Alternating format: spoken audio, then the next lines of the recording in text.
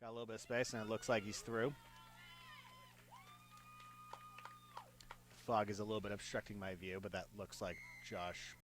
We are deep in the second half at this point. His score is 28-5 Central over Oregon. Oregon with the ball out wide, trying to make something happen. Got a little half break there. I think this is the Ball last caught play by of the game Anton. here. This should be the last play.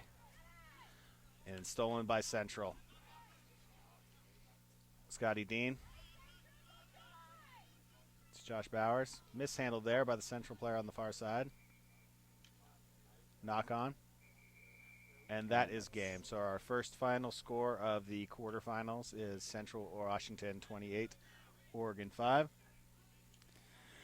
Well, Oregon, they didn't play quite as good of defense as they did yesterday evening, but they got a try across. So. Yeah, it's tough. I mean, that score still is a score that they shouldn't be ashamed of. It's a decent score. Everybody wants to get to the point where they can beat Central, of course, but Central very easily can and has to teams across the nation, not just the Northwest, hung 50-point scores in sevens and 100-point scores in 15s. So there's certainly the gap is closing, but Central definitely has the advantage still. Yeah. Next matchup is an intriguing matchup. This is going to be the next quarterfinal, Gonzaga University against Boise State.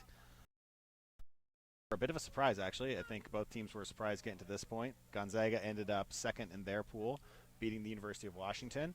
And Boise State ended up second in their pool, beating Oregon State University. So they will play off for the to the Cup semifinals. Boise State is a fairly, I'd say, new program, at least to Division I in this area. They joined a couple of years ago. And have been progressing nicely. They started off at a very, I think, low point coming up to Division I. I think that was the game. I think that was the first time I played them. Yeah. So they've been progressing nicely since then. Took them a little bit to adjust, but they came into the last NCRC Sevens and won a couple games, and came to the 15 season and won a couple games, and now they're making a bit of a statement today. They are coached by former USA Sevens coach Mike Saunders. Gonzaga on the other side is a part of the NCRC's Northwest Cup competition. The next division down, but they have made it quite clear that their goal is to get up to the top division, and they certainly have made a statement here this weekend already. So we'll see if they can continue with it. Refereeing this game will be Shadow Mafosa, Boise State player with the ball.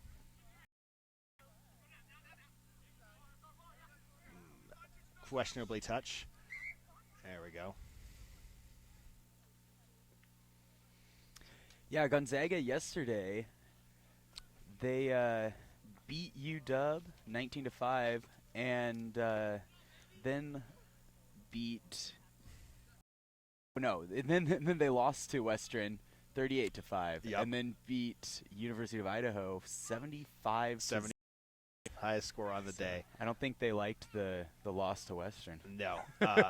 And Gonzaga, we'll see if they can duplicate today, but all the first day they were playing with a very intense game plan. Boise State with the penalty and they quick tap. Moving the ball through the hands out wide. Boise, on the other hand, is going to play very. They don't have, I'd say, a lot of size, but they hold on to the ball well, make good decisions, maintain possession. I think a lot of that is Mike Saunders and that knowledge coming into play. Was that a forward pass over there? Believe, if I caught the signal right, did look like a forward pass. Looks like the fog's starting to get a little bit thinner. Yeah, hopefully. Yesterday, like we said, yesterday it did clear up, so we expect it to clear up again today.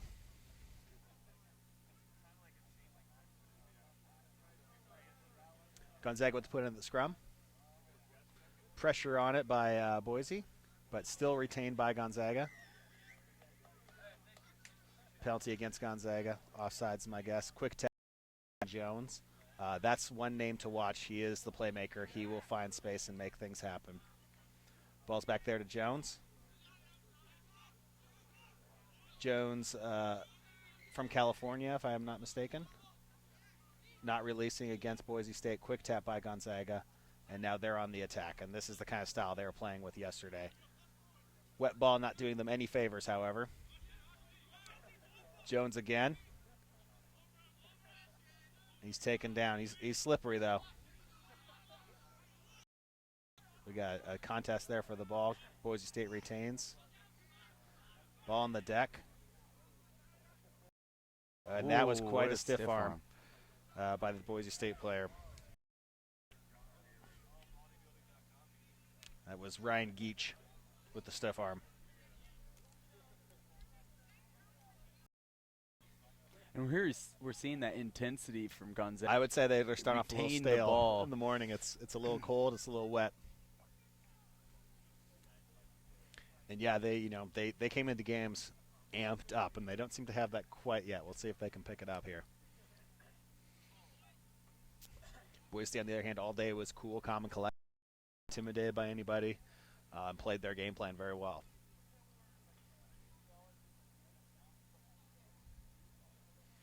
Gonzaga on the attack here.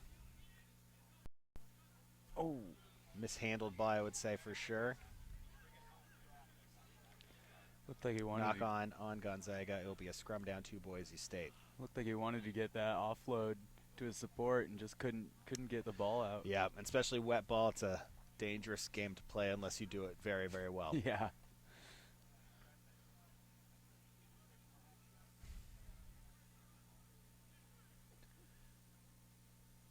Austin Jones with the put in. That ball's loose, retained by Gonzaga. And then this guy is a speedster as well. Sorry, I don't quite know his name. Let's get it here. Another mishandled pass there. Gonzaga still retained it. And he steps out, unfortunately. So it'll be a line out to Boise State. Boise State just playing that containing defense. Frustrates teams that want to run around a lot and get some space. Gonzaga taking into contact a lot, which can work, but not always advisable in sevens for sure. Yeah. Yeah, Boise's playing a very patient. That's cool, calm, and collect is kind of what they did yesterday. Stolen by Gonzaga. And we have a bit of a half break here, and now we're out in the open. And there we see they finally get that offload they were looking for a few times earlier. Yep. That's what's going to do. It's going to open up the middle of the field if it works. But again, a lot of times it does not work, unfortunately.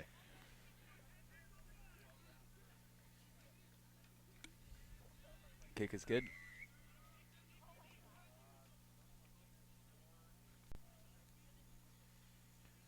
And the kick is good, so we have 7-0 right now in favor of Gonzaga over Boise State. A couple minutes left in the first half. It's a game of two very contrasting styles, I would say.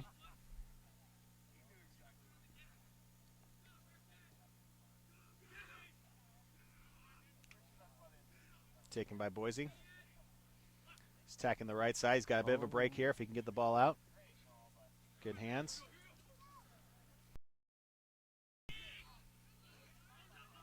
Aggressive in the breakdown as well. Austin Jones with the ball, and he will use that boot for sure. Into touch. Quick throw. Gonzaga went quickly. The ball's in play. Offload on the deck, on that wet deck. Again, it's going to make some problems. Gonzaga is now knocked the ball on. We saw some intensity from Idaho there, or from Boise State there, with all of a sudden they decided that push it hard there. Yeah, I mean sometimes that's sevens. There's a lot of patience in sevens, but sometimes you have to put your foot on the gas pedal and go forward. Coming up on the end of the half, so. Yep, be nice if Boise would want to leave here with a try if they can. And we have a penalty and early feed, so that will be a free kick to Gonzaga.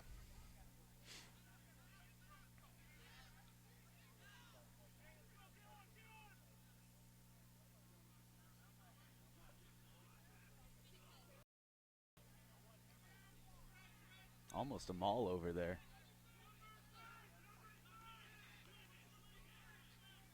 We have a man in the open for Gonzaga here. He's just got Jones to beat, definite size advantage there, and he breaks passes, and then a nice offload there to number 9. That was a nice run by number 13. We don't we don't have the numbers for the names. Unfortunately, we don't have numbers for this roster for Gonzaga.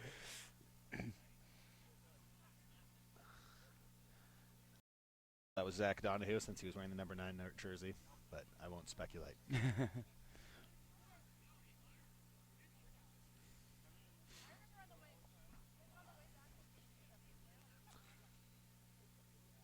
Kick is good. Yes, kick was good. So at the half we have 14-0 Gonzaga leading Boise State. Oh, that's So it looks like Gonzaga's size at the moment is gaining a bit of advantage over Boise's organization and structure. They're able to make those breaks. Again, Boise State is a bit of a smaller squad. They are very good at being patient, retaining that ball, retaining possession. But Gonzaga is using a bit of their bigger bodies to muscle them out. Yeah, and Boise State's been down threatening a couple times for periods of time, but they got killed by a penalty that last time, and I think they just lost possession before that. Yesterday, Boise State pulled off the big upset against Oregon State 17-5, then went and lost to WSU 21-12 before defeating Western Oregon 24-7.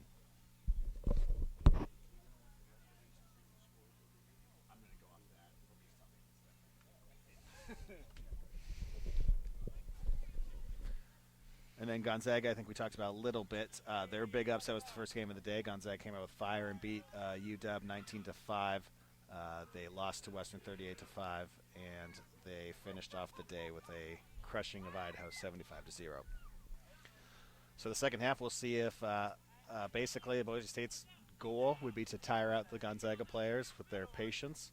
And Gonzaga's goal, again, would be to use their physicality to break some more runs. So we'll see who gains the upper hand, but Gonzaga has it at the moment.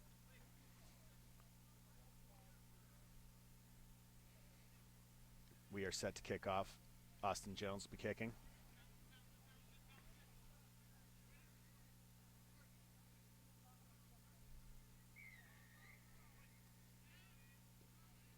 Deep kick by Boise.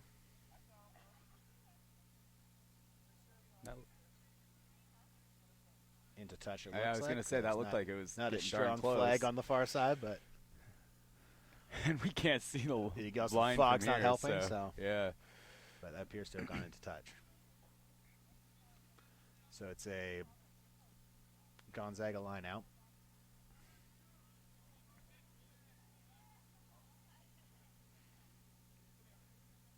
Stolen by Boise. Austin Jones with the ball. They'd really like to get a score on the board here. Get back into this one. Yeah, a quick score. Quick score would get them right back into this game a lot. Pick and go, and that is in for the try. Boise State with the score on the board. From a makeable angle too. Yeah, that could play. Very makeable angle. So Austin Jones has been fairly sure-footed. Curse him to miss the.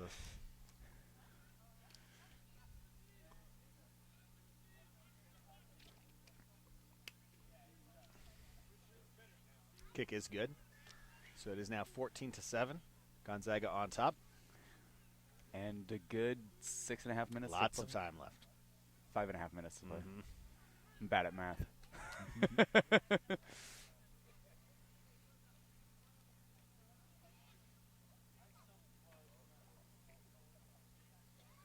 Austin Jones kicking off. Oh, a bit of a sidewinder there. Knocked down by Gonzaga, so Boise State gaining some momentum, gaining some possession in the Gonzaga half.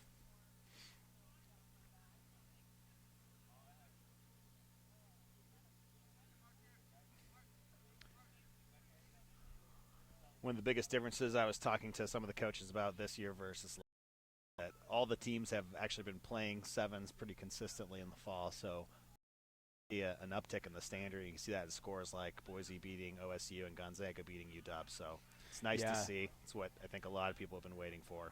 Yeah, you're seeing a lot of teams that look like sevens teams, right? Not just teams that look like athletic, right? 15s backs and playing and a playing game. sevens principles. Not playing 15s principles on the sevens. Exactly. to be a scrum down to Gonzaga.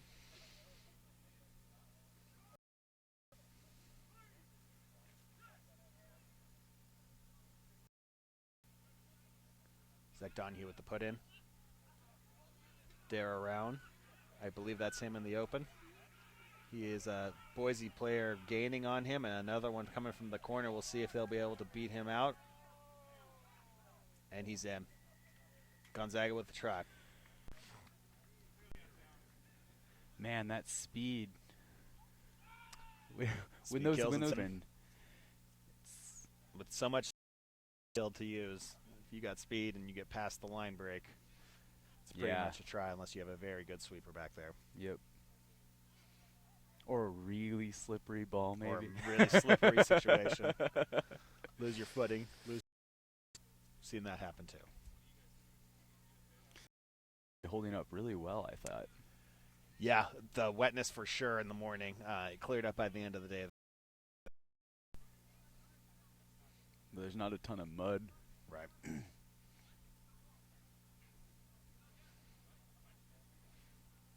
So Gonzaga will kick it off. Zach Donahue taking the kickoff. Oh, we have a short arm. I don't know if that was not a drop kick would be my guess, or offsides. So a free kick at the 50 for Austin Jones, and Boise State could, if they use this ball well, get right back into it. Jones passes it out. We got Colby Hall in the wing. Boise number 7 taken down. Mitch Castro. Through the Boise hands. Bit of a miscommunication there, tackled by Gonzaga. Joe Green with the pass, a little bit mishandled. Back to Austin Jones. A kick. Risky play, but if he can get it, and he has it. And like I said, Austin Jones is slippery. He's smart, and he so that's how he does it. If you look at him, he's not the biggest player in the world, but he knows what he's doing out there and is able to command the field that way. Yeah, well, that kick was beautiful. I don't know if we haven't seen a ton of kicks generally anyway, but that kick, I don't think we've seen anybody use a kick like that yet. Yeah, it's one of those, non-sevens principles. You're not supposed to kick, but if you can make it work, you can make it work. That's not to say you could never kick in sevens. So I think that proves it right there.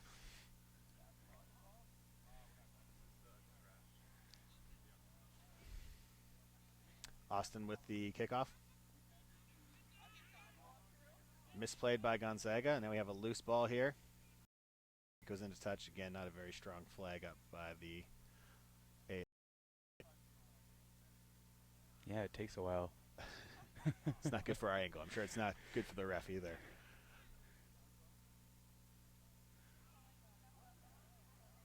Hard to tell, but I believe that was a Gonzaga. And we have a knock on here. So it'll be a knock on. Boise State put in.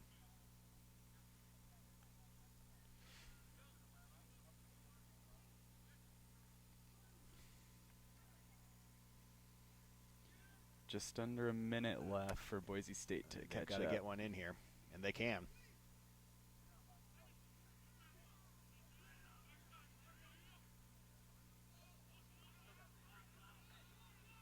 Boise State taking into contact. Gonzaga contesting it well. Advantage is over, says the ref. Boise State ran out of players, ran out of space, but they found a little hole in the middle there. 13 still running. Ryan Mendy. Got the ball to the wing. Boise State threatening.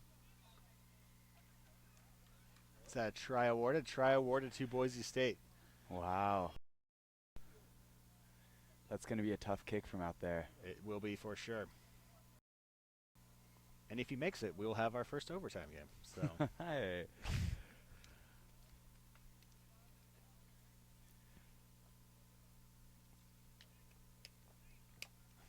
Man, Boise State really dominated time of possession in that second half. Yep. And like I said, we said two contrasting styles. Boise State wants to hold on to that ball, keep that possession, keep it away from the other team, and that's the result. Yeah. Let's see how this kick goes. Too low, it looks like. And that may seal Boise State. It does right there. So Almost Gonzaga a great comeback. escapes 17 win, but Boise State meant it a pretty good comeback there. Yeah.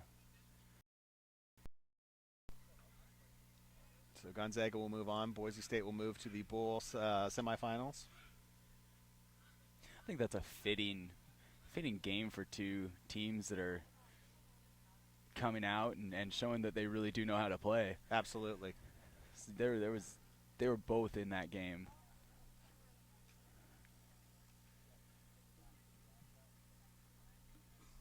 So that means that Oregon will be facing Boise State in the bowl semifinals, and Gonzaga will be facing Central in the Cup semis.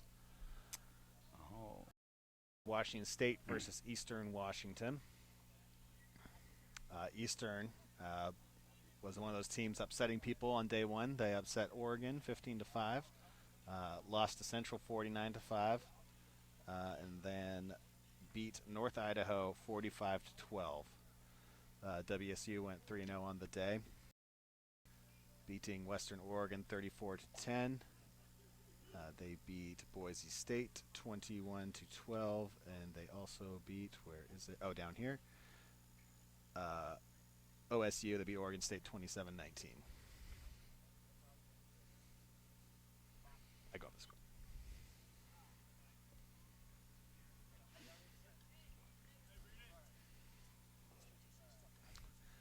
Eastern and WSU always seem to play each other very tight, at least in 15s. Always kind of a back and forth little rivalry there, separated by about 90 miles. Nate Fryman will be kicking off for WSU.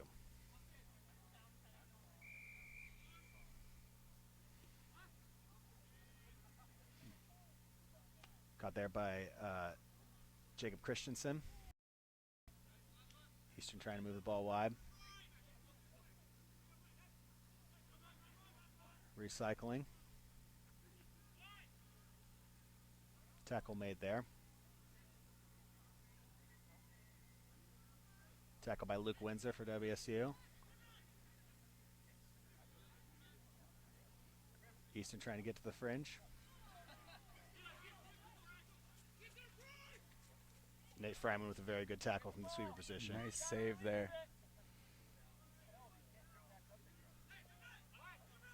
Ball moving wide. Josh Vizcaya out there making every tackle on the field, it looks like.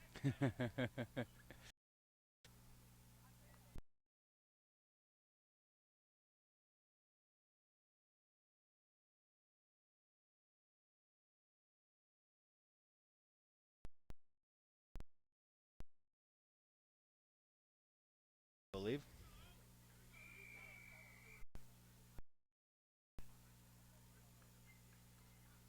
So an early try by Eastern has 0.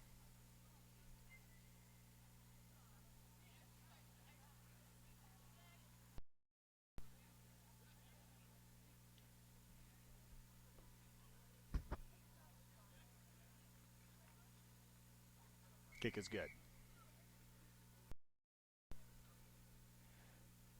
Eastern did a really good job of recycling the ball, and Eastern did a good job that first phase, holding on to it, waiting for the opportunity, and the opportunity came up there, and the defense let them through. Mm-hmm. Eastern kicking off, kicking it deep. Nate Fryman will touch it down in the end goal.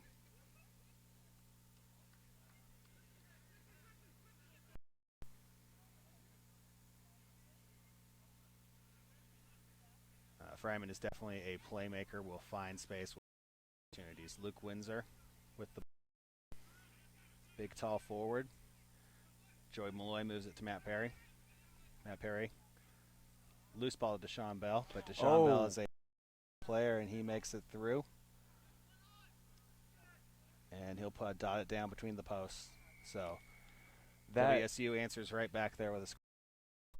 Ball looked like a bad pass, but it happened to make the defender just stutter step a little bit. He wasn't sure whether to go for the ball or the man. Come right through.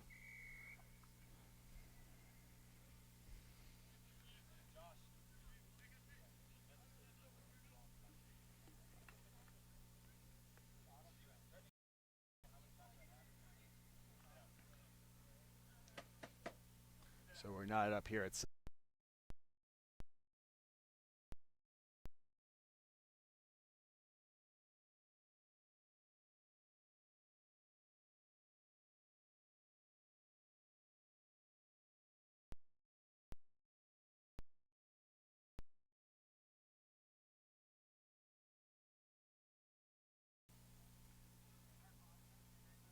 over the top of Eastern, but still retained. Nice offload in contact. Very physical team. Kyle Hawk with the ball for Eastern.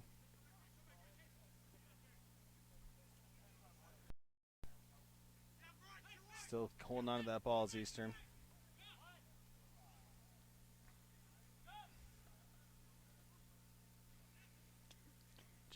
Or maybe that's Matt Perry with the tackle there.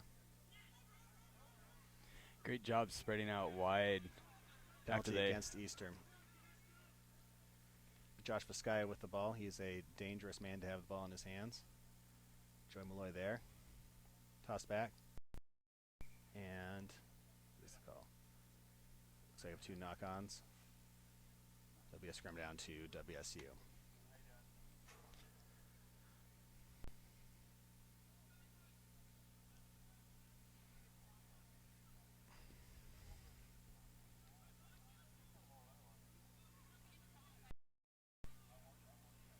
We can see the fog literally burning off between our right now. So yeah, Joey Malloy goes to the far side and squeaks through with a try. Should be a try. There it is. No one defending that far side of that scrum. Smart scrum half just picks it up and went for it.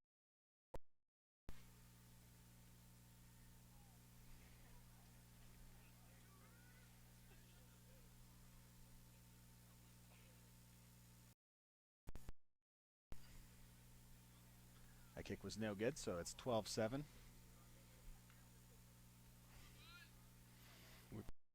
To play in the half.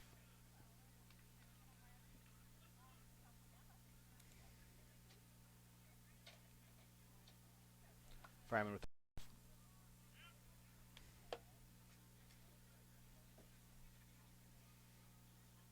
misplayed, picked up by Kyle Hawk. Stolen by Luke Windsor. WSU with the ball if they can retain this ruck. Joey Malloy gets out to front. Deshaun Bell. They've got numbers. Deshaun Bell makes it through himself. Didn't need Josh Vizcaya on the outside there, apparently.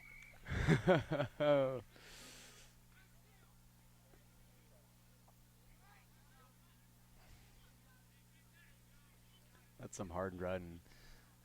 Deshaun Bell is a big man. And he's a bit of a load to take down in sevens especially. Yeah. Fryman with the kick.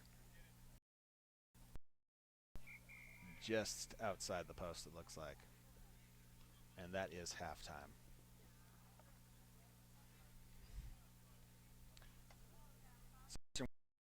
But WSU answers back with 17 unanswered points at the moment. I'd like to take this moment as the broadcast is brought to you by Serevi Rugby as well as Central Washington University and the Northwest Collegiate Rugby Conference. Thank you guys for tuning in.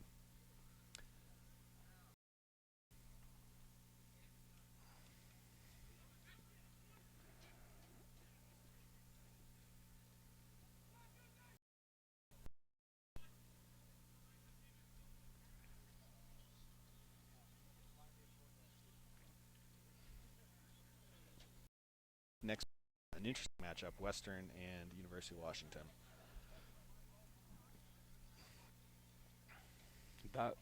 That's a rematch from yesterday as well, where UW beat Western after having a pretty lackluster beginning of their day. Yeah. So a bit of a surprise. Eastern will kick off to WSU here to begin the half.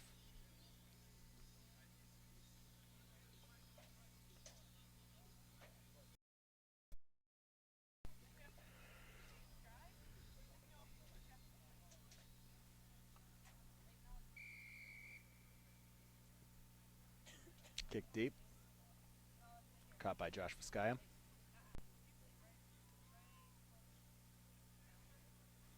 to Matt Perry. That's to Casey Smith. That space if he can get there. One man to beat.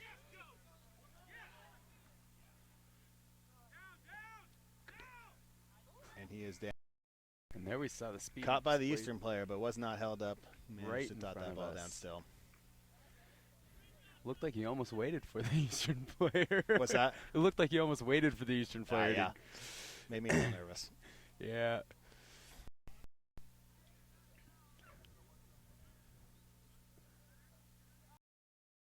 Kick no good by Freeman. He's just been a little bit. He has yesterday as well.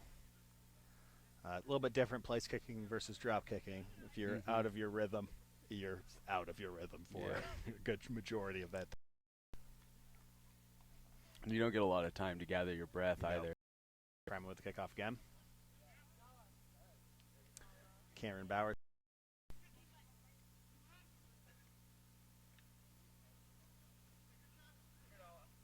Tackled by WSU. Ball in the middle of the field. See Eastern for not releasing the tackle player. Deshaun Bell will tap it. Get out to Josh Vizcaya. Nate Fryman on falls. Josh Vizcaya with the ball again. He's going to take the short side.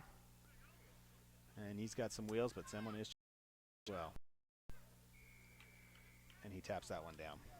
Once again, nobody was. Well, this time it was a ruck, but nobody was on that backside. Yeah.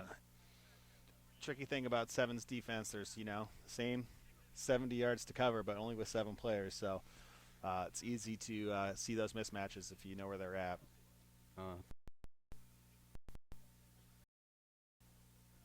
That one is through. Good. So we have 31-7. Approximately 2:30 into the half.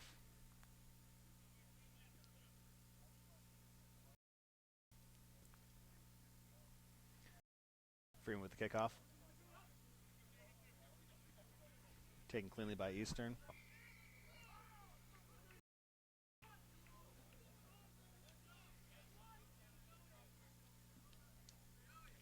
Eastern's starting to look a little bit desperate. I think they're trying to force it a little bit too hard. They are. That there, that player just wanted to try to make his glory moment happen, and unfortunately, it takes a while for players to understand.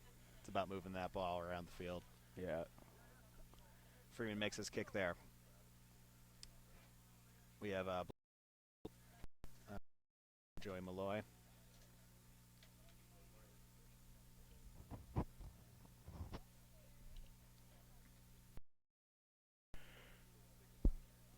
Freeman kicking off.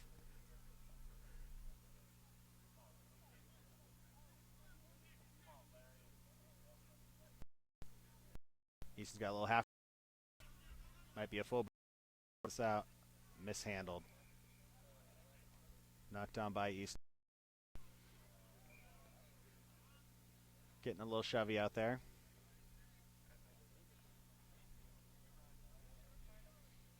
Rivalry where a yellow card to guys are used to close. Even if the score doesn't reflect it, you still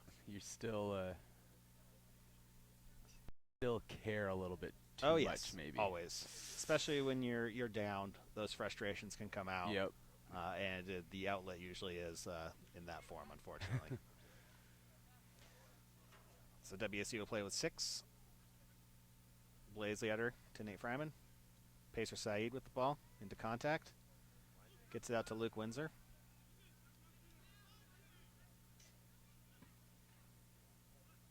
Blaze Leader with the ball. It's Nate Freeman. He's going to have to support him because he's the only one there.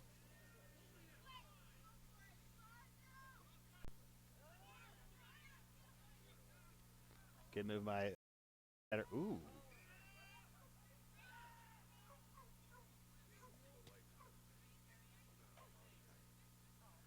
Saying it was touchdown by Black first. Oh, okay. I was going to say, he got in there pretty quick, though. Yeah, Definitely questionable.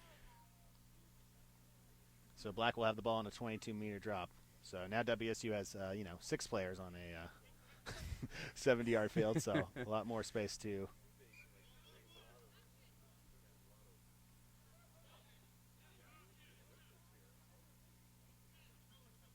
We have a scrum down to WSU, it looks like.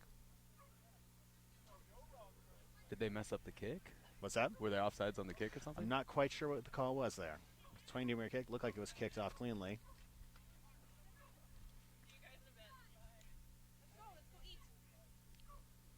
He had a, and he is caught there immediately by the Eastern player. Aaron Anderson with the ball. Misplay to Anthony White. And his penalty against Eastern for being offsides.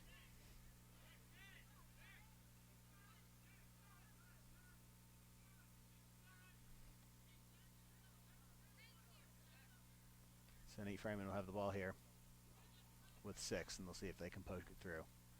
Plays Yetter to Luke Windsor. Try to use his size on the outside a little bit. Retained by WSU still. Pacer Saeed. Bit of a misplay there. Into the hands of Kyle Hawk. Cameron Bauer with the ball now. And misplayed by Eastern.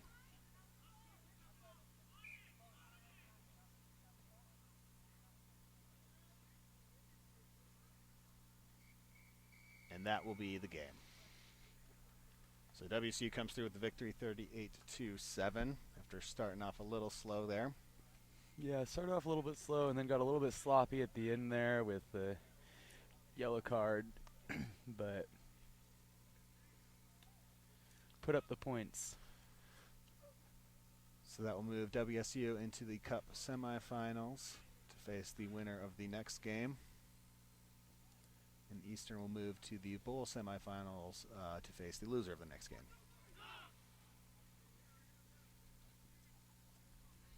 This next game between Western Washington Vikings and University of Washington Huskies.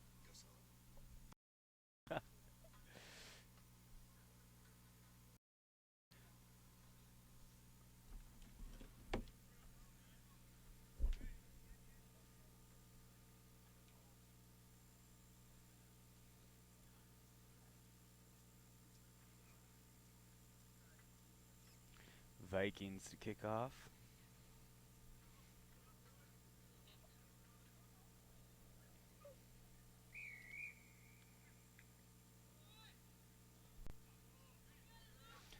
Kicks 10.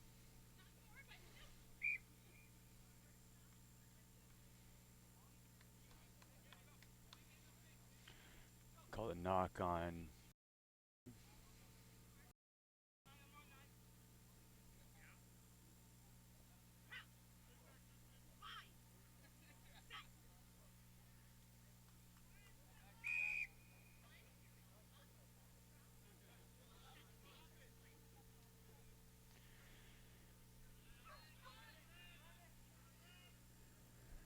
Swinging it out wide, and forgot I was doing this alone. Vikings misplayed on the edge there.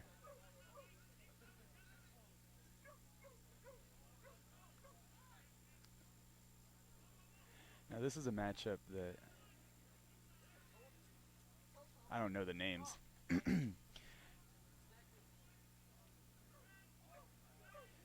There, the Vikings are bringing it back.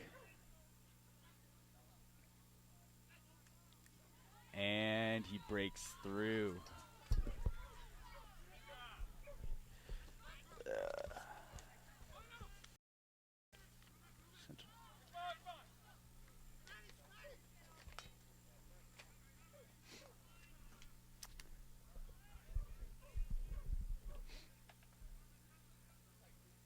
Vikings recycling the ball, bringing it out.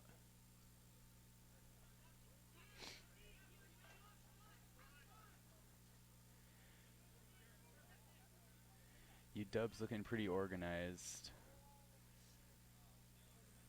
against a Western attack.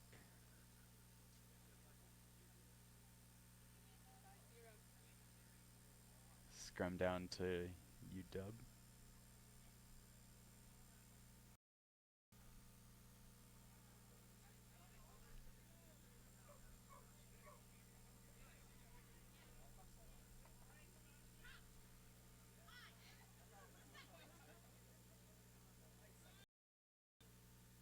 Never mind, that was to the Vikings.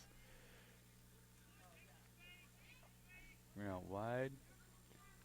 And can't quite make it around the edge. Nice tackle. Ball and touch. UW line out.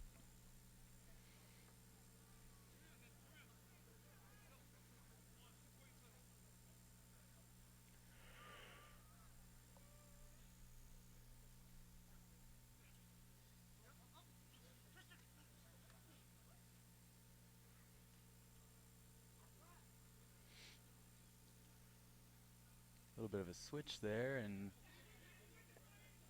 can't quite make it around the edge.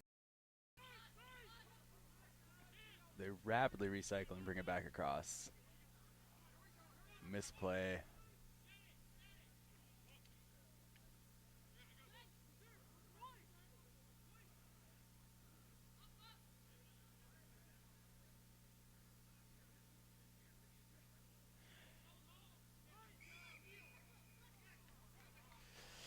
UW yesterday had a little bit of a up and down day. They lost to Gonzaga 19-5.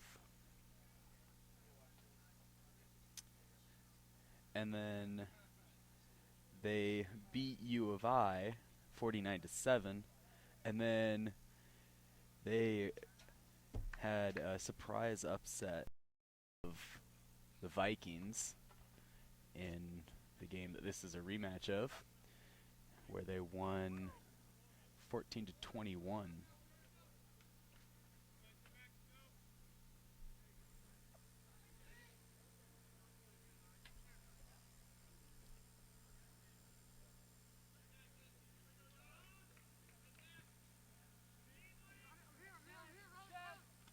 Just 10. Recovered by Vikings.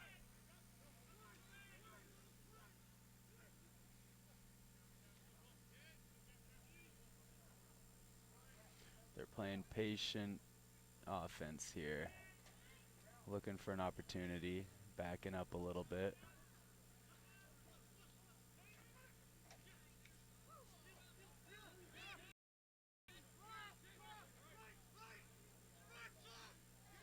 And now they think they have room.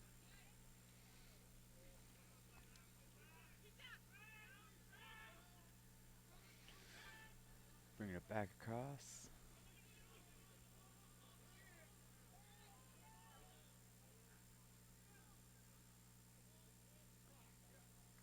And that's a try.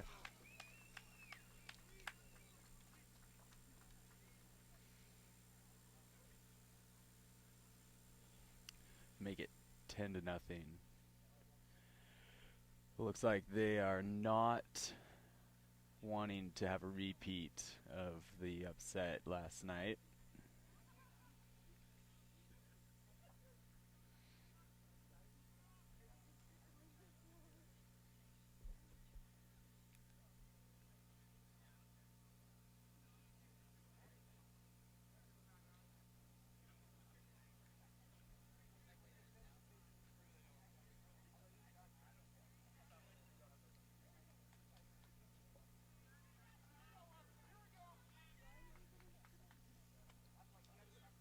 And here's Matt back.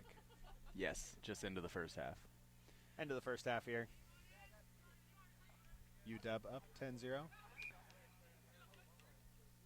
Vikings are going that way. Vikings are up 10-0. Vikings are up 10-0. You made me Sorry. second guess myself. I was like, wait a minute. Scoreboard, where people were. Oh, I see now. So Western with the put in? Yes.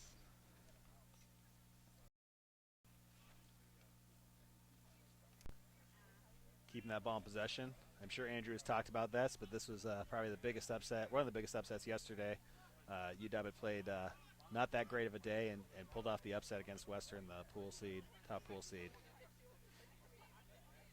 Created a big mess of Pool B. Everybody at 2-1. Yeah, and Western's been playing very disciplined. And I would expect nothing but that from them. Definitely not wanting a repeat.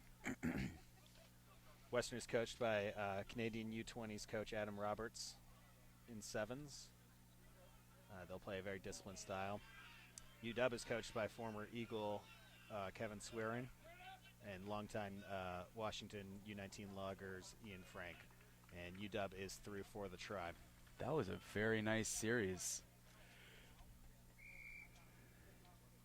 There were several big hits that Western was getting on UW players, but they weren't able to interrupt the ball. And that was Garrett Brooks with the Tribe.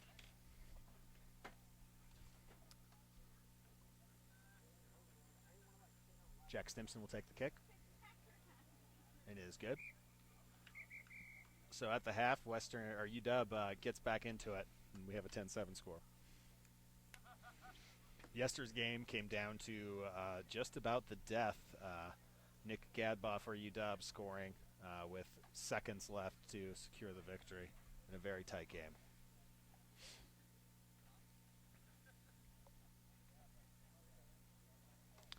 Was that the game where we had a player down for a while? It may have been. Not exactly sure. It was one of the games late. Yeah. UW, both these teams actually, have kind of risen over the last few years. UW, under the former coach Brian Schoner, really kind of put some good stuff together, winning the Varsity Cup Division I AA competition. Western, under Paul Horn, has done the same over the last couple of years. It's a meteoric rise 2 years ago to the top and made the Final Four of the USA Rugby Division I AA competition.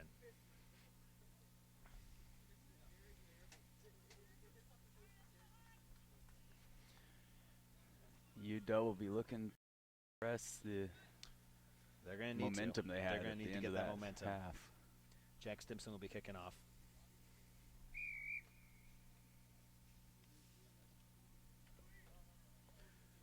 Louis Henson takes the ball cleanly.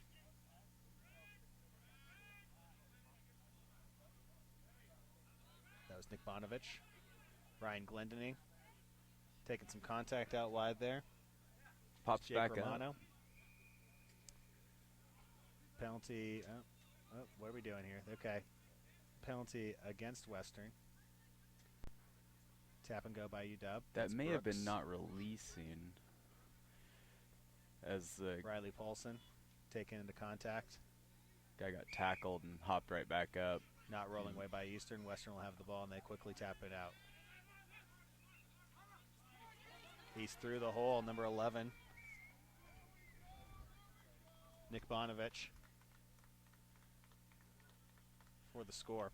And that's how small that margin for error is. Absolutely.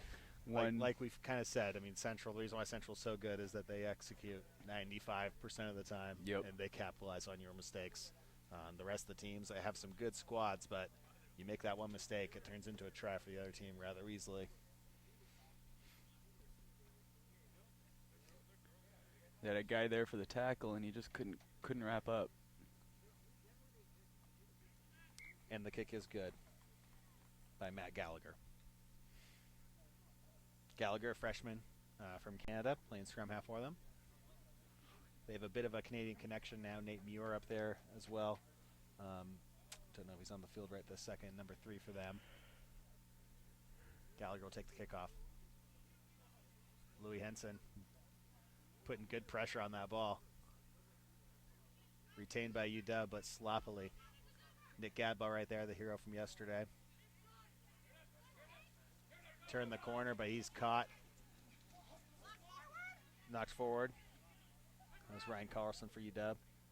Gio Trujillo. We have another knock on.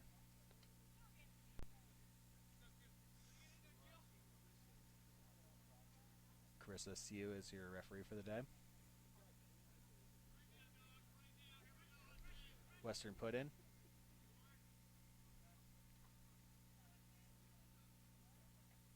Matt Gallagher will put the ball in.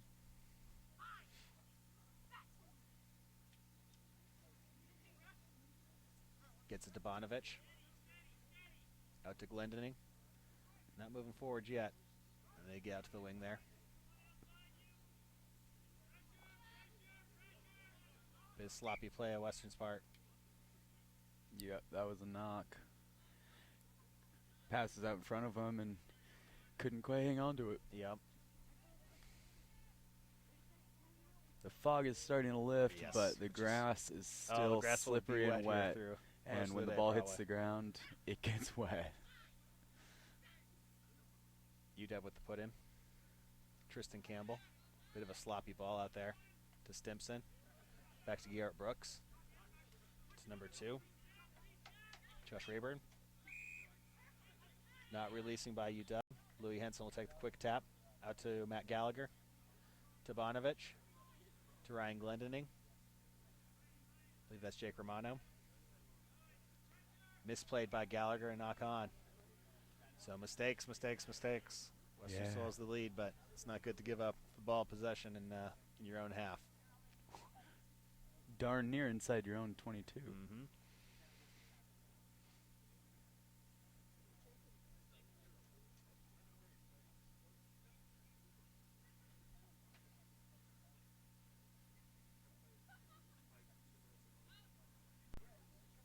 Stimson with the ball. Out to Nick Gadbaugh. Getting some space. Tempted to play it, but nothing really happened there. There again, we got that sloppy handoff. Yep. The ball's hitting the ground a 50-50 lot. passes.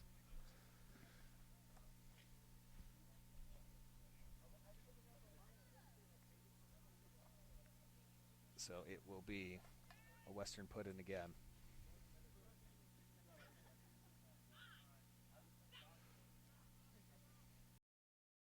Gallagher goes short side. Passes back. Another bad pass. Ivanovich hits the ground.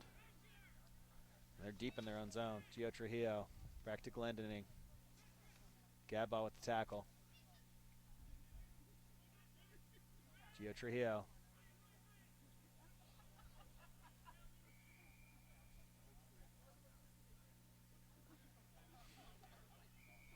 UW penalty.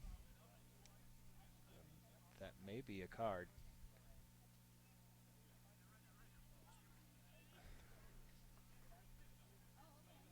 And that will be a card. Do we know what that was for? I killed the ball. He was, threw it backwards. Didn't let them play it. So Western's fly half is going to sit down for probably the rest of this game. And UW, it looks like they're trying to capitalize right here if they can. Good ruck by Western. And they have possession. Glendening.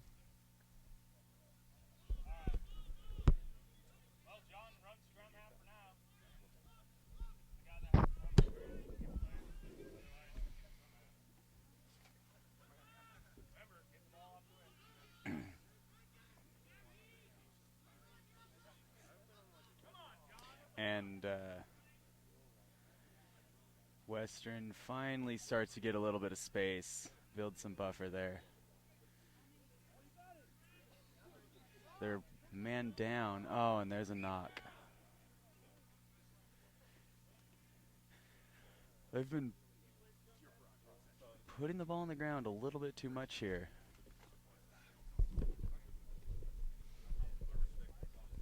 Here's Matt again. Western started to get out a little bit and then got another bad pass, knocked it on. We're coming down the last couple seconds here of this game, it would appear at least.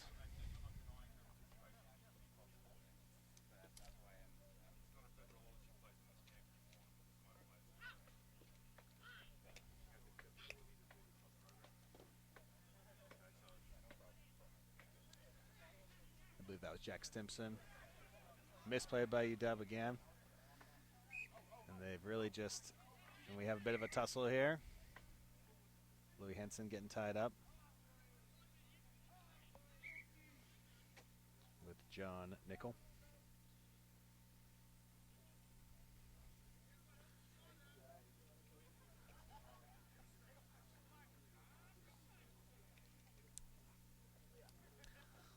Lots of lost opportunities probably on both sides for this game. Lots of knock-ons, misplay balls. It's looked really sloppy. Western's lucky to not have given up a try to. Yeah, probably could have been either side's game, you know, but nobody capitalized on the other's mistakes. Western was able to get through that one.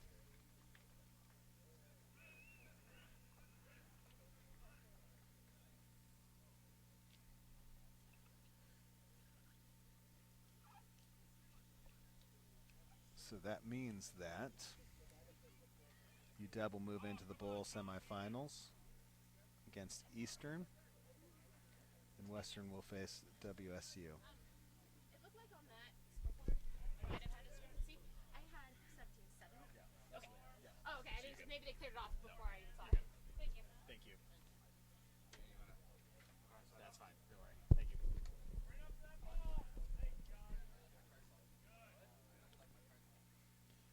So next up will be the Challenger semifinal, the Challenger Trophy for the bottom 4 teams in the tournament.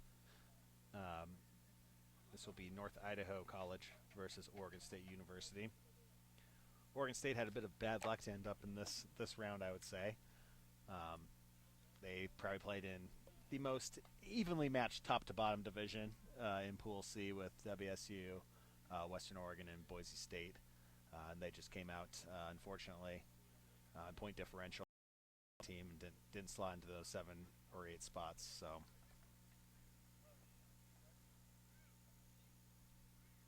North Idaho, a fairly new program. First couple years, they'll be participating in the Northwest Cup and the NCRC. Adam Mortensen there with the ball for North Idaho. Chris Trujillo, a big body.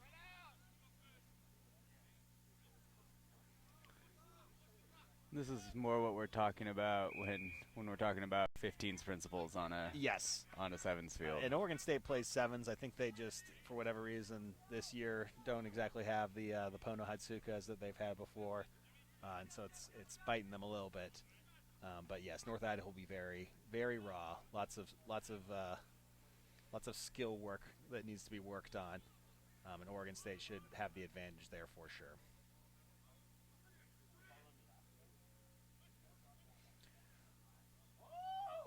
Northern Idaho makes a break here, though. That's Will. And he gets the ball back. Adam Mortensen with the ball there. Worked out by Chris Trujillo, it looks like. Maybe not. Not releasing on Oregon State. That penalty to North Idaho. Adam Mortensen with the quick tap. He gets it wide to Austin Korean. Through. Wow. For the score.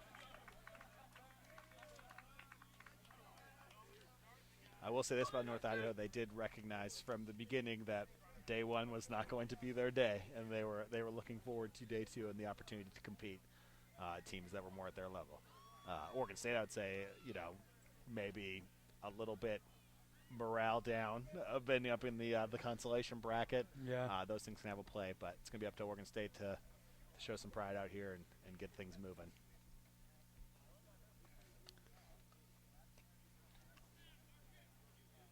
Could be an interesting adjustment too if you're used to practicing and playing sevens style rugby, and all of a sudden you've got all the team just playing forward pick and goes up the middle. Well, that's the thing. Yeah. Like we say, it's not advisable, but if you can do it, why not? It can work. Oregon State with the ball. Idaho State definitely has a variety of body sizes out there, shall we say. Yeah. Some big boys and some skinny guys. And Oregon State's now moving the ball well. That is Oregon State going far side into touch, unfortunately. but that was Nami Dharmadasa. That was a Fun nice fact, he's actually represented Sri Lanka in both water polo and swimming. Oh, wow. So Multi-sport athlete athlete. is an athlete. They can transfer that around to different sports. Adam Mortensen with a throw-in for North Idaho. Stolen by Oregon State. That's Jihan. Jihan with the ball again. Ooh, almost There's mishandled, nobody but out then there through for now. Northern Idaho. I believe that was Tim Johnston, if I'm not mistaken. It's always tough when you're a team like Oregon State and you end up in this situation. I know I've been there before as well. You got to just, show some pride and get your boys rallied for the cause, and the cause for now is the Challenger Trophy. So Yep. come out with what you can get on day 2. Mm-hmm.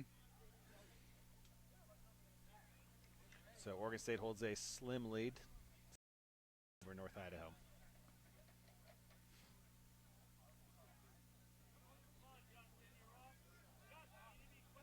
Adam Mortensen picks up the ball. Bit of a wild offload.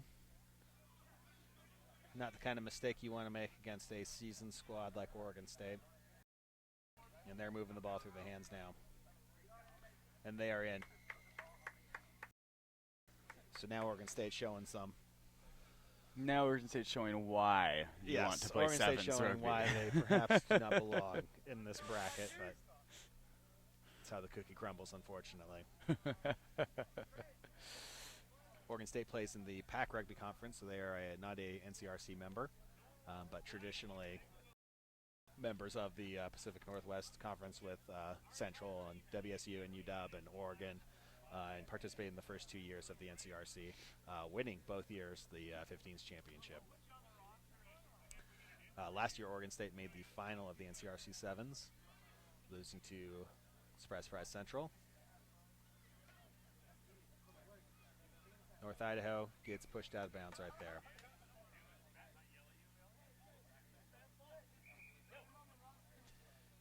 North Idaho College, like I said, it's a new program. It's a 2-year school in Coeur d'Alene, Idaho.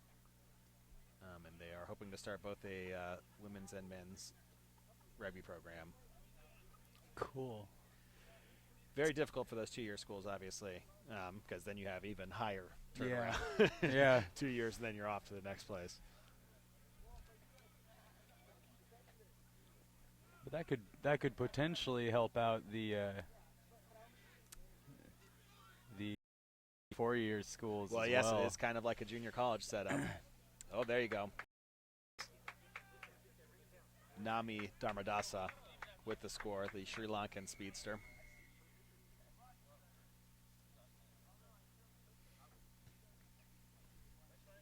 Got denied last time he had a breakthrough. Kevin Chu with the kick, and he makes it.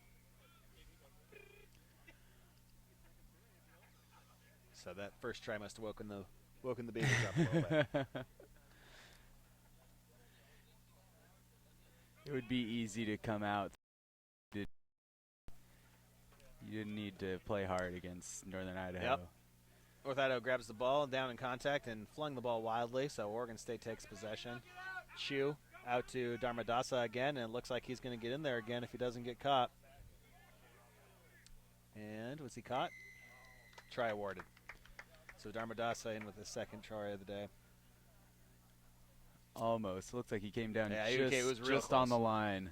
When you do get tackled, you get one motion in any direction. He used that one motion to score the try, which is smart.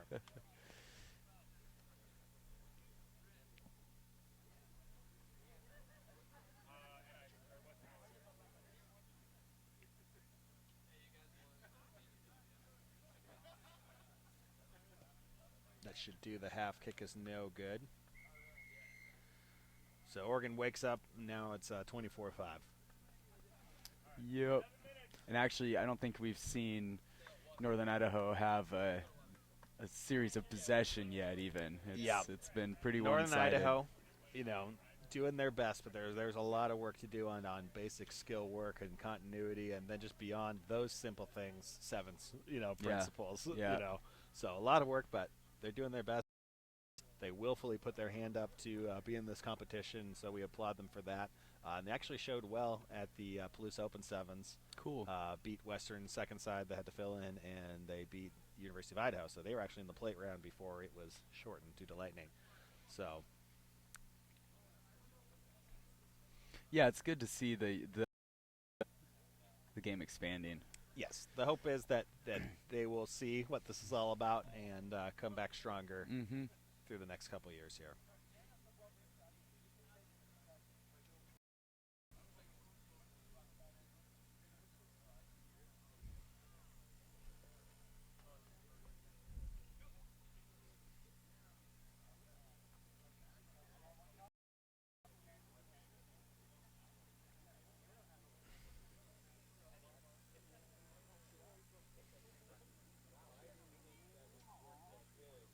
So North Idaho did not have a very fortuitous day on day one, losing their 3 matches. And as we said, Oregon State got nipped there, got upset by Eastern Washington 15-5, got upset by Boise State 17-5, and lost to WSU as well. We've got a few new players on the OSU side, I think. A few recognizable players out there is Nate Kimmel, who was in the NCRC leading scorer essentially the first couple of years when Oregon State was involved there. He's a big boy.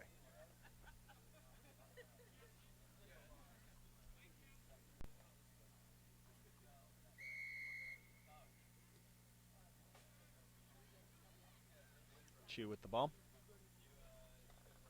Tim Johnson, and that's Nate Kimmel, and this is what he does. Deceptively fast. Fast and big is a Fast dangerous and he will dot it down. A wily veteran, shall we say.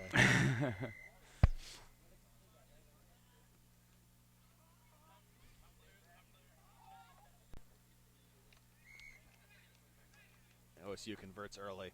Score is now 31-5. And I get the sense they're trying to push this tempo, so. Put up a lot of points and a statement, maybe. They're trying to make a bit of a statement to their boys and themselves and everyone else. Ball retained by Oregon State on the kickoff. Chew over. Tim Johnston. Is he going to break through? It looks like he is going to break through now.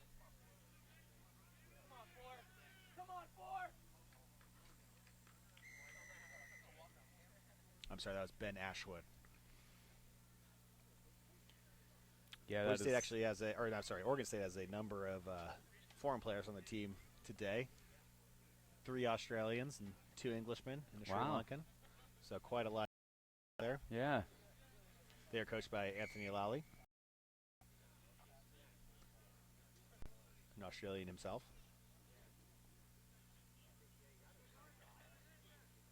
And yeah, I think Oregon State's for if no one but themselves trying to make a statement here. They didn't like that first.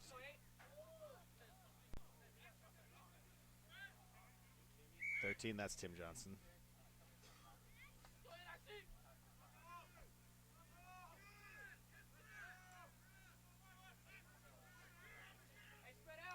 Nate Kimmel to Ben Ashwood. Ball out to Dharmadasa again. And looks like Dharmadasa is going to get in for the hat trick on the day. You could tell yesterday that Oregon State was hoping he was going to have a breakout like this in a couple of the games because he has the speed for it. Pretty awful kick by Chew. Does not. But yeah, Dharmadasa, you could tell when they had the ball, the Oregon State sideline was excited, but just couldn't break through. A little bit skinny, so that might have been the issue.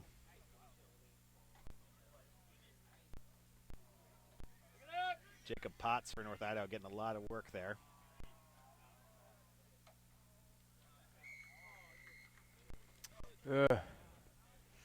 And Kevin Chew there with the score. So just one bad pass. They lost control of it there. Basic skill work needed. Yep. But they're trying, so we'll give them that.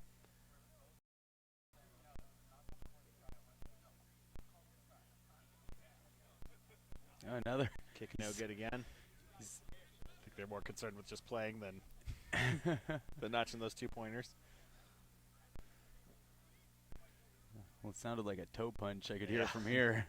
Wish I could kick a little bit better than that. Hopefully he's a little bit. His toes okay. Jacob Potts again. He's been getting those balls cleanly. His teammates could help ruck him out. We're going to call that not releasing. So Chris Trujillo here. He's going to kick it to space.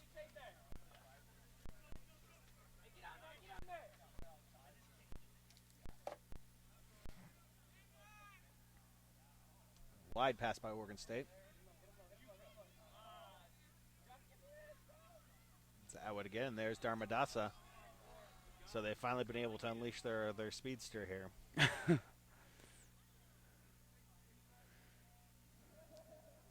Yeah, for what it's Nami worth. Dharmadasa with his 4th try of the day. Different kicker this time. There we go. There.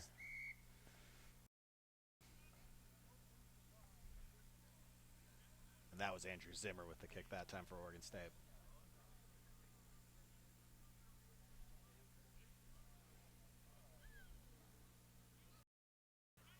Caught cleanly there by North Idaho.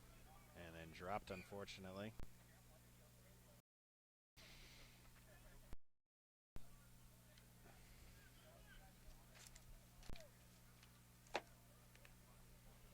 By Brent Rauer. So it'll be Oregon State put in at the scrum.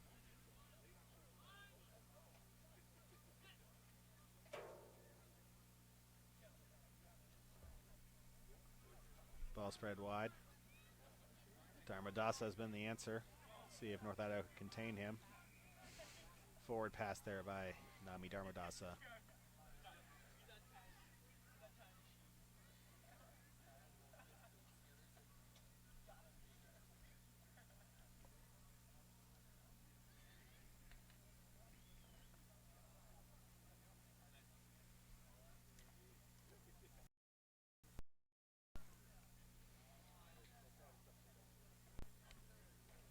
Dharmadasa still has some work to match Nate Kimmel in the 15s game. Oh, here we go. North Idaho with a break on the short side. Caught there. But no support.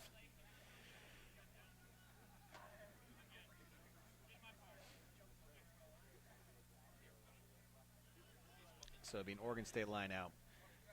That might have been a good thing for Northern Idaho for him to go out. Considering that he had no support with him. Short arm penalty here.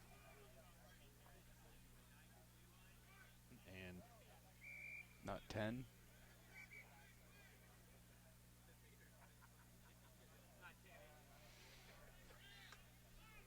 Jacob Potts there.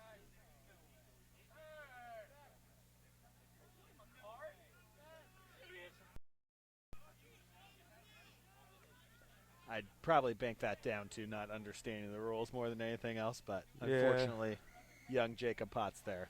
It did kind of serve to Northern Idaho's advantage because it let them reset, and got to guard that. Didn't really help that they were reset, but it's going to be a struggle for them with 6 players on the field. But yeah, and Andrew Zimmer there with the score.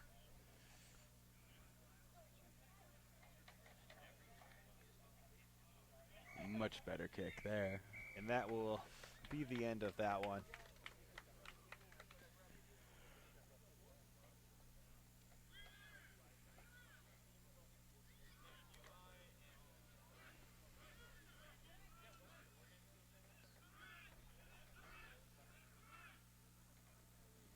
So Oregon State will move into the Challenger Trophy final, and North Idaho will move into the consolation match. Up next, we have the other half of this bracket. It's going to be Idaho and Western Oregon. This one should be a lot closer, I'll say. Yeah. Like we said, Oregon State is probably ruining the fact that they made it there.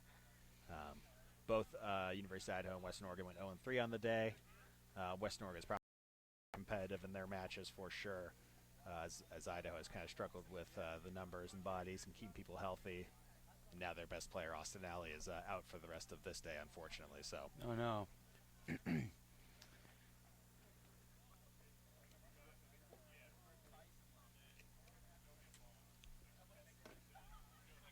Western Oregon is wearing new uniforms.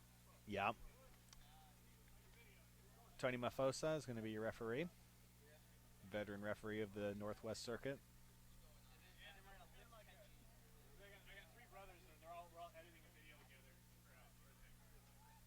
University of Idaho was in the Division I setup last year, but self-relegated themselves down to the Northwest Cup. A difficult decision, but probably the right one for them. They had a lot of struggles last year at the top division, but the previous year they were right up there. They had a competitive team. They made the playoffs, so they have the capability to be up there. It's just a matter of continuity and structure and organization. So they're going to take a step down this year and regroup themselves and fight their way back to the top. Western Oregon, of course, is in our Division I setup. They have a new coach this year in Gavin Curtis that they hired and brought over from Florida. So I believe he is going to be a very positive influence on them. Western Oregon's always had a number of athletes, but not a lot of structure or organization. Actually really reminiscent of what Oregon was probably 4 years ago. Same kind of thing. So if Western Oregon gets some structure with those athletes, they'll have success as well.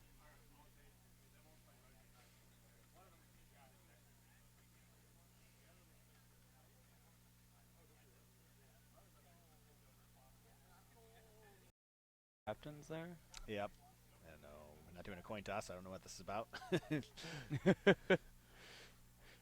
Explaining something. Western Oregon for sure has a couple of explosive players. Chidi Bayaga, if he's out there, it does not look like he is. Low kick. And then George Smith. Low kick to James Sadler. Western Oregon moving the ball. Making a break here. Oh. Pacer Saeed's on him, but looks like he's going to break through.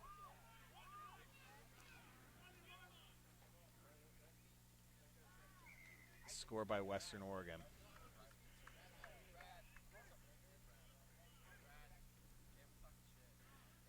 Looked like somebody. It's Douglas Goff. Somebody got caught on their heels there on the far side, and he was just off to the races. Thing for sure. The try scorer, Doug Goff, he was definitely very speedy for Western Oregon, but you could tell just a little bit of inexperience. He'd go into contact a lot and not use his speed on the fringe, which he did there to score a try. So.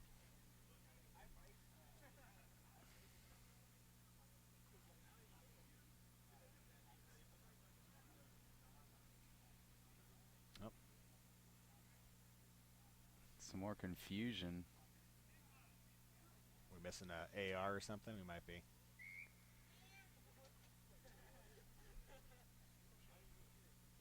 Western Oregon with the kickoff. Caught. Oh, fumbled bad by communication.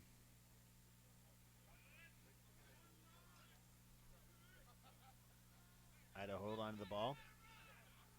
Need to get there for that ruck, though.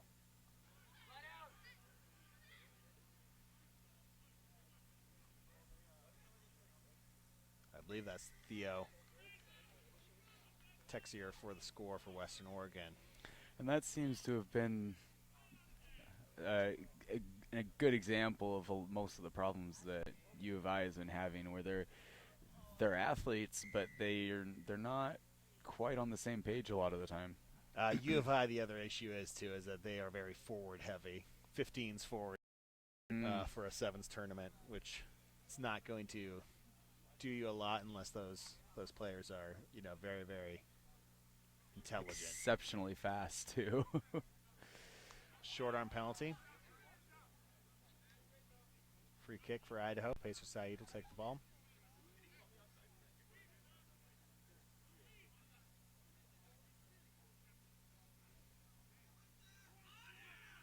Loose ball again, not secured by Idaho. Western Oregon on the outside.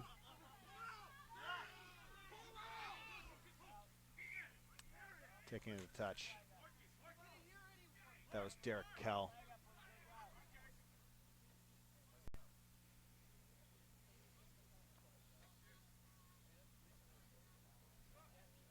So we'll have a line out, I believe, to Idaho.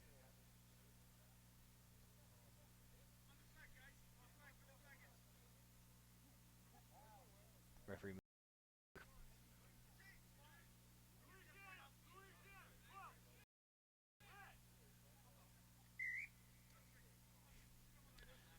Line out was not straight. Western Oregon will have the choice. They take the scrum.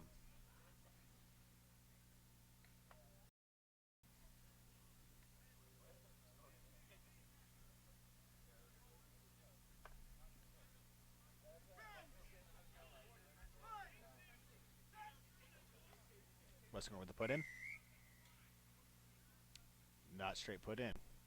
So it'll be Idaho penalty. Pacer Saeed with the ball.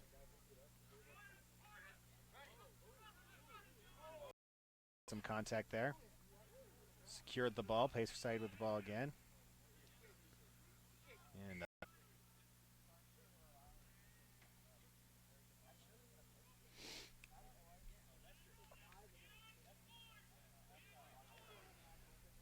Idaho takes it into contact.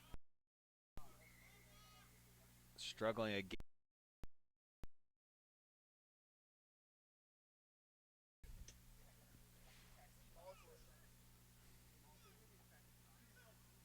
Western Oregon with the put in.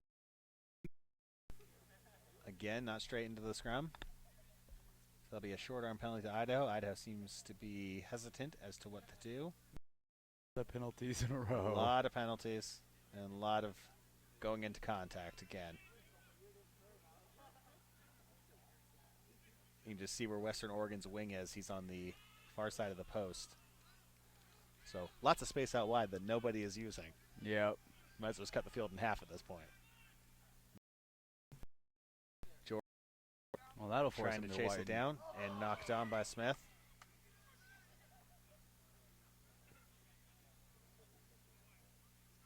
This will be a scrum down to Idaho.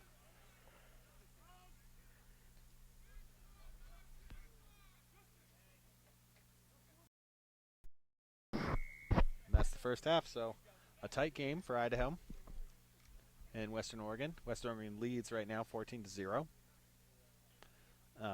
As you can see, it's a lot of sloppy play, a lot of going into contact, unfortunately. But as well, where both these programs are at least striving to get towards. Western Oregon has a couple of very good athletes. Like I said, if they can get some structure behind that system, they will have great opportunities for success. Yeah. Yeah, I think we were talking about with the Idaho being forward from a set piece, they're good. When he gets the ball in hand situation, and then all open play, all of a sudden they're pick and go. Yeah.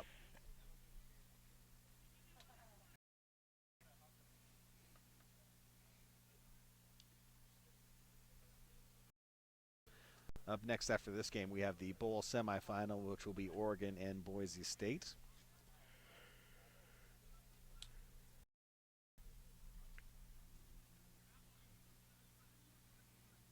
That should be, I think.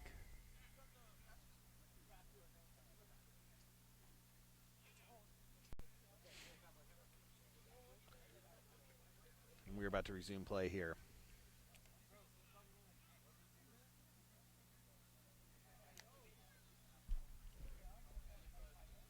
Idaho.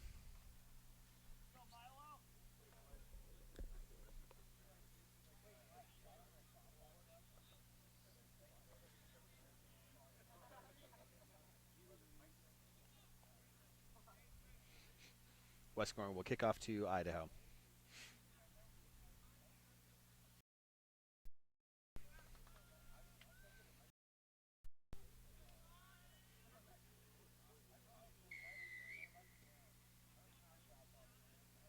Taken cleanly by Kevin Coate, and he kicks it back. Kevin Coate chasing down the kick and making the hit. And Western Oregon passing that ball back into the end zone.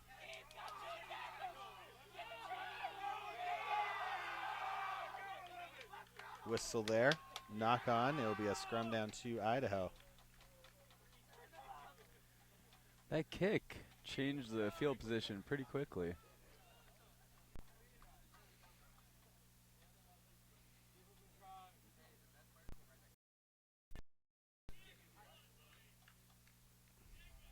So it'll be an Idaho put in deep into Western Oregon territory.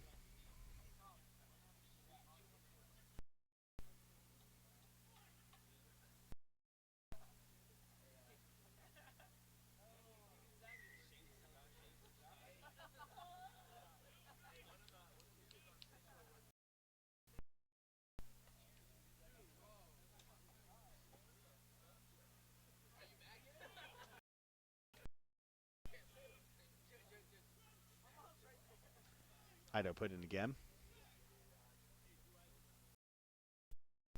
Western Oregon will have an opportunity here if they can recycle this ball, but into touch. If nothing else, though, they relieved a little bit of pressure. Idaho's pack was getting driven back pretty hard there. It almost got wheeled before the ball came out, and the ball came out quick.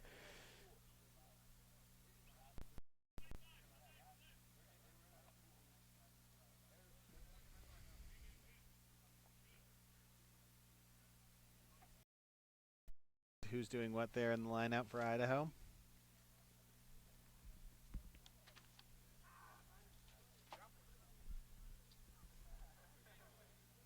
Referee getting them on the spot.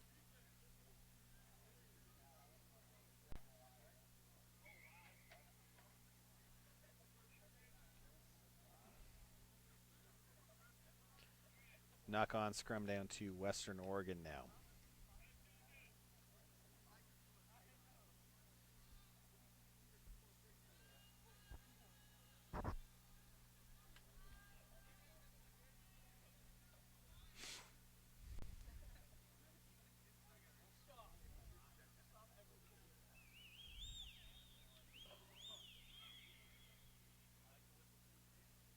Whistle dead. I don't know if we're calling that an early hook or what. Just a re-scrum, perhaps.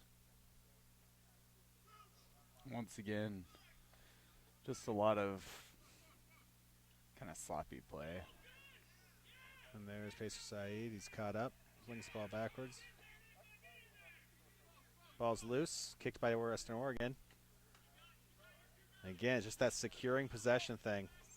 It's the most difficult for Idaho right now. There's Kevin Coates. He is tackled. And that's taken by Western Oregon. Ooh. Retrieved by Idaho.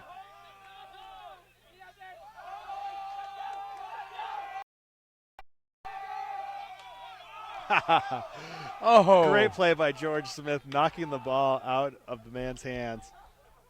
Very football-esque play. Speedsters. And there's George Smith again. Out wide. Going in contact, smartly keeps it. We have advantage to Idaho at the moment. Penalty to Idaho.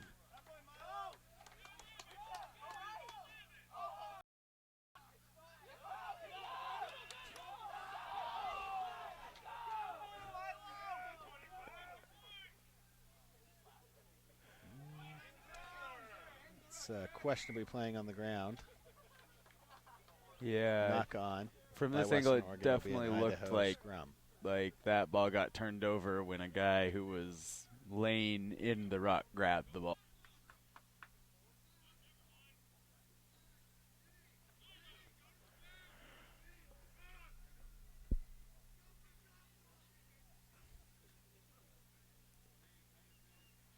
So it's a Idaho.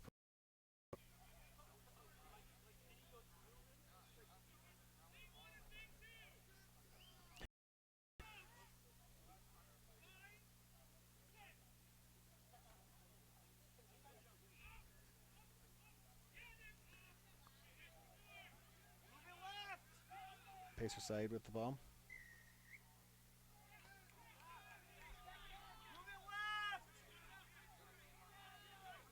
Keeping it very much in the middle or the perimeter of the field there instead of going down the other side.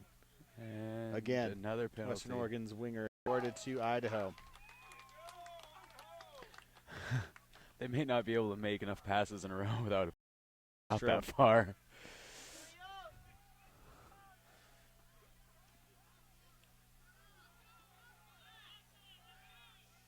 We've got 30 seconds Sidelines left. tell them the to hustle last because they are running half out of there. time here. Kick is no good. Or was it good? I think that was called no good if I'm correct. It was. Oh, they they gave it scored to it them. on the scoreboard. So Western Oregon's basically just got to And kill this thing dead. This is the last play of the game. It's a They smart move. probably Let's didn't see if want they do to it. They kick do. that away.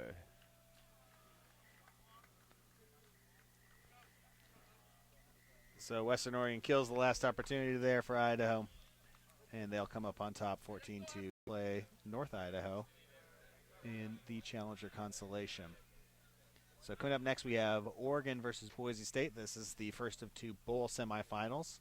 And this should be an interesting matchup as well, two complementary styles this time. Yeah, both well-disciplined teams. I'd say Oregon probably has the athletic advantage, but Yeah. I think Boise has the discipline, the structures advantage. They really do stick to their system well, and when they do, at least it pays that system. Things get a little shady for them, so that's crucial for them. Okay.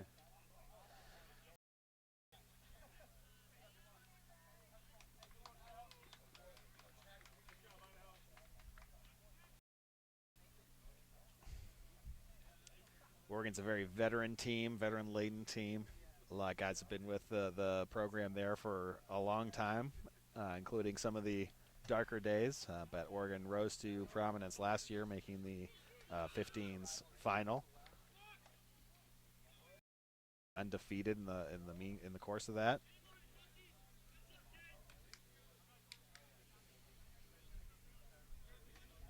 And again, Boise State has Austin Jones there, very wider. Connor Crossley would be his compatriot on. Kick taken by Oregon. Crossley trying to go short side, still has it. He's keeping it, he's holding on to it.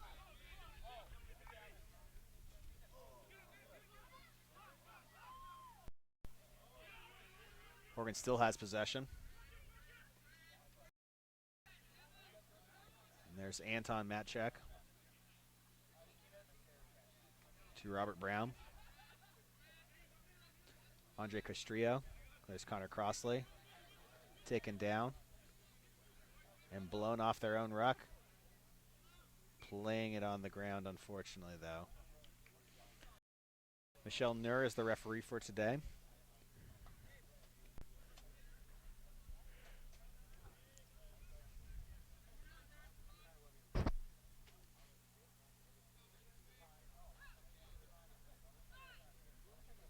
Oregon put in at the scrum. Whoa. Blown up. Bit of an early drive there by Boise.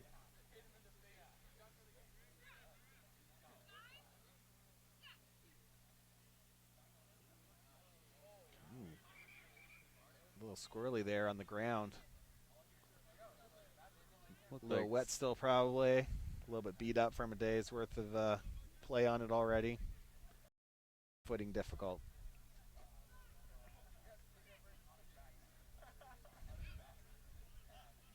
Connor Crossley has it. Tightly contested, though. He's keeping that ball available for use, and now he's taking it down. Ball comes out. Penalty against Boise. Not releasing. Crossley with the ball. He taps it. Koppenrath. Matchek. Tackled right by the sideline. Or into the sideline. Into the sideline. Yeah. So it'll be a Boise State line out here. Still no score.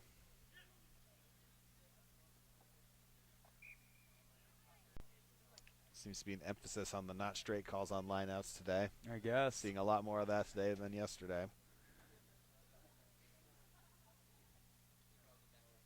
Yeah, it wasn't really a problem yesterday at all, but we've seen So it must have been with a couple minutes left here in the first half.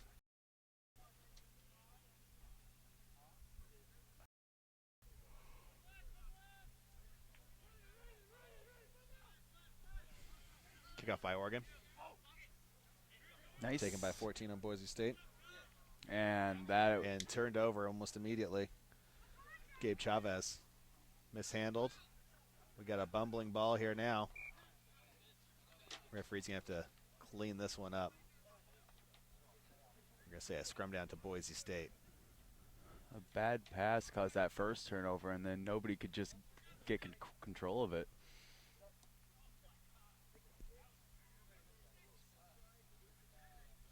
Boise State's lucky to. Yeah, probably got away with one there. Yeah.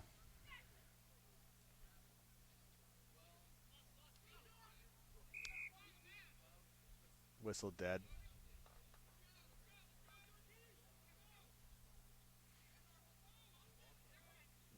Penalty to Boise State. They're going to kick it for touch. Right in front of us. Goes quickly. Blue line off the penalty.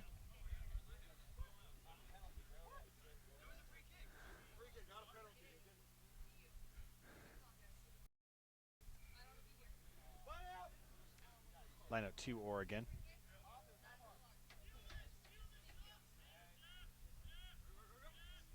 Stolen by Boise. Ball taken by Austin Jones. Staying up, keeping the ball available. That's what he does. Oh.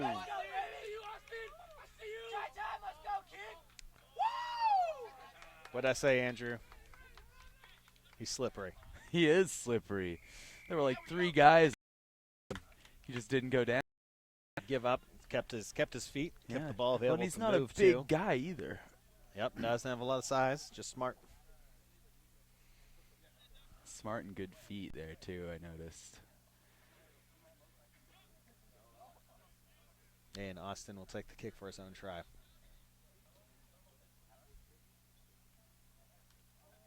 Good. So we are all knotted up here, pretty close to halftime. Hey, let's go, 1-0.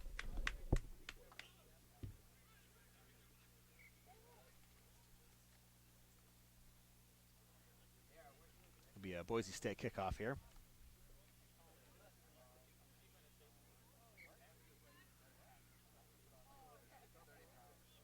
The referee is keeping her own time, of course, so the scoreboard clock is just there as a kind of general time sense. Connor Crossley with the ball. They've got some space out wide if they can use it. They're attacking now, Oregon is. Good tackle there. Robert Brown, Oregon, took the ball into contact. Again, we got sloppy ball. Ball loose. Crossley picks it up. He's going to find some space. Whistled back.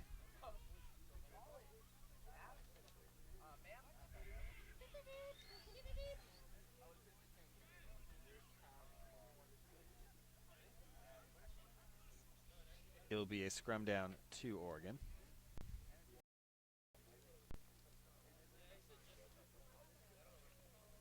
Oregon, of course, lost the Cup quarterfinal to Central Washington 28-5. Boise State lost a tight one to Gonzaga in the second Cup quarterfinal, 1917.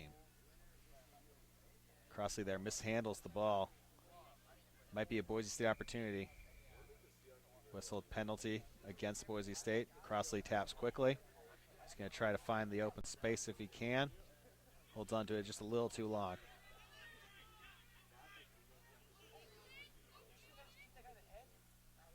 Robert Brown with the ball. He gets some space. Passed it, but a little bit mishandled. Picked up by 18, Anton Cardenas, and then now it's intercepted by Boise State.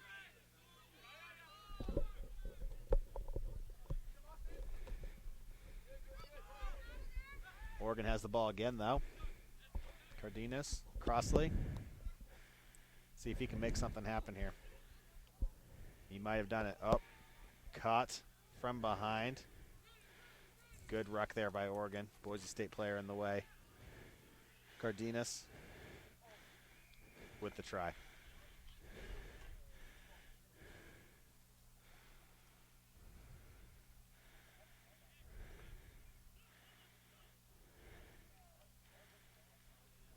Again, referee keeping her own time, so she took time off for some reason. Player getting injured, talked to the teams.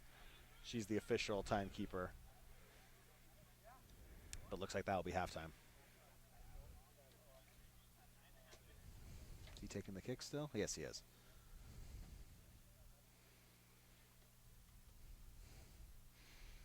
And not very close.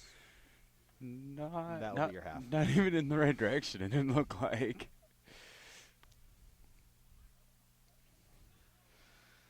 So kind of like we said, two complementary styles. Oregon with Navy with a athletic advantage. But Boise, I think, kind of all hinges off of Austin Jones. Mm-hmm. If he's able to get the ball and do some things, he's able to put people into space or put himself into space. And there's been some good hits, too. Good tackles on the Boise side. Ryan Geach is a forward for them. He's a big lad, makes some hard tackles. Yeah, and we've said this many times before, but they're so disciplined that they're there for the tackles. Yep. And yeah, you I'd don't say see there's been a lot of back and forth with Oregon, maybe a little too late to their own rucks, and Boise State right there, but Boise State not having the size. So it's a lot of that kind of game going on.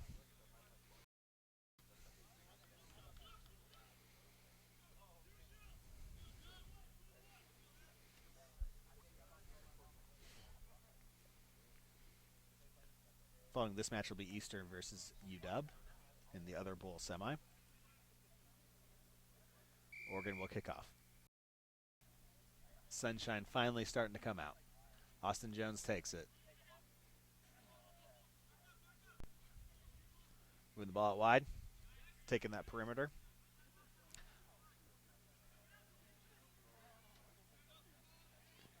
Those rucks are starting to get pretty physical. Yep. And that's Oregon's advantage over Boise State, so it makes sense for them to use that if they could.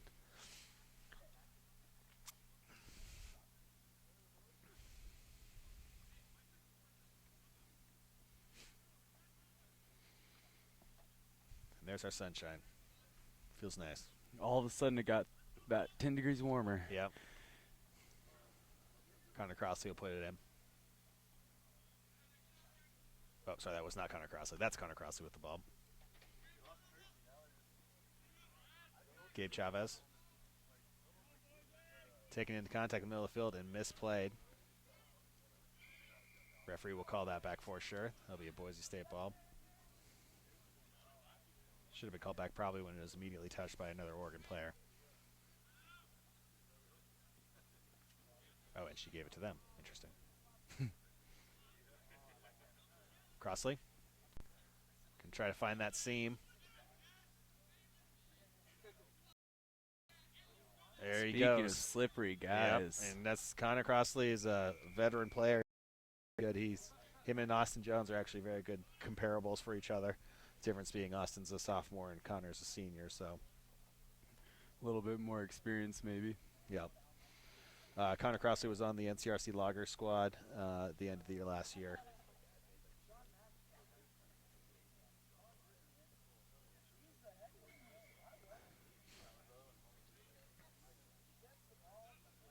Looks like he just went off the field after that try. Getting subbed off. Yeah.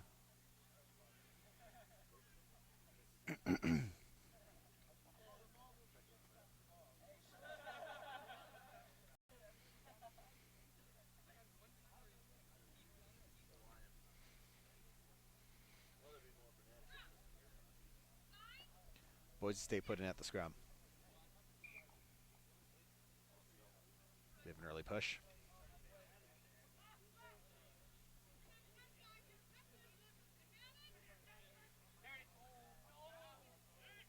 picked up by Boise.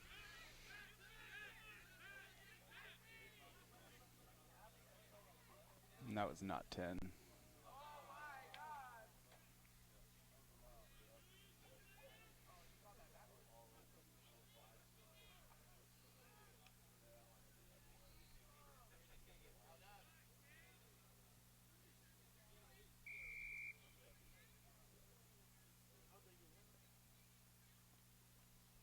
Boise State did not score the try. Penalty called against Boise. It'll be Oregon ball. And I the Boise believe State players seem a little perturbed by that. it was playing on the ground that she called. That's what I heard her say anyway. Oregon will kick it for touch. Gain a little ground, kill a little time.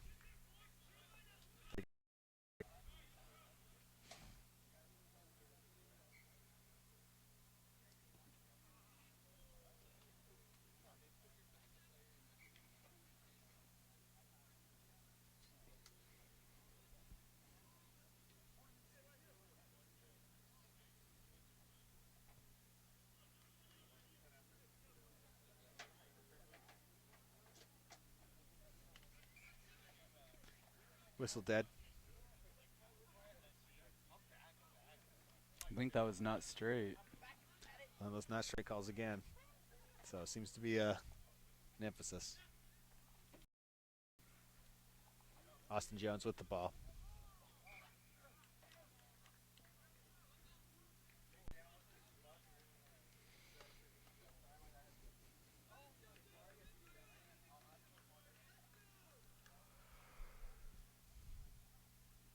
It will be an Oregon put in. He's already. Connor Crossley there with the ball. Shot straight. Oh, sorry, Crossley's off. Oregon retaining possession. Small break there by Lucas Silviera, but into touch. We're already Boise up. State is now starting to feel the pressure, trying to get that ball moving quickly. Yeah, well, we're already up to We're running out of time. nearly 7 minutes.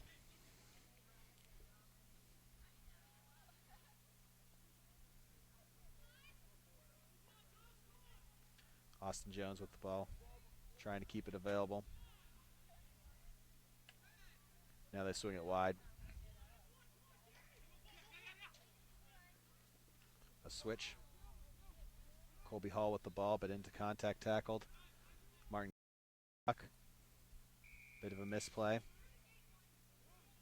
by Ryan Mendy, but it will be a Oregon penalty. Mendy with the ball. He will tap.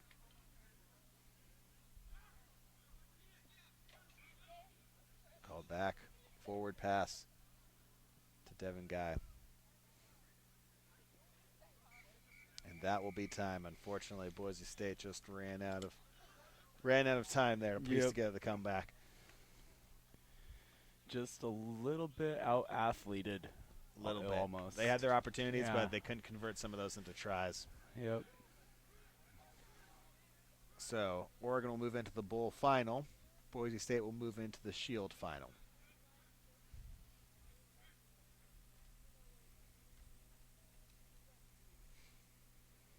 Of course, I don't have on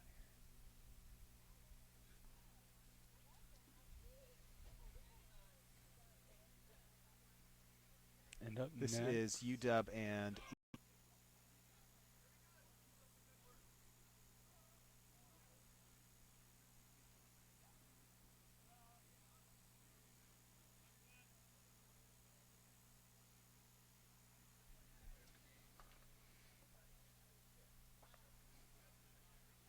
Now, this Eastern team, they had a rough first day, but they played against really good teams to Oregon and Central, but they beat Northern Idaho.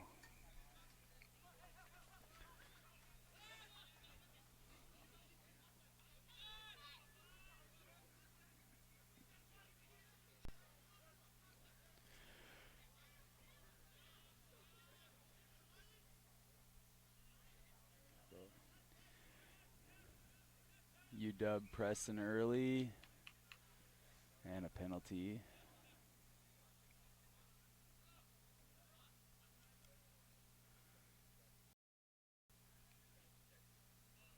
like a scrum down to Eastern.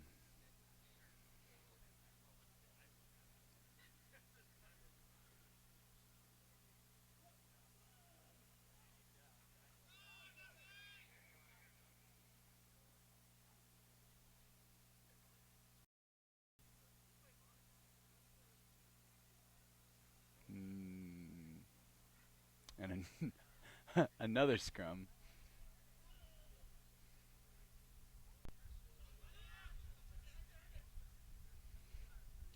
Comes out dirty.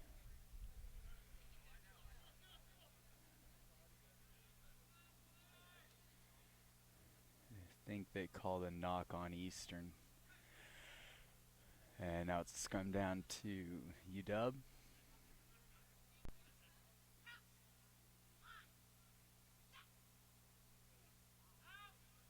And that's a much cleaner scrum from UW there.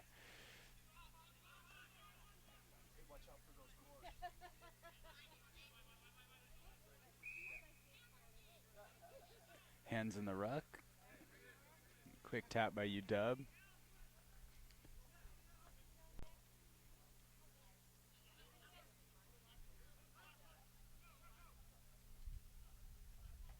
Brought down just short of the line.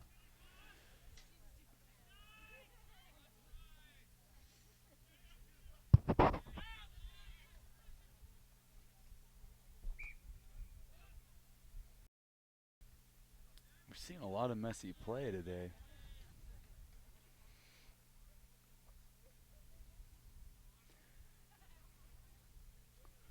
Scrum down to Eastern.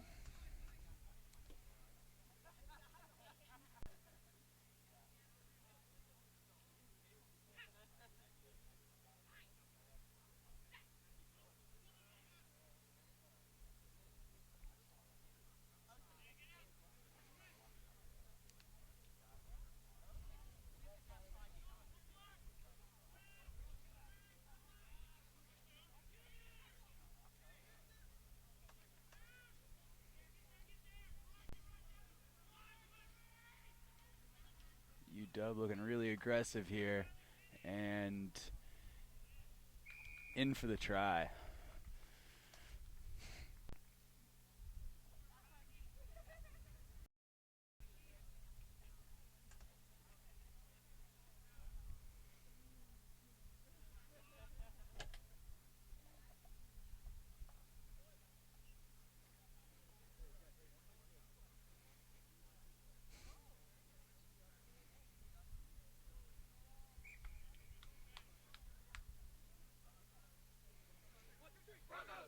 And the kick is good, so it's 7-0 after almost 4 minutes of play.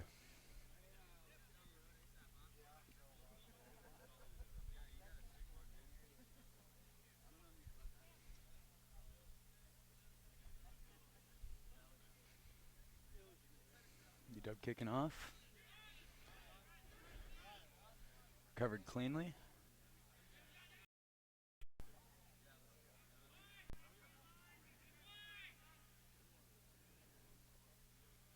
Mishandled there, but recovered. And Eastern's looking to challenge now. Back across the center line for the first time.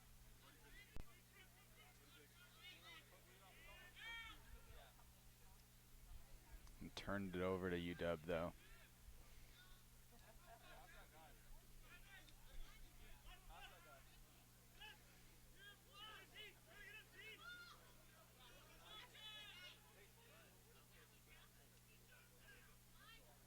And turnover there on the ruck.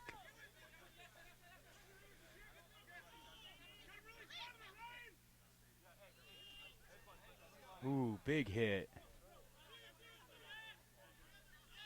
We got 2 Eastern players on the ground over here. But it looks like they're managing to challenge the field.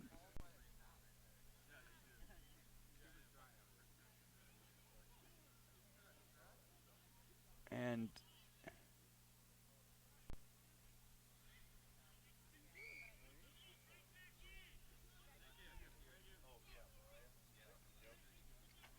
penalty against UW.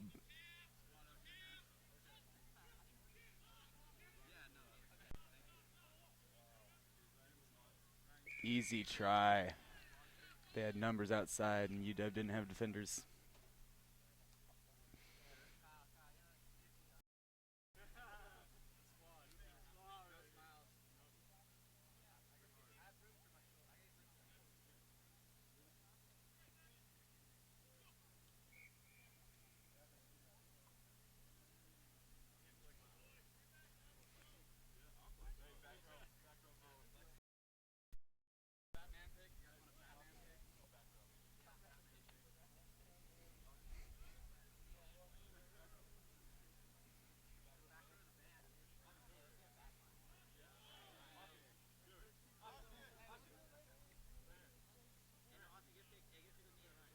Five to 7 with 30 seconds left to go in the half.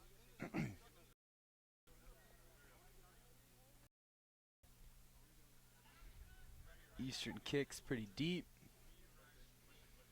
UW recovers it cleanly. And kicked to touch. I think it was...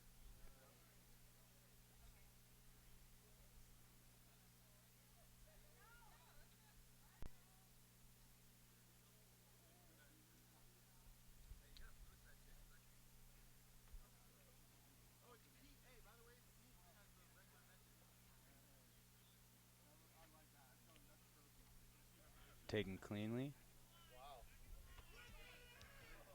Oh, a quick turnover. And another quick turnover. Eastern has got the ball back.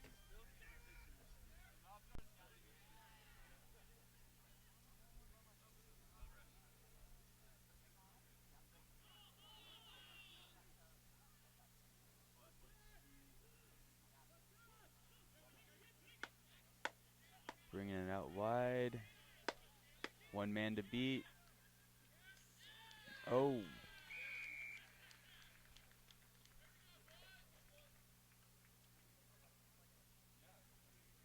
It's a nice try. And that's time.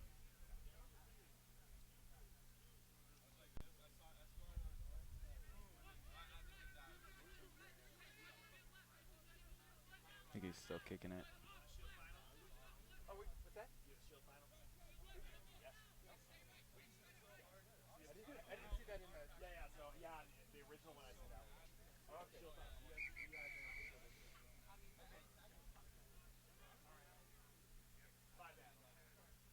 And that kick was good.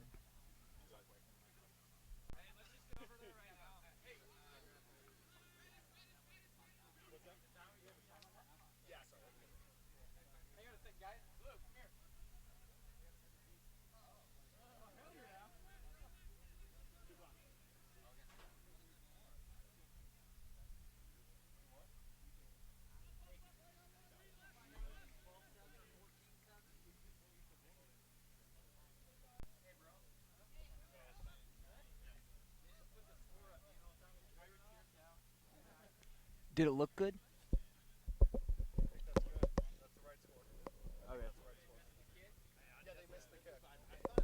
So they missed that kick.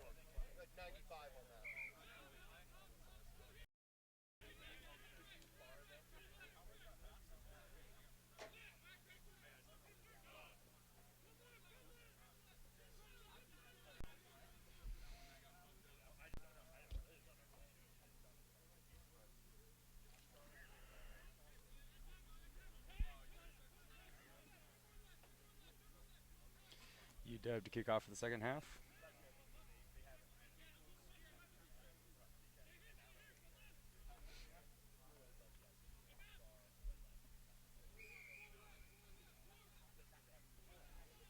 High kick.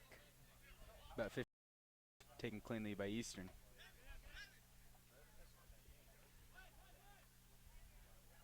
And they're spreading it out wide.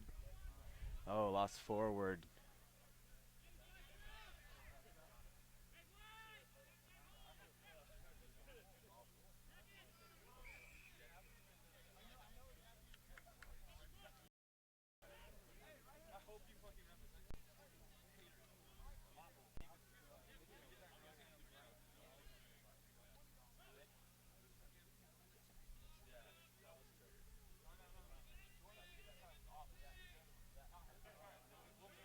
Eastern's broken free here. He's got one man to beat, and there he is. Ooh, sloppy offload. And knock.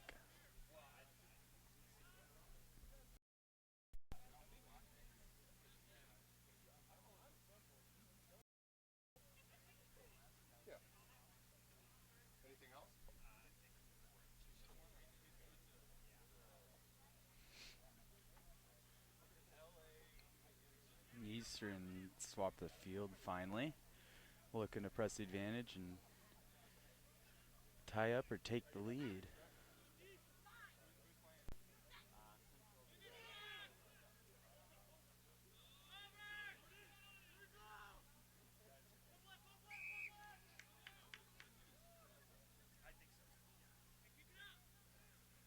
Quick kick to UW.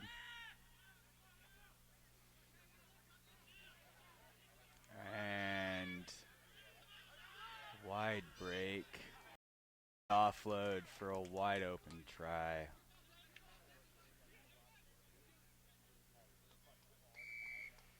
Eastern got caught pushing up just a little bit too much, it looked like.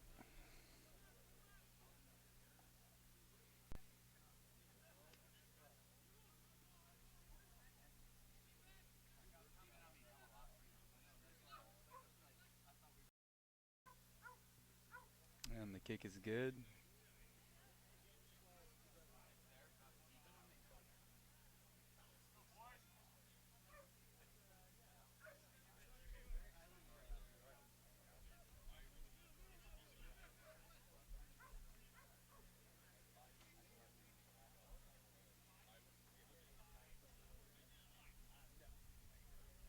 Now UW kicking off.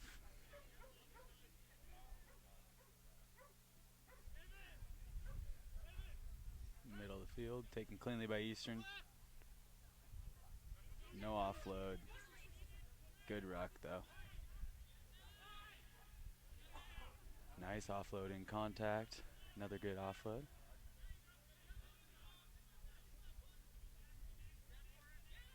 Eastern stringing together some good phases here.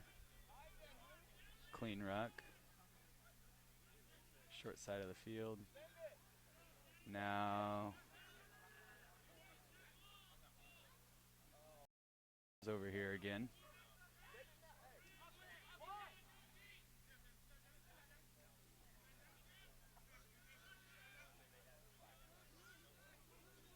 Clean ruck. Barely though. UW contested that.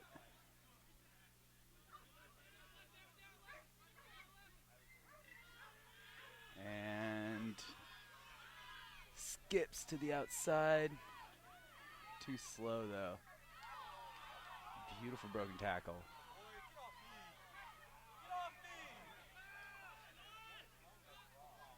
Oh, trying to get a little tricky.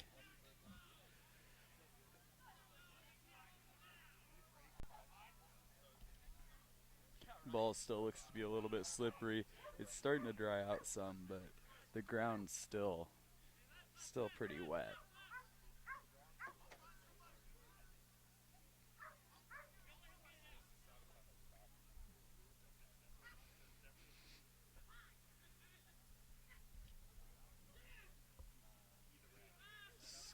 Scrum. And it turns into a maul. Not something we see a ton of in Sevens rugby.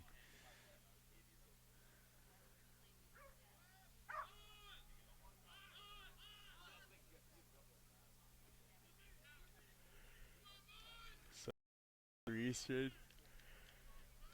And we've got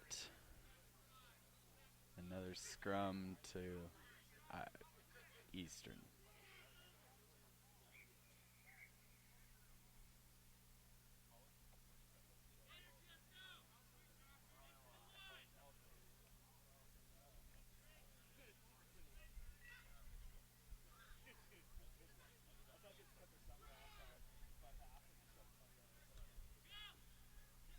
Oh, and right back up through the scrum.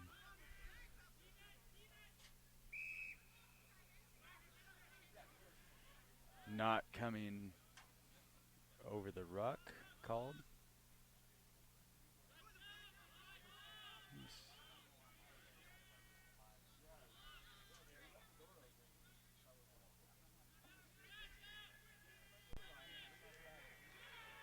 And Eastern with the try between the posts.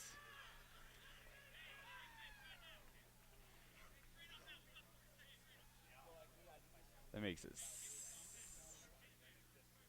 if the scoreboard's right, that makes it 17-14 before the kick. And give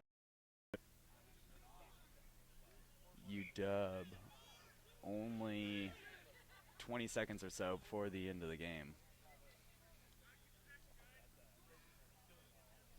Kick looks to be no good. So now presumably as time counts down past 7, they're going to get one kick.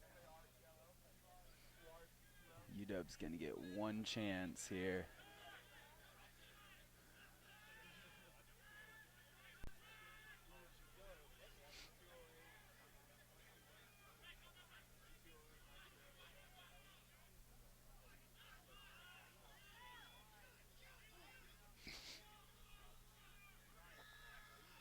Doing a good job right now. Retaining possession. Playing. Oh, and that's it. Miscommunication. Miscommunication and a bad offload. And all of a sudden it doesn't look quite so hopeful for UW.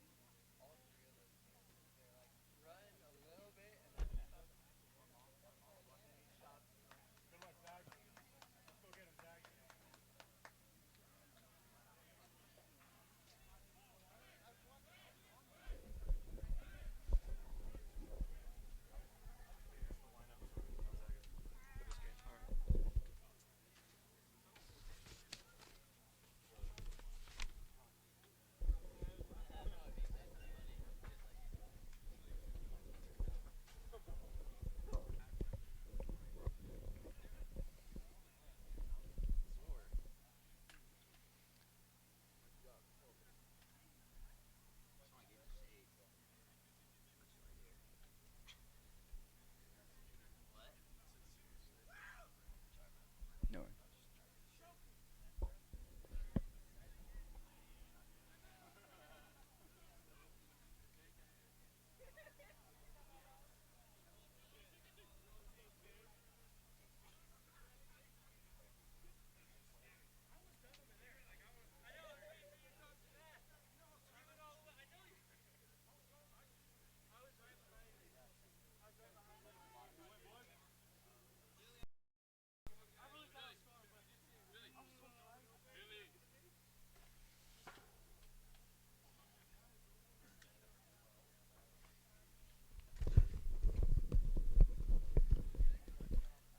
And of course, I took off the most exciting game of the day so far. Makes it 19-14. Eastern will move into the bowl final against Oregon, and UW will move into the Shield final against Boise State. We're going to get ourselves back on schedule here. So Central and Gonzaga will kick off right at 12:40 for the first of 2 Cup semifinals.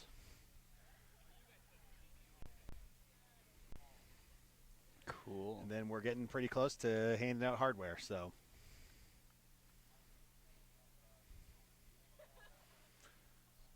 Yeah, that last game got exciting there at the end. It did, and that's the beauty of sevens, right? Certainly didn't, the people were tired, that was for That's sure. right. But if you can just keep that possession, UW had a shot at the very least.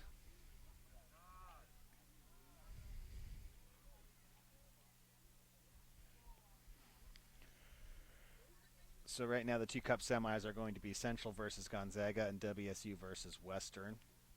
We'll follow that with the Challenger Consolation, North Idaho versus Idaho. The Challenger Trophy Final, Oregon State versus Western Oregon. We have the Shield Final, Boise State versus UW. Final, Oregon versus Eastern. The Plate Final and Cup Final will be determined by these two Cup semifinals right here in front of us. So like we said, Gonzaga actually has met Central before at the Palouse Open. Played them very intensely and kept it very tight. Final score was about 28-7. I don't think anyone saw that coming. Yeah. So it'll be interesting to see. I think that probably will motivate Gonzaga. It will probably also motivate Central, though, to not take the smaller school lightly, shall we say? Yeah. So it'll be interesting. Like we said, though, Gonzaga at the Palouse Open, the Central team they were playing was not the decaf version. It was Scotty Dean and Len Shermer and all the rest, and they played toe-to-toe with them, at least in terms of intensity. So it will be interesting to say the least. You have to favor Central on here, but it'd be interesting to see if Gonzaga can put up a fight. If they can play like that, then they always at least leave that door open. That if they get a little bit lucky, that they can make them pay. Like we said, Central operates at that 95% efficiency rating, and in order to beat them, you have to play at that same level of pace. So that's what makes it tough.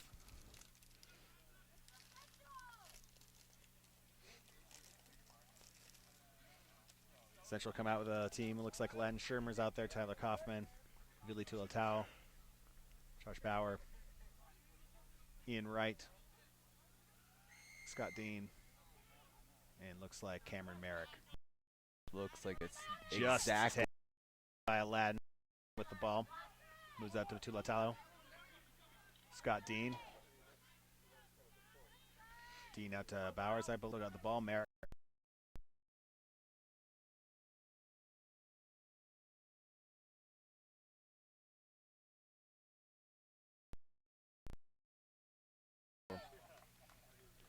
Len Shermer just came out of the USA Sevens pool setup. Got a tryout, essentially.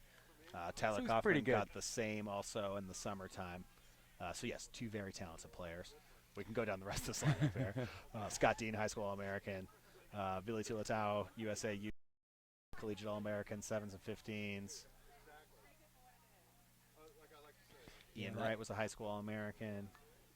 That time they had the guys on the edge to deal with it, but arm tackles aren't enough against. Well, that's when you put a powerful runner to like Shermer out there, Aladdin Shermer out there. That's tough, and that's sometimes what you try to set up in sevens. Yeah, the physical against the wing or something like that. Bowers with the kickoff. Gonzaga retains possession. Zach Donahue, I believe.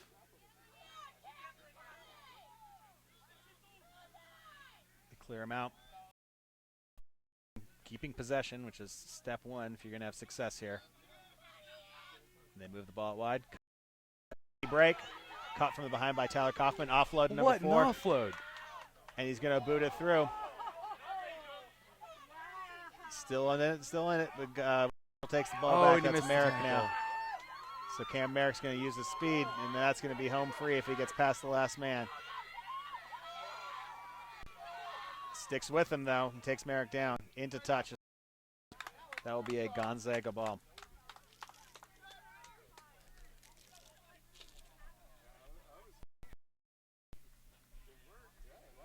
That was Matt Hofditz that took him down for Gonzaga. Out here. Yeah, Gonzaga's definitely come to play. Mm-hmm. Just a hard task. Ian Wright with the ball. That's Cam Merrick. A little bit of confusion there. Back to Tulatau. He's got a wing outside. Cut back inside. Knocked on, it looks like. Advantage to Gonzaga. Zach Donahue. I believe that's Quigley, if I'm not mistaken. To Central. Tapped quickly. Scott Dean. Tyler Kaufman. Lance Shermer outside. Switch back in. Kaufman keeps it. Taking the outside on the wing. Creates that separation, and he's home free. That time, yeah. Well, it was a nice little switch move, too, because they had the wing that was cutting back inside, and Kaufman just kept it.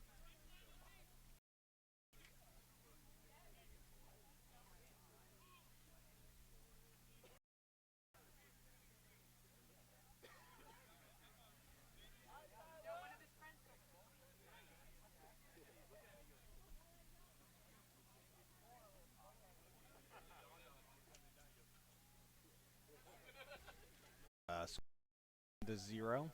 Central on top of Gonzaga. Kick by Bowers. Not 10. That's not 10, yeah. Killed dead by Central. It'll be a free kick to Gonzaga at the 50. Hofditz will take it. Moving it through the hands. Offload, still have possession. Moving that ball. Trying that little chip kick again. Risk reward, I guess they feel like they have to take it. Sticking to that contact, though. Obstruction on Central. Penalty to Gonzaga. They may be thinking they don't have the physicality to be able to.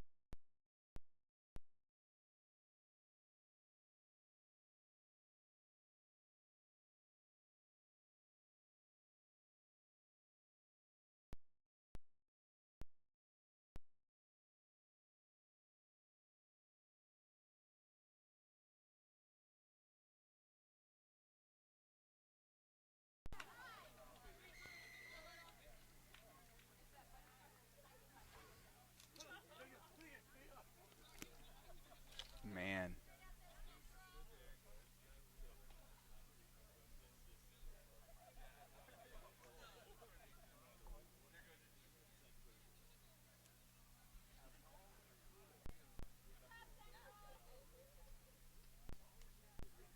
So Central in control right now, 19-0.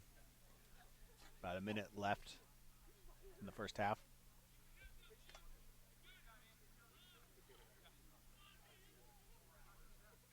I think Gonzaga's Achilles heel probably is their aggressiveness. Make that 21-0. Kick good.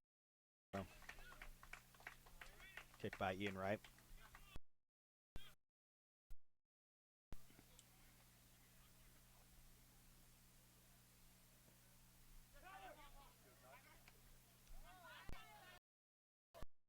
A couple times caught by Kaufman, but knock on.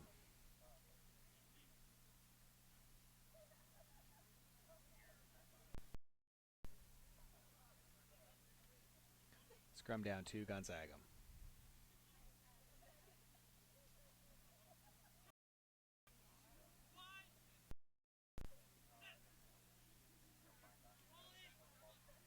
Donahue with the put in. Rustic, who is their speedster. Can't get caught up like that, though. Into touch. And that's the end of the first half.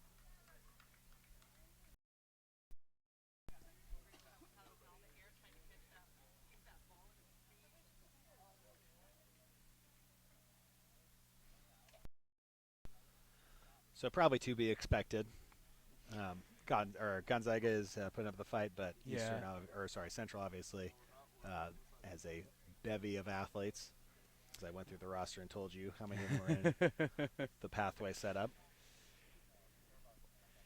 Yeah, it looks like they're definitely here to play, and they're capable of putting up a fight, but they're just at a different level. The other thing with Gonzaga's aggressiveness, when a team knows how to play sevens, it's easy to take advantage of it. And that's when you saw aggressive play followed by a 70-yard breakaway by Central. Yeah. They've taken advantage of them being aggressive and out of position.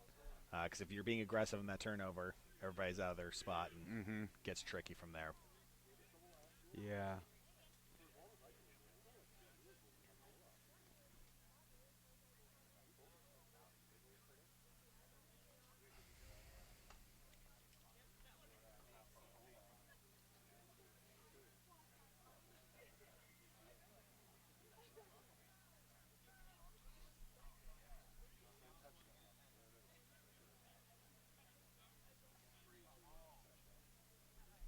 Gonzaga will be kicking off 2 Central.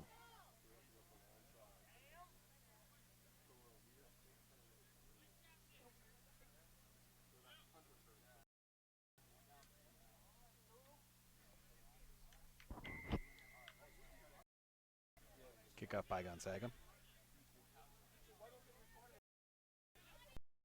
Possession.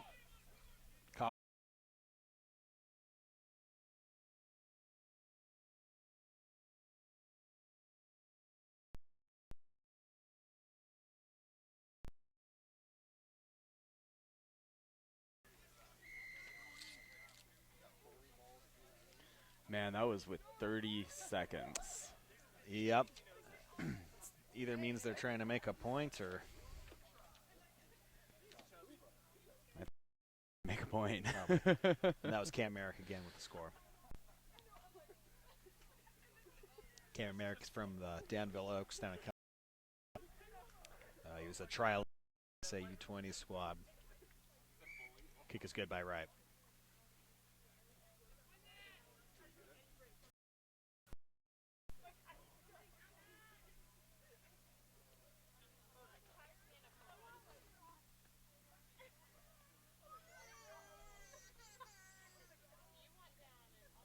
Ian Wright with the kickoff to Gonzaga.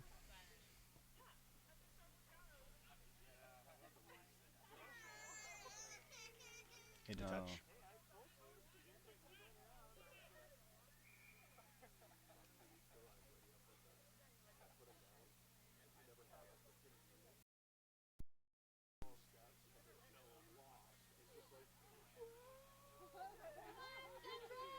Ian Wright now there. Trenton Barnes. Dom Lindstrom, freshman. High school All-American. Trenton Barnes, Dom Lindstrom with the ball again. Pass a little wide to Scotty Dean. Pass wide to Aladdin. And Aladdin is through. So Aladdin Shermer with the score.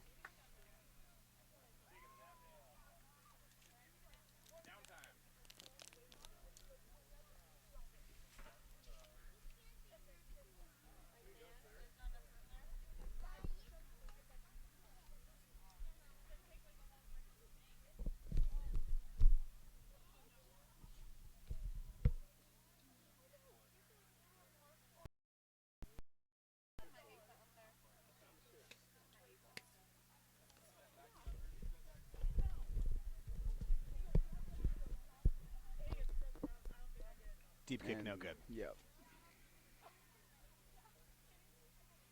Score now is 33-0. 3 minutes into the half. So lots of time left still.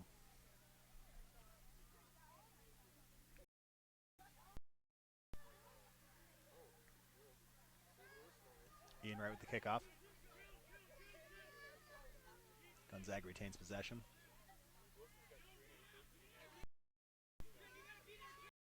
Looks like Quigley with the ball.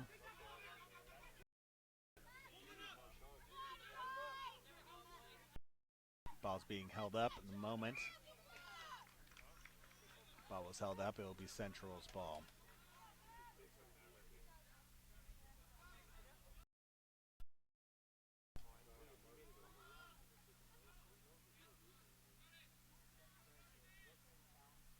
Scott Dean beat it off.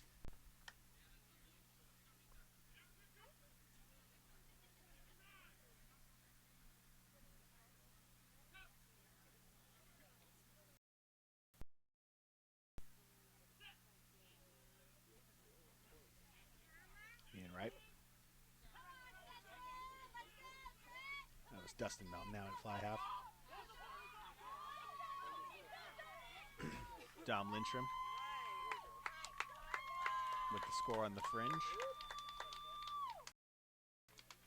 Like we say with some of these speedsters, you give them 1 or 2 too many inches. Yeah. And they're through.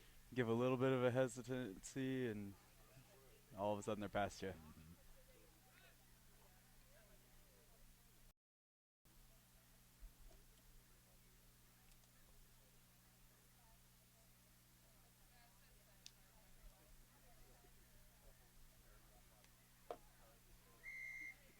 good kick. 40-0. 2 minutes left in the game.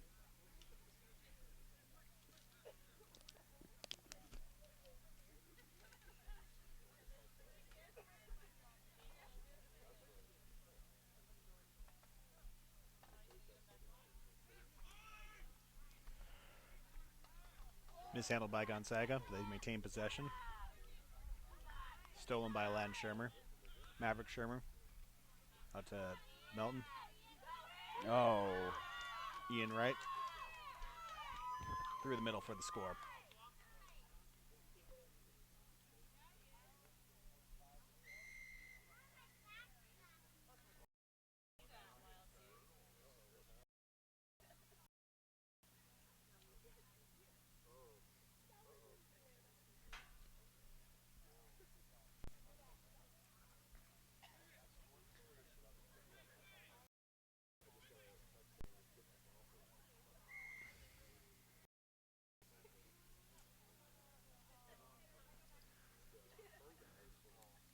So it looks like the Cinderella Gonzaga will have to try to win the plate against the loser of the next game in Central Final, barring something amazingly ridiculous, which I don't think will happen. There's about 30 seconds Yeah, for a lot of tries. Trenton Barnes with the ball.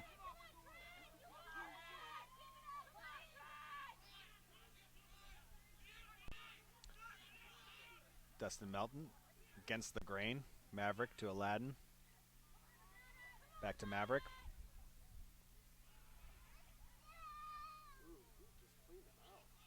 Aladdin. Trenton Barnes.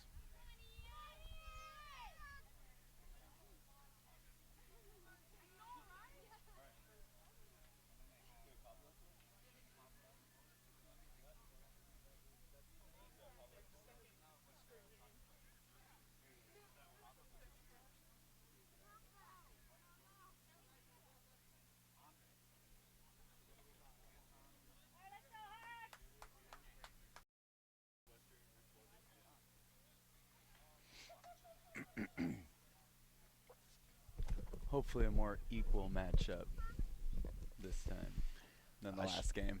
Should be a good one. It will definitely be more evenly, I should say, matched. Washington State in the white and blue. Nate Fryman kicking off. Taken by Louis Henson. Western moving the ball through the hands. Ryan Glenn. Gio Trujillo on the outside. Recycling ball back to Glendening. Moving it back the other way.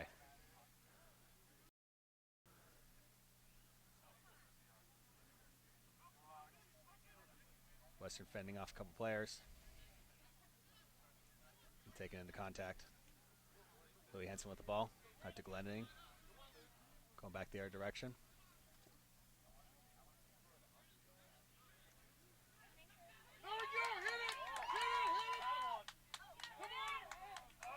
Knocked it forward on the break. Nice so job break by the for Washington sweeper State there. Probably knocked out of his hand forward, I should say. But they'll get the ball back.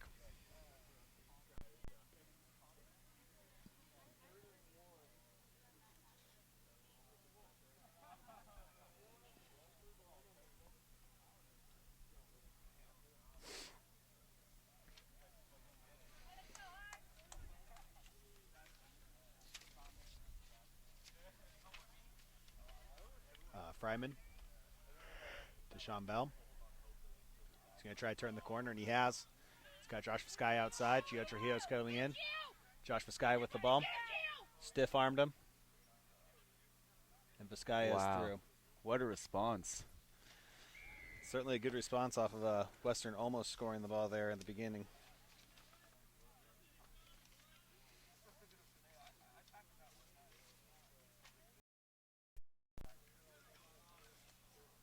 Going to be a pretty tough kick for Max. Kick from the angle. Nate. The more than one post that he's hit this weekend. So it will be 5-0 favor of Washington State.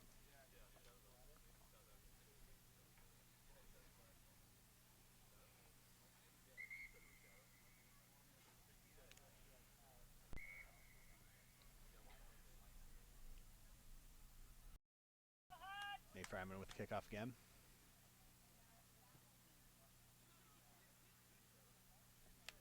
Taken cleanly by Western.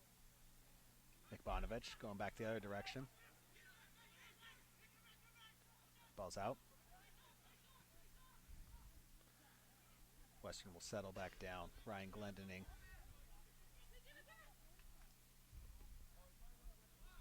Bonovich.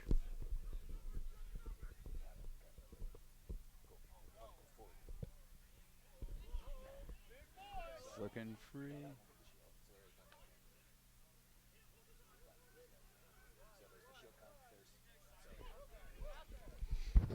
Western brings it back out.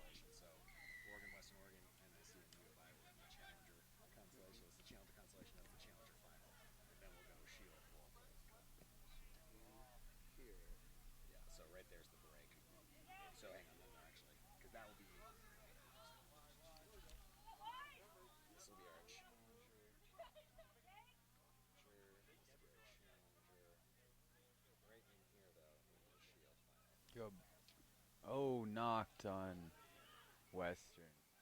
So these are the Challengers. These teams are the challengers. Yeah. And right in there, it's going to be Boise State and UW. Boise State versus UW. That too. Okay. And then just bump everyone down. Yep. All right.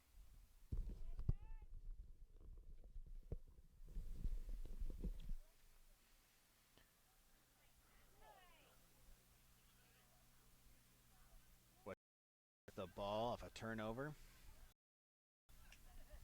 Glendening. Jake Romano. Bonovich. Henson.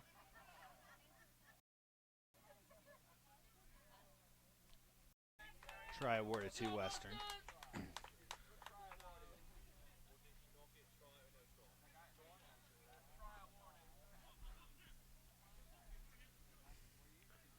So Matt Gallagher will take the kick.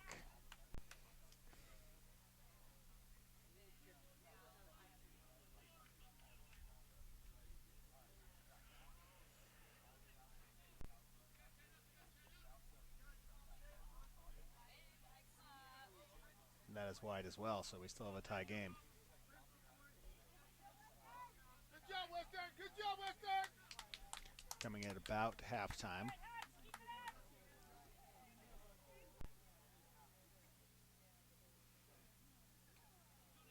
Looks like they're going to let him kick off.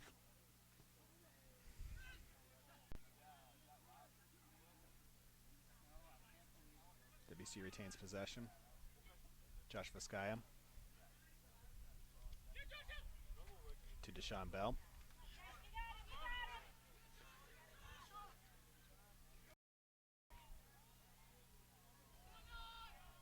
And he will get through to the middle of the field for the score. That was a couple excellent stiff arms coming down the sideline. It was, like we said previously, difficult man, especially in sevens, to take down. So Nate Fryman will attempt the kick in what should be the last play of the half, is my guess. Well, you never know. And he made it. So 12-5, And that's the half.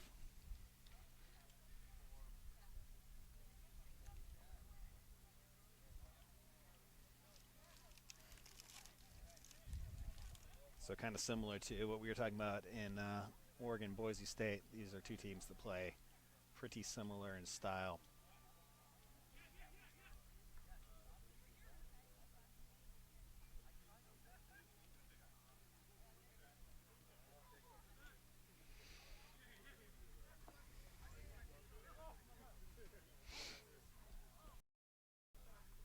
Shout out Mafosa as the referee. Malloy out to Matt Perry. Casey Smith on the outside. He'll reset. Matt Perry will go into contact. Joey Malloy gets the ball out. Windsor to Freeman. To Bell. Bell's got some space out here. He can keep his feet. Taken down by Gio Trujillo, I do believe. And rucked Support hard, just- but not releasing the tackler, that says the referee. The support was just a tiny bit late that time. Mm-hmm. They Well, got Gio lucky. Trujillo, he's played rugby in Australia this last semester. He's a very physical player. Luke Windsor, the big man.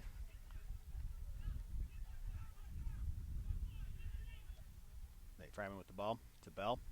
Matt Perry. Casey Smith. Casey Smith goes into contact.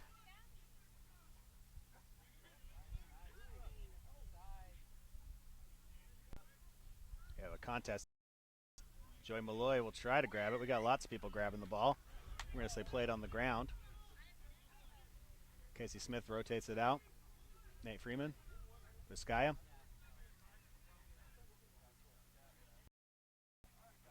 Taken down. Tell Western's a little leery of Josh there with the ball. Matt Perry. Wide pass. Going a little backwards now. Sean Bell with the ball. Casey Smith. Back to Perry. Perry's in contact. A little late to the ruck there is WSU. We have a player in a precarious situation. Don't quite know what's going on there.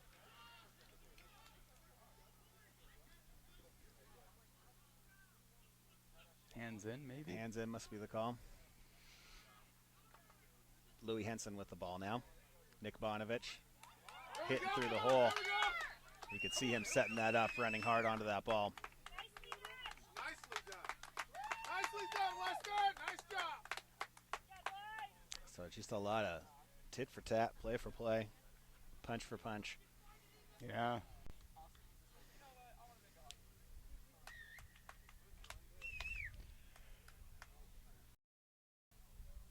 I did not see if that kick was good or not, but the scoreboard does not reflect it. Been good. The flag go up. Oh, there we go. Oh, Tag it. it did. No. Matt Gallagher with the kickoff. Matt Perry contact. Fumbled it, and Western Washington picked it up. Bonovich, Gallagher, Glendening.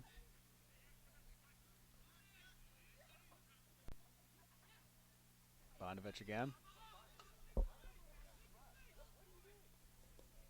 Gallagher, Romano, Henson.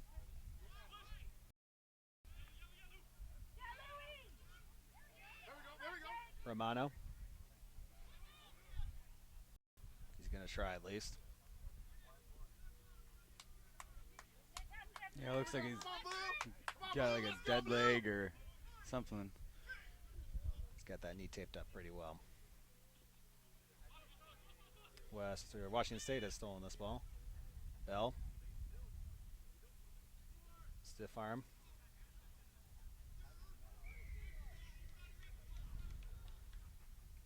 Not releasing, says the sir. Western will go quickly with it. Glendening to Henson.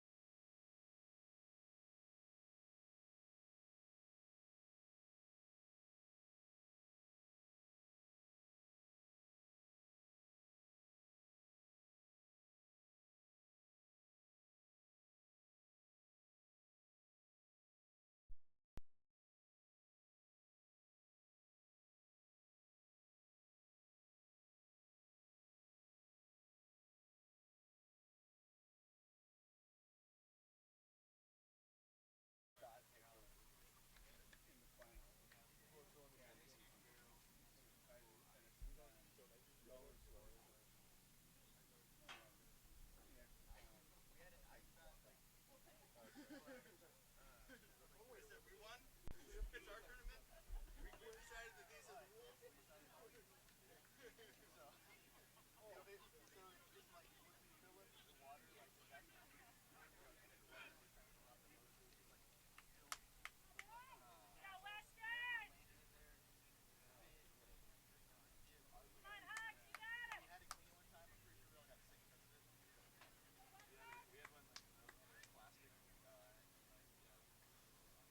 on, Lester, let's go.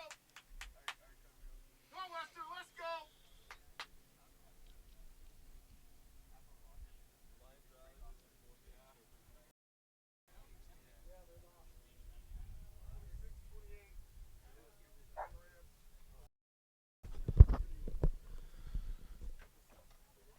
So we just had to clarify the rules for overtime. It will be a 7-minute period, but it is sudden death, so first points win it. How do they decide who kicks off? Assuming that's what they're discussing right now.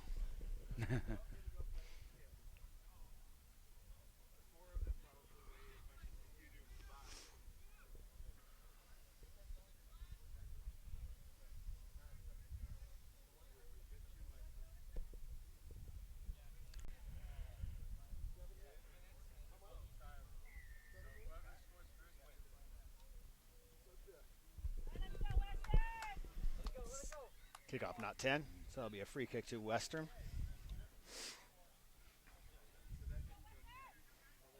Bonovich, Muir. Here goes into contact. Louis Henson with the ball. To Gallagher. Out to Glendening. Trujillo. Come on, Gio. Come on, Gio. Yes.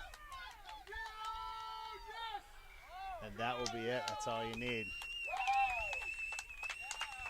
Nice job. So costly mistakes for an overtime match can really turn out to bite you. Yeah. But that's why it's set up that way. Yep.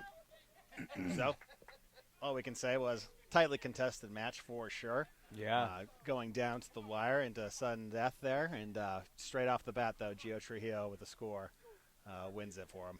Yeah. So final would be 17-12. However, day's not over for WSU. They will go into the plate final. And Western, for the third year in a row, will go into the cup final. So hardware still on the table.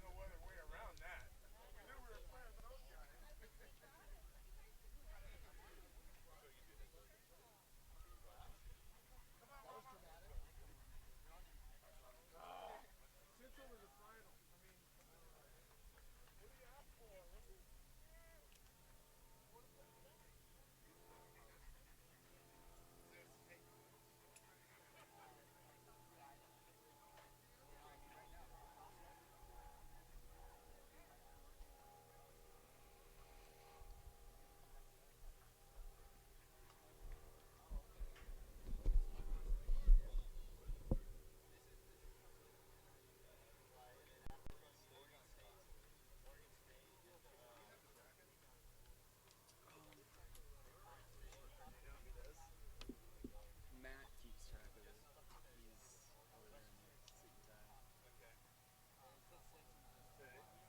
I heard that the cup final's going to be Western Central. Is that? Yes. Yes. And so where are we at now? Is this? I think we are at the Challenger Constellation. Northern Idaho and U of I. Yeah. So it's the Challenger Constellations.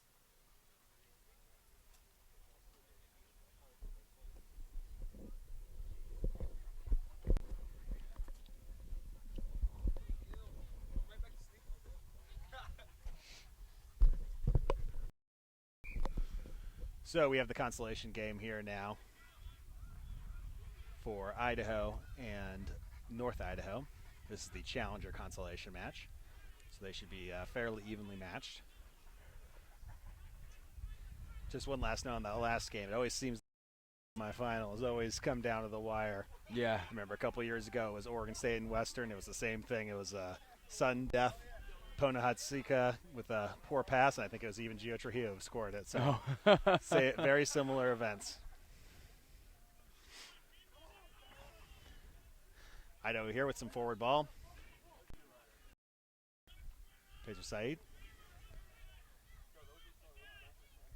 Yeah, it's a bit of a forward pass there.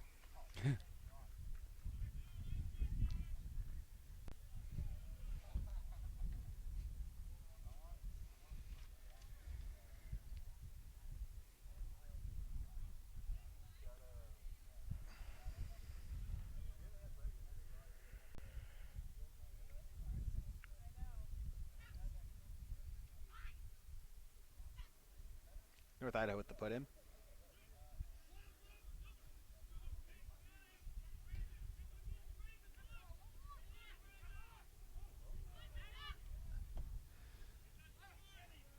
It's Pacer Said again with the ball.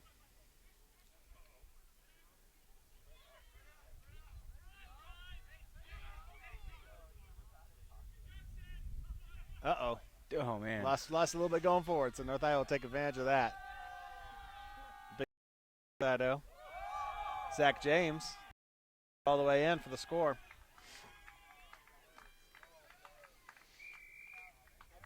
That time we saw Idaho get. Yeah. When the guy with the ball is the furthest back guy, he doesn't have anything to do. Yep. And that's the thing with the day, like we said. You know, North Idaho took their lumps on day one, and it was a little bit closer in their first game today, and then this game should be closer still. So. Mm-hmm.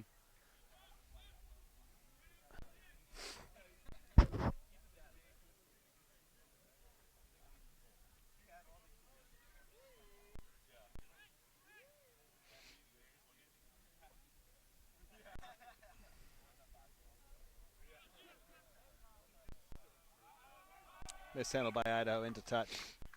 That'll be a North Idaho line out at that mark.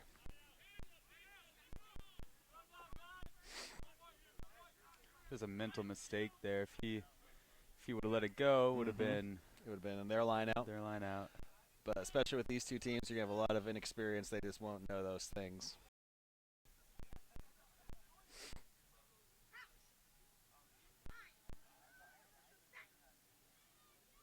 North Idaho put in. Taken by Idaho. And he's got some space. Pacer Said. Man closing in. Tries the offload, a little bit out-handled, but it was backwards at least. So Idaho will still have possession here.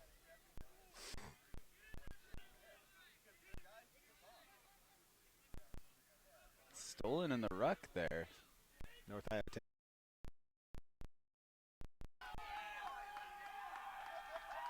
And North Idaho will score again.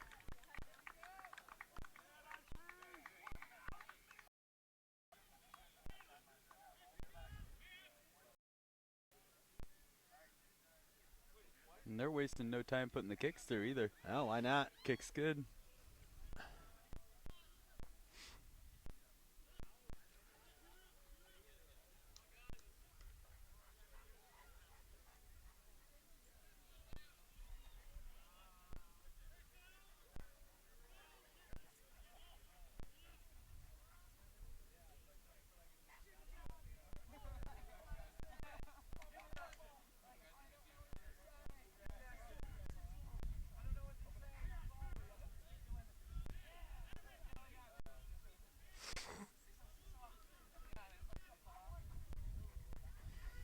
North Idaho with the kickoff. Don't know if that was a drop kick, but we'll play on. Idaho with the ball.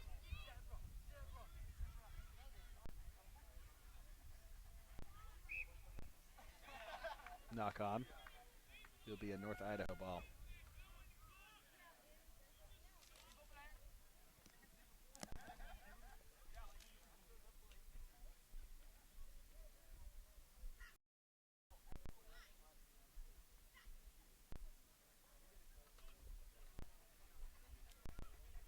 Knocked on by North Idaho. That'll be an Idaho ball. It'll be an Idaho scrum.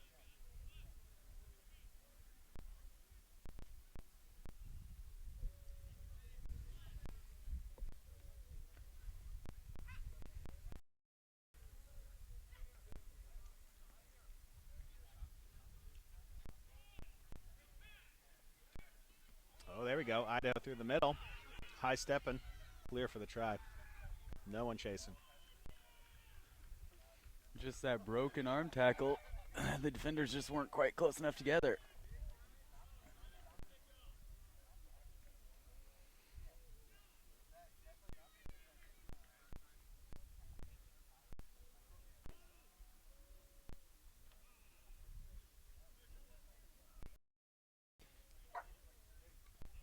Kick is no good. Kick is no.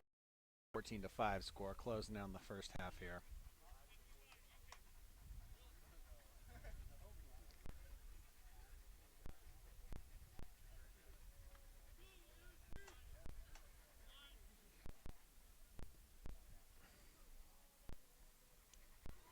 North Idaho with the ball.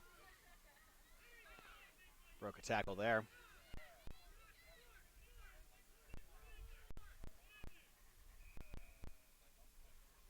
Not releasing against Idaho. North Idaho's ball.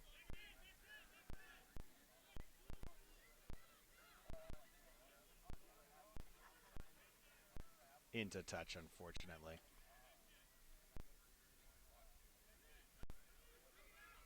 I think that was a not back 10. Oh, I see.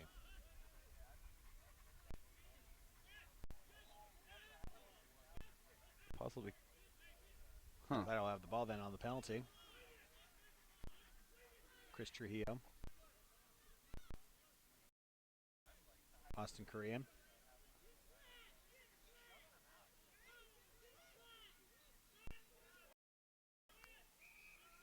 We have some hands in there against Idaho. So it'll be North Idaho ball again. So taking advantage of the penalties here.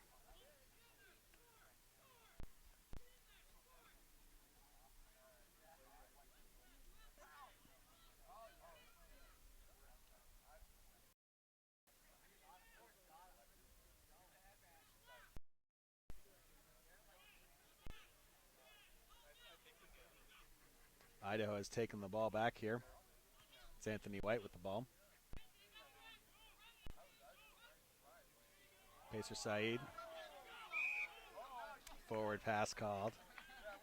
So it will come back. I believe that's the end of the first half. Happened that was pretty forward. So.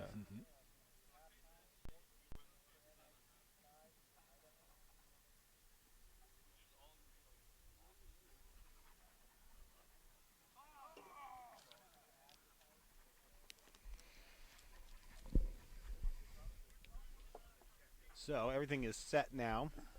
Coming up after this game, we'll have the championship rounds for all of our trophies. The Challenger Trophy will be Oregon State versus Western Oregon up next, followed by the Shield, Boise State and University of Washington. The bowl final will be Oregon and Eastern Washington. Plate final will be Gonzaga and Washington State. And the Cup final will be Central and Western Washington.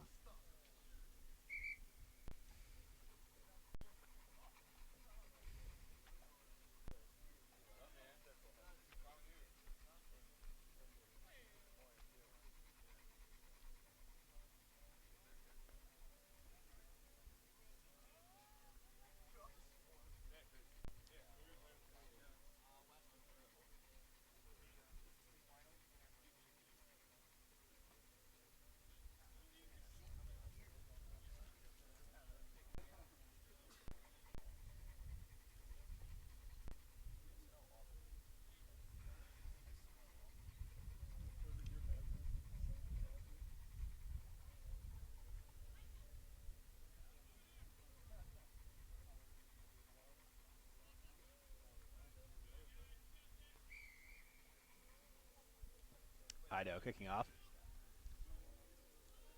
Right into a hole there in the North Idaho coverage. They retain possession though, and some space it looks like. Anthony White for Idaho steals the ball, and it looks like he's going to get this through if he doesn't get caught.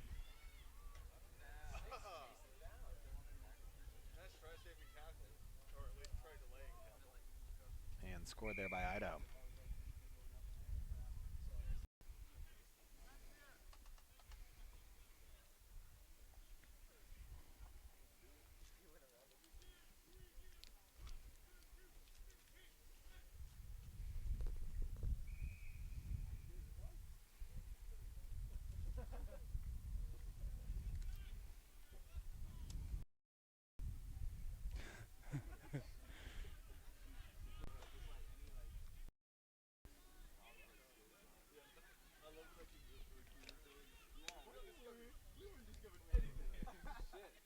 Idaho with the quick. Idaho's going to take the wide. They still have support if he doesn't get caught. And we have one. We'll see if he can make it through, and he does. Idaho with the scored in the center. That will give them the lead.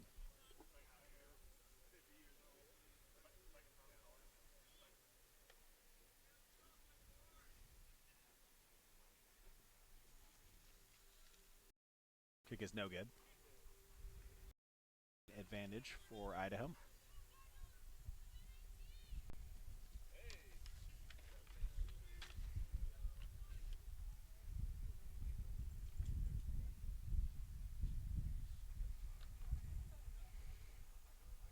Up next will be the Challenger final between Oregon State and Western Oregon University. Ooh. Flubbing the kickoff. Touched by North Idaho, which means that's play on. But she didn't give it to him.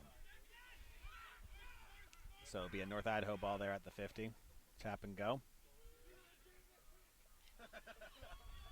Player running onto it. Passing it forward.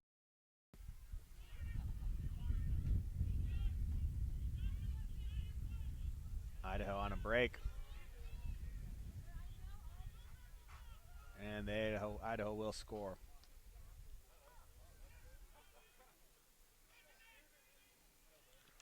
Try score.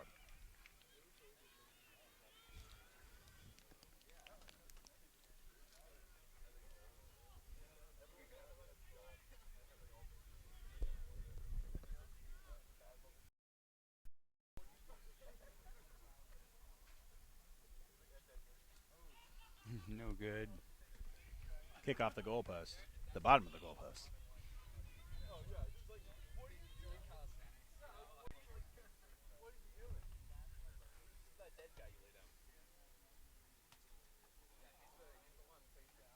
So 22-14, Idaho has the advantage. Better kick this time. Adam Mortensen with the ball. Blind no-look pass. That will roll in. That'll be Idaho ball.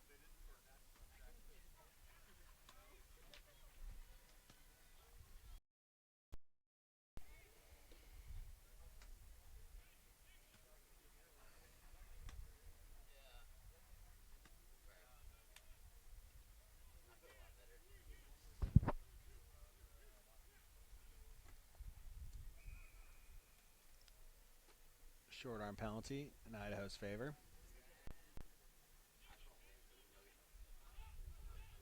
Idaho taps and goes. Slicing up the middle of the field. We'll see if he makes it in there. Drops it right before. Dropped it backwards, however, so try awarded. Looked like somebody tried to take out the goalpost. Apparently. Someone tried to fall into him. But everybody's walking, so.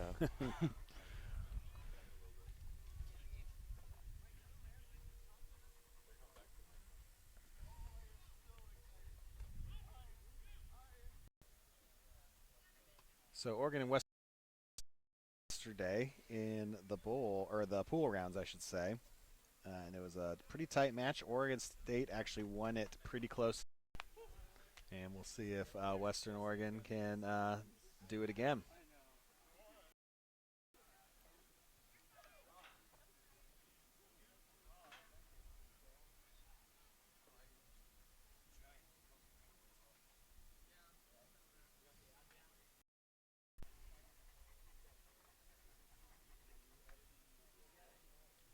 Looks like Western Oregon has two of their very athletic players, George Smith and Chiga.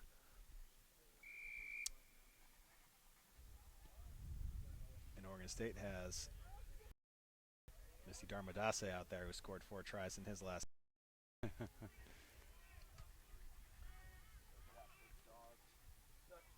Western Oregon through the hands.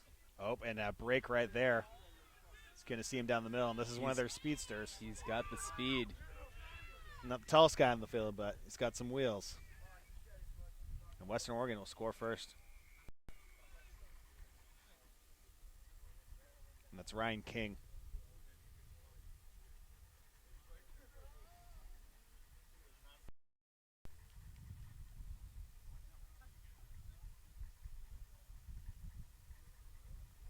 And it's a good kick. Kick is good. Kick by Theo here. So Western Oregon strikes first. We've seen this happen a couple times with Oregon State. They've been a little slow to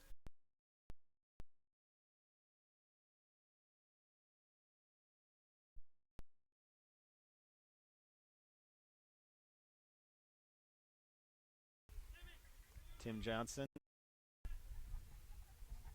I wasn't ready for the pass there.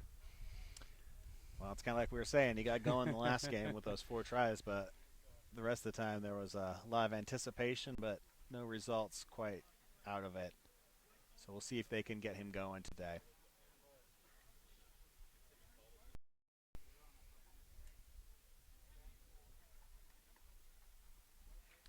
Oregon State gets this ball. Texier.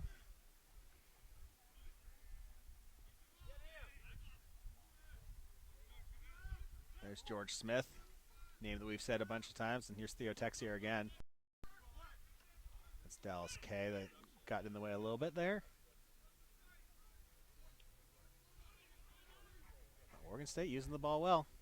Chidi Bayaga. Into contact there.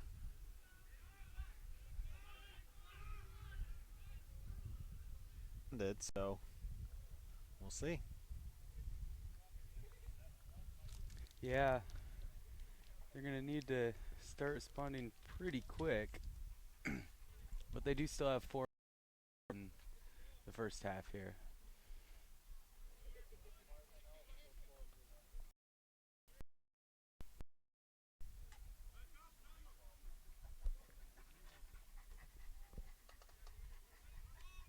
Kickoff taken by Oregon State.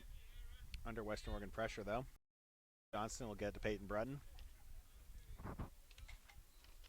Moving the ball out wide. Darmadasa has the ball now. Cutting back in. Just around a little bit. Peyton Brutton.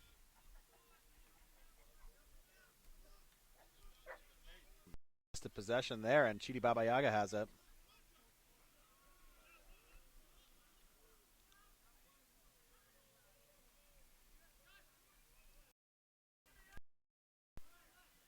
Texier to the big boys. And now they got space. If George Smith can get this, he can't. And it was passed forward anyways. Looked like Michelle Nur is the referee for this match. Looked like he got hit as he passed it. Momentum carried the ball.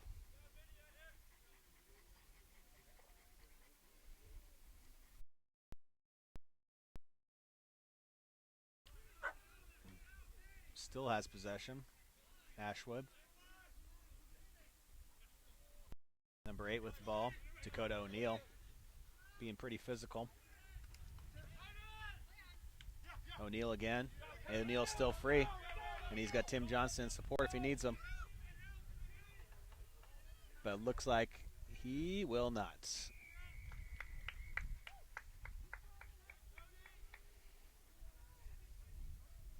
So there's that response the beginning of a response that we were looking for. We'll see. Really physical runs up the side that time. Yeah.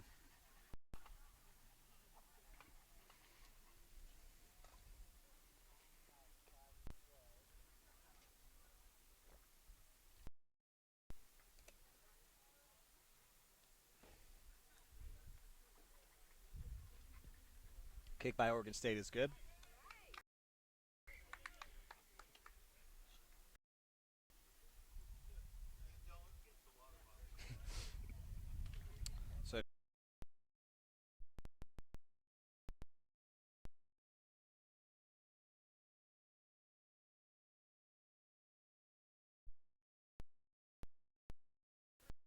shorter, but very, very speedy and find that open space.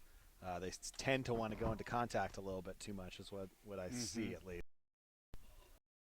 If they could get that to the exterior, they would probably run home free, both of them, because I think they're faster than almost everybody on the Oregon State player. They're both really quick. Breton. Tarmadasa. Nothing. Taken by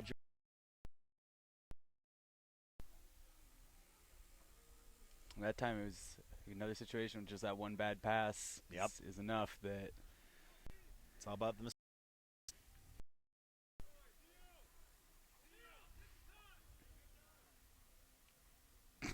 Take a shot.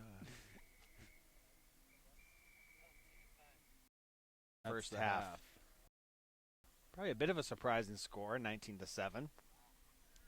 Probably thought this one would be tied at the half, or maybe even Oregon State up ahead, but Western Oregon came to play, and like we kind of said, once they can get those athletes playing in a system, they'll have more success. So maybe Gavin Curtis is starting to get that happening for his team. Yeah, they're looking. They look like more of a sharp. systematic. Yeah. Versus the first couple games when they were just running down the middle of the field.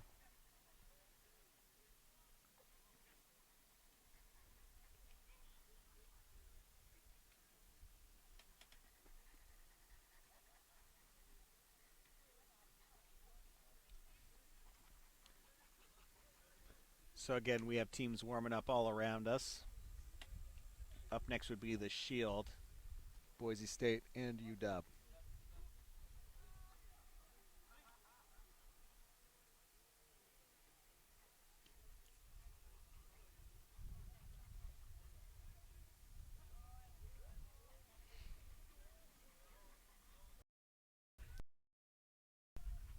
Now the fog is burned off completely.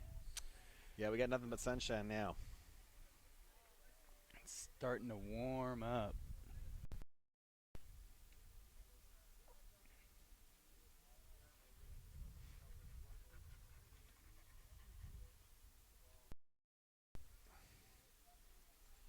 Kind of the same strategy after the last game. I see some of the bigger bodies out there for Oregon State substituting on. Nate Kimmel, who's definitely a game changer. Perhaps doesn't have conditioning, shall we say, to last a full game, but they put him in spots where they can use him well.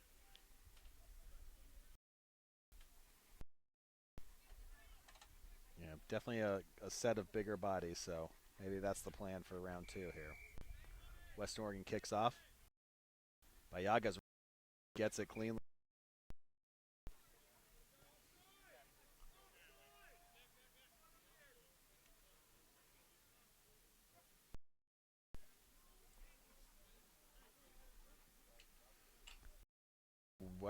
Oregon State scrum. Peyton Breton is putting the. That's a big scrum half. He's falling on it. Does that look like offsides, perhaps?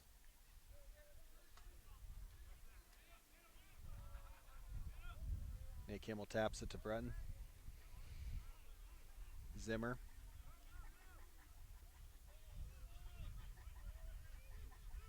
Johnson to Breton. Fumbles.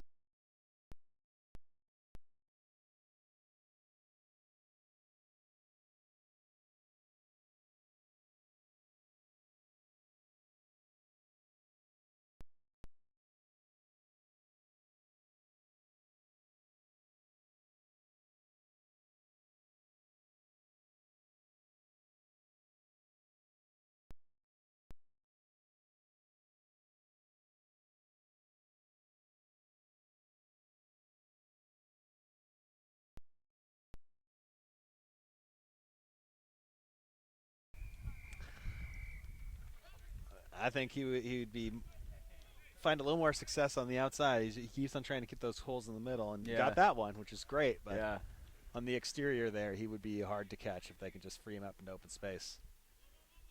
So he's one of the guys for Western I've seen going into a lot of contact over the weekend, but he's gotten through for a couple of those as well. Texier with the kick. And it is good. So we have a score of 26-7, Western Oregon over Oregon State. Yeah, they're not letting it be close. Nope. Nor should they.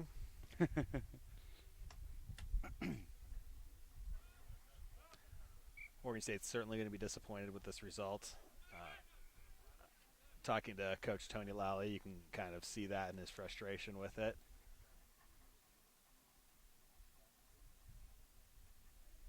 They got nipped by Boise State, fought WSU pretty tightly, or made a comeback at least that fell a little bit short against WSU in the pool play, and then came back to beat this Western Oregon team in pool play as well.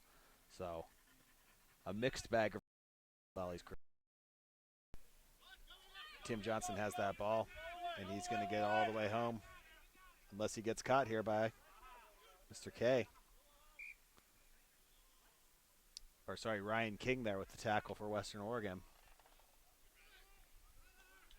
You saw the knock forward there on the Oregon pickup. State showing a little bit of life at least.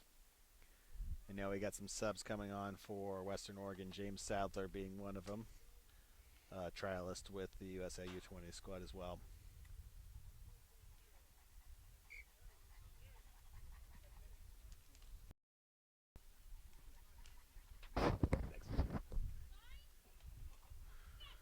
Western Oregon ball here, deep in their own end. Feeding. It'll be Oregon State ball.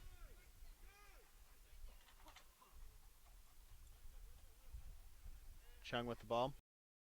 Zimmer, Kimmel, Dharmadasa. And Dharmadasa will get the try down. So there they were able to use their speedster, the Sri Lankan speedster, for another score. But I think something they were hoping to use a lot more yesterday and today. They've got score no good, or sorry, kick no good. So we have got 26 a few 12. more minutes. Good amount of time left. Certainly not out of the question, but some work to put in for the Beavers. Yeah, and they need to make one of those kicks. Probably. Bayaga with the ball. And he's got a lane on the outside if he doesn't get caught. Using those long legs.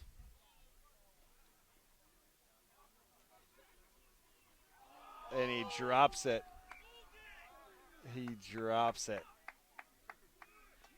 So what a break for Oregon State. But could have been the dagger there. Bayaga just drops the ball open, running in open space. Great run down the sideline. And cut back to the middle and nothing. Lost the ball. I'd be more surprised if I hadn't seen it multiple times from multiple different people. So bobbled ball there.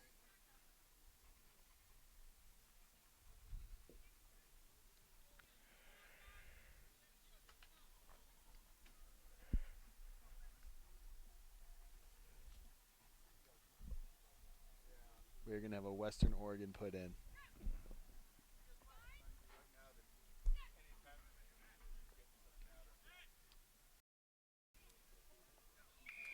With the score, Theo Texier. And he'll take the kick, I'm assuming.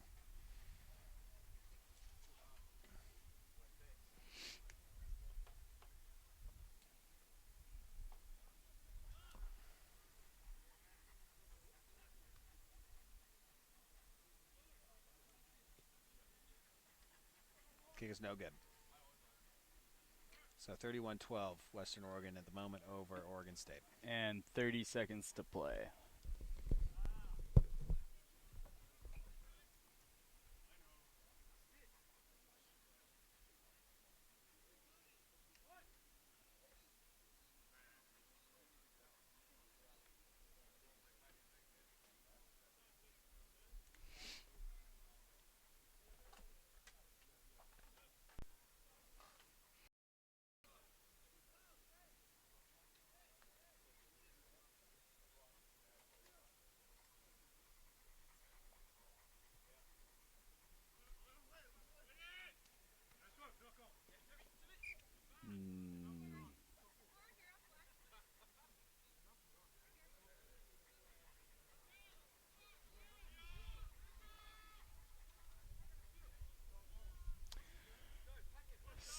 come to Western Oregon.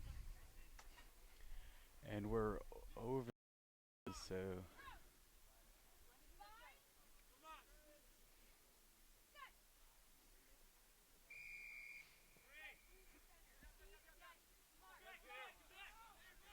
oh, Oregon State's gonna, wow, and that's why he's a trialist for the USA. And that's game. Western Oregon 31-12 over OSU. Next up, we've got Boise State versus the University of Washington.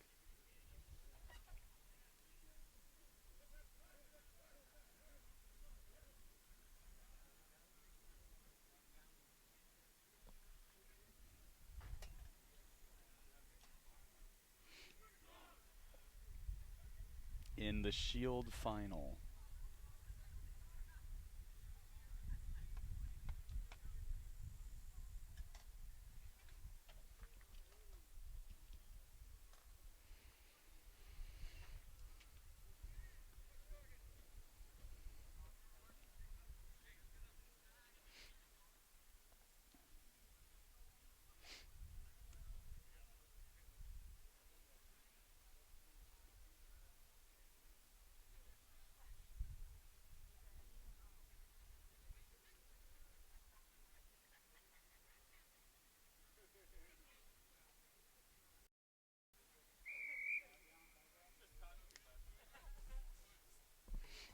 Kickoff, taken clean by Washington.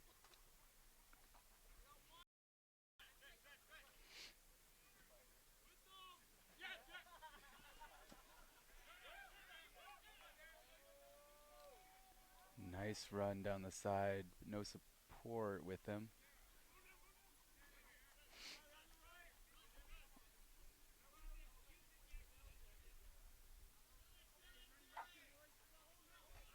Spreads it wide and sloppy ball. Obtained possession by Washington.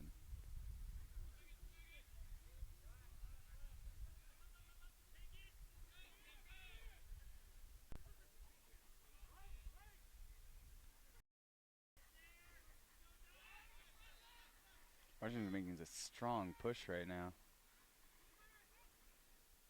And held up.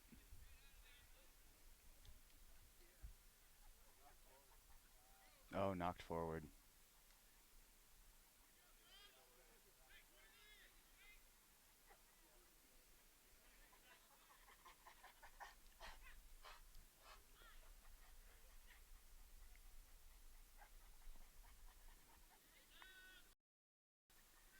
Dubs in for the try. Uncharacteristic defense there at the end by Boise State. Nobody was on him.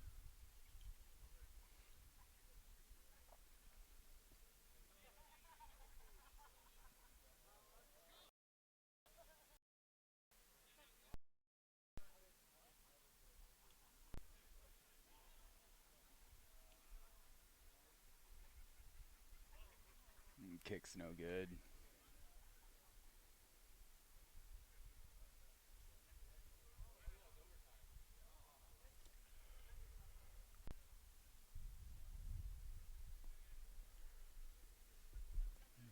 UW to kick off.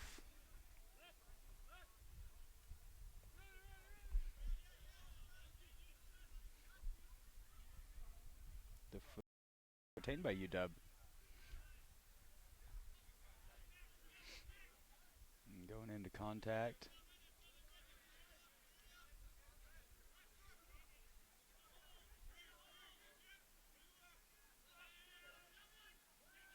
Oh, wow. Another quick score from UW.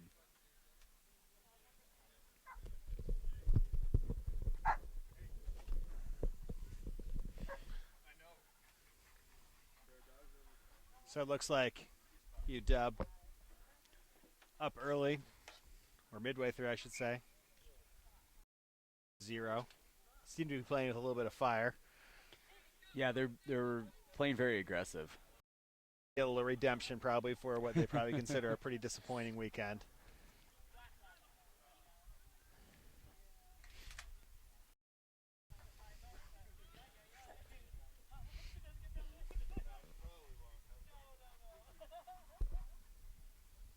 Jack Stimson with the kickoff. Boise State take it.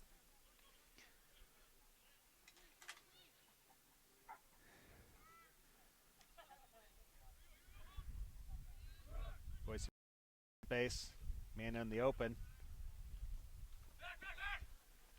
Taken into touch. It'll be a UW line out.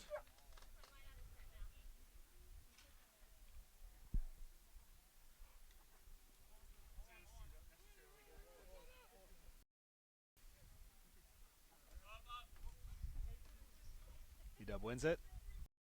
They hold possession.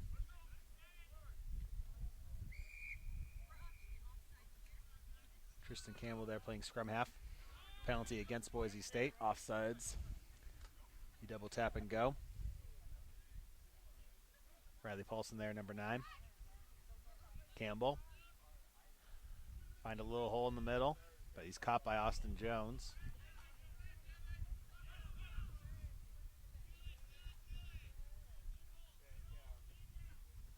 Into contact.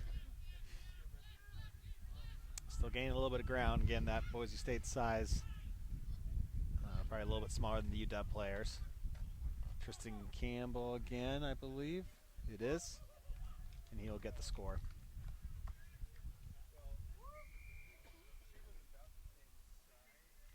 So 17-0 at the moment. And that's 3 pretty decisive scores from Washington. Yep. I think they're trying to make a statement. Boise State, who knows, their heads might not be in it at this point in the day.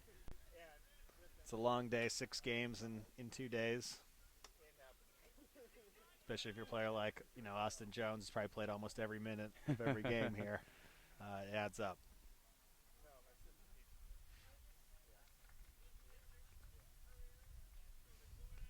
Jack Stimson will kick off.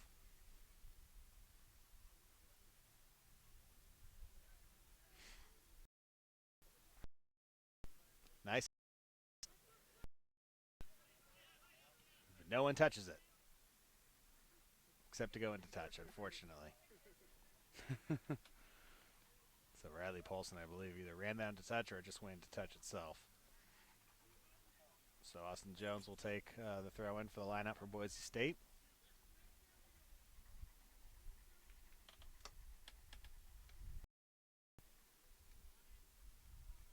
Jones gets it out, trying to find a steam. Stimson. Hard hit there. UW keeping the ball alive. Keeping out of rucks. Stimson again. He's going to try to turn the corner.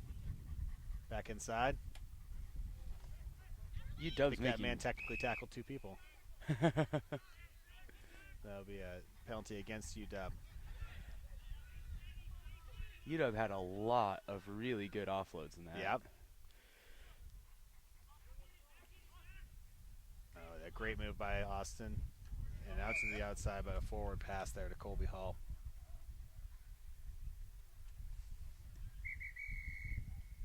And that's the first half. This is the first half. 19-0. 19-0. UW playing with redemption on their minds to leave here with something.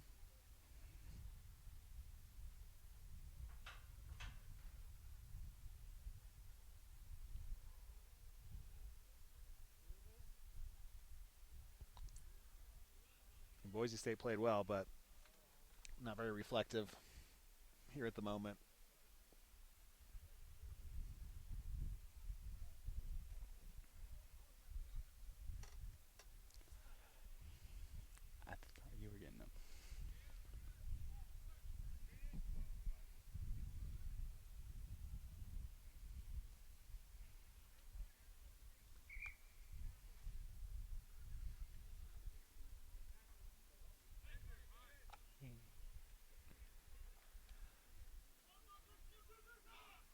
So UW will look at a close out this game, take home the shield.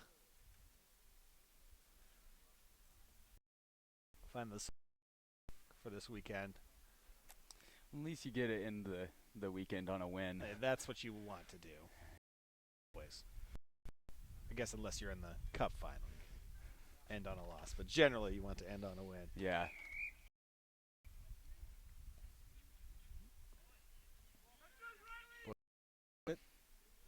Tackled there by UW.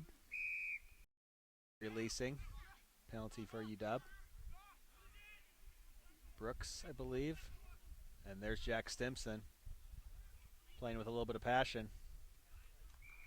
And number 9, Riley Paulson with the score.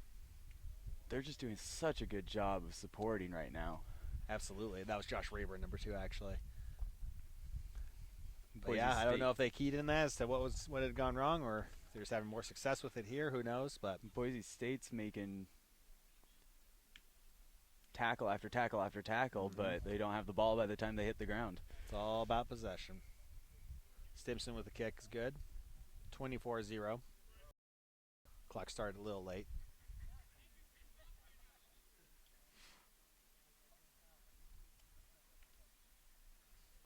Boise State seems a little deflated. Starting to chirp at each other a little bit. Down 26. Stimson will kick off.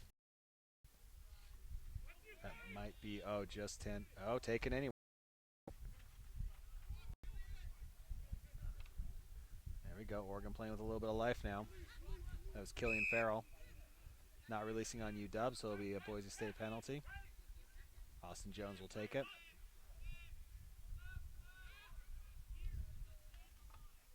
Estevan Morales with the ball. Mitch Castro gets the offload. Morales there trying to get the ball still. Out to 13. I believe that's Ryan Mendy again. So 2 quick scores here by Boise State. And they may be making a game of this.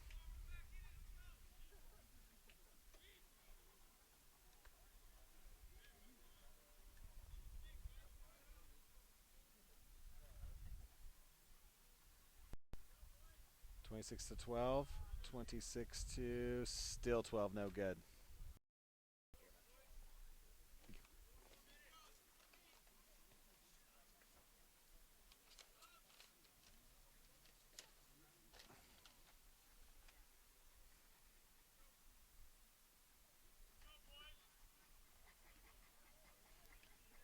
Austin Jones. Deep kick. Line drive, deep kick.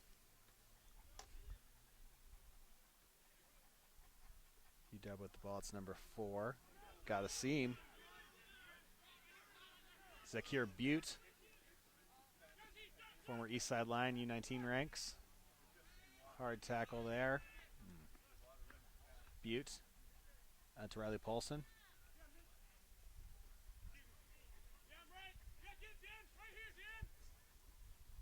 Dan Fryette, he's hit hard. Josh Rayburn. Out to Stimson, who seems to be the catalyst right now for everything that's going on.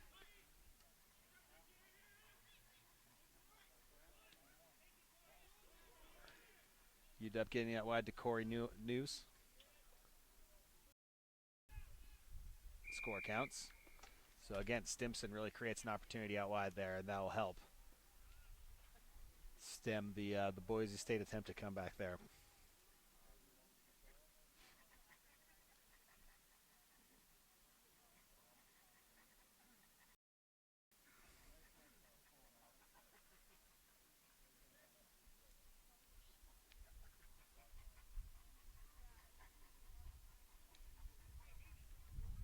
I didn't see a flag, so I can only assume that kick was no good.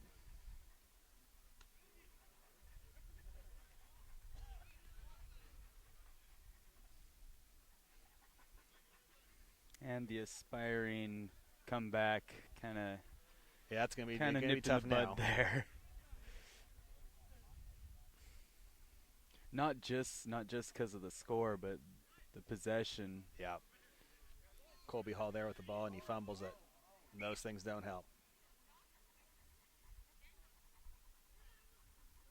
So it'll be a scrum down to UW. Zakir Butte will put the ball in.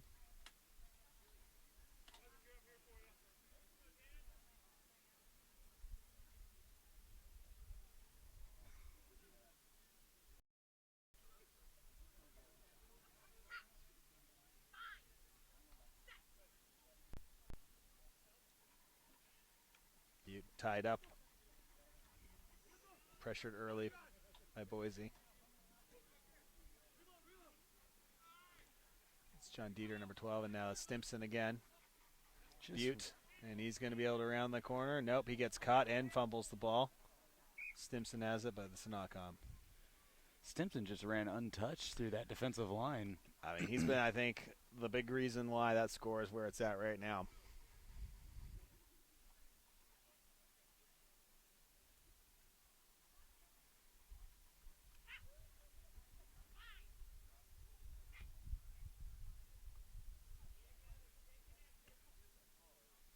Boise State wins this. Switch. Allie with the kick, or sorry, Austin with the kick. He's done this before, and we've seen it work, and he does it again. Got the bounce and, there. Ooh. That was fine, says the ref. And Austin Jones making something happen. Colby Hall with the score. They're telling him to go quick because they are running out of time rapidly. Nice kick. And that is it. So the comeback fails, 31-19. It's the final score. Oops. UW, Boise State. And up next, we've got the State of Oregon versus Eastern Washington University in the bowl final.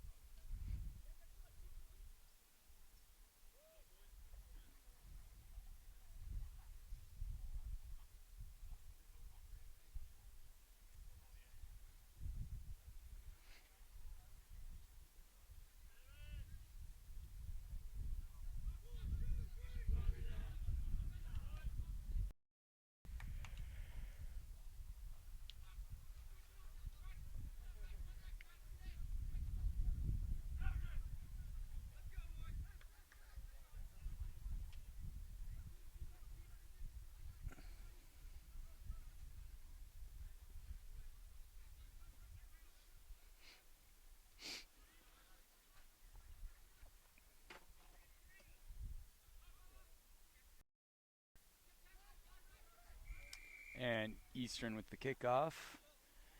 Just over 10. Not taken cleanly by Eastern recovers. Sloppy pass, but they keep possession.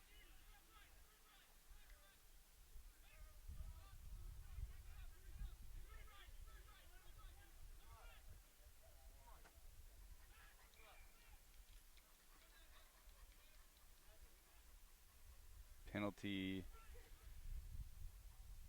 to looks like an Oregon scrum.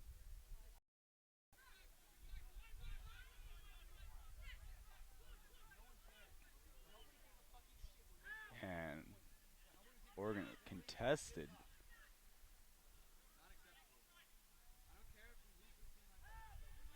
And there's the ball's out. Big hit.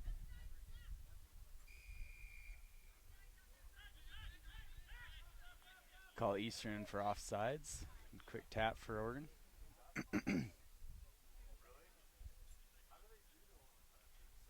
And in touch.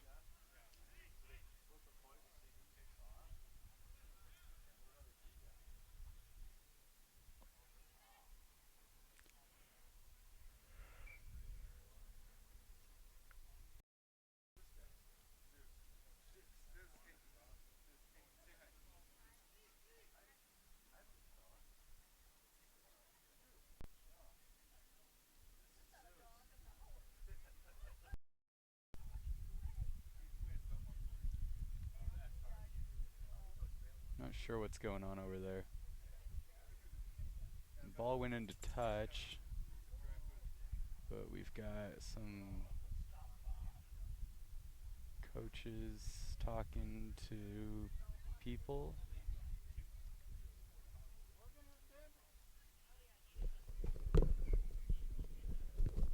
Now, looks like an Eastern line-in. And stolen by Oregon.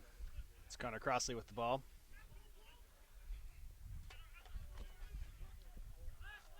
Oregon again have looked pretty good at times.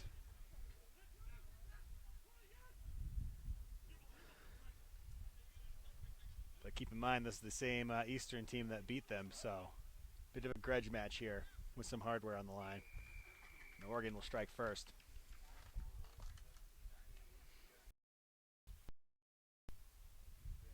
So that was the first upset of the day yesterday, was Eastern over Oregon.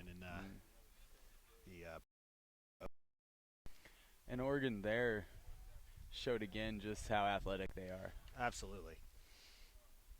I don't know if it was early morning or what, but yeah, they certainly didn't play well in that first game, and hats off to Eastern because they definitely did. And Eastern's kind of been surprising people throughout the last couple of weeks, Palouse Open and then here. Eastern, of course, beat Oregon in the pool play, but more importantly, they lost to WSU in the Cup quarters, but they beat UW in the bowl semis to reach the bowl final. Oregon lost to Central in the Cup quarter, and then Oregon beat Boise State to make the bowl final. Into touch.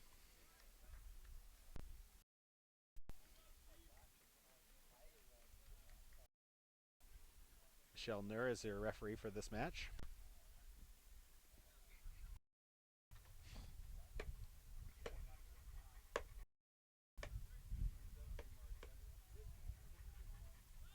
Contested possession.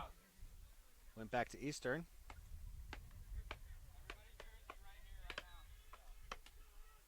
Christensen, it looks like. Kyle Hawk, I believe, maybe not. Maybe it is. Good offload. It is Kyle Hawk. Eastern hold on to the ball. Working a system, which is nice to see. And that's Jay Christensen. Or no, that's not Jay Christensen. That's Cameron Bowers, sorry. And Oregon gets the turnover. Down the sideline. Again. Oh. Into touch. So good effort by Eastern to keep the Oregon offender out of the end zone. Excellent job driving him out there.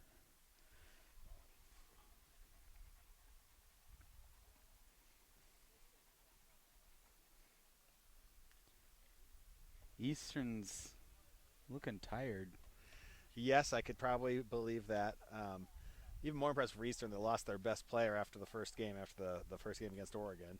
Oh. So they've been still kind of chugging along despite not having their fly half and I believe captain Wes Silvey.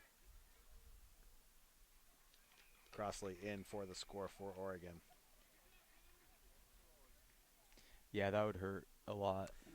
Yeah, to have the main playmaker. So they plugged someone else in there, and they're doing a good job.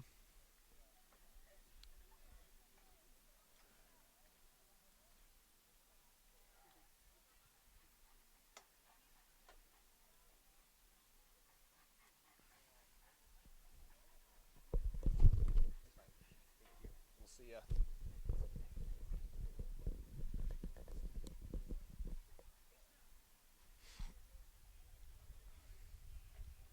So Oregon up 10-0 right now.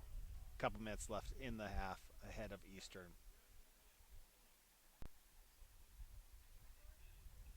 And they're not really in a hurry either, it doesn't look like. No need to be. No. Everyone's tired. Yeah, that's true. You got the lead. You don't need to hurry right now. Eastern should be higher, but they may be tired as well. Who knows? Oh, a little bit of a cheeky move there by Eastern. Does not work out in their favor. Knock on by Eastern. Advantage to Oregon. No advantage gained there. So they'll give a scrum to Oregon.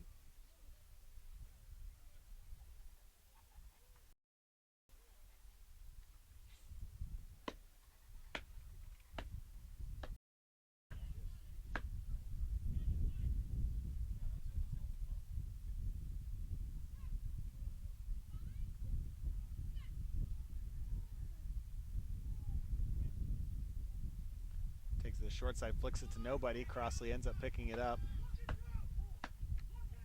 And he's still moving. Cam Bowers looks a little injured.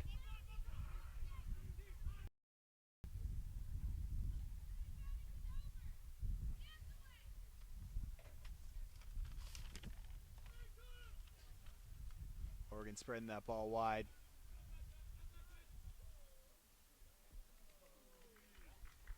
And they're in for the score.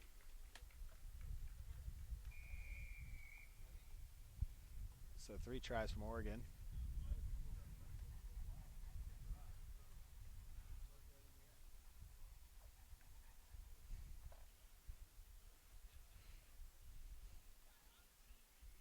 Kick is no good. And that would be halftime.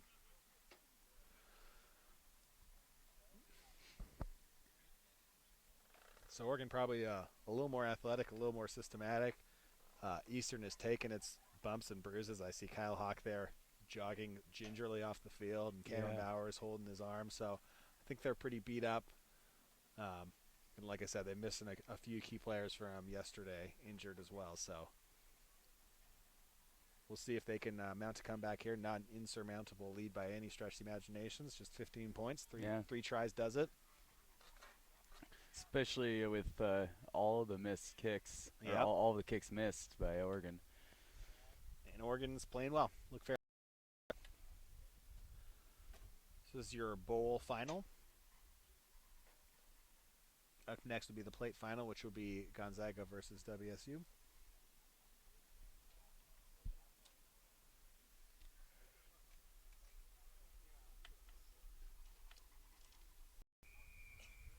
Possession will be given up. Not releasing on Eastern Washington.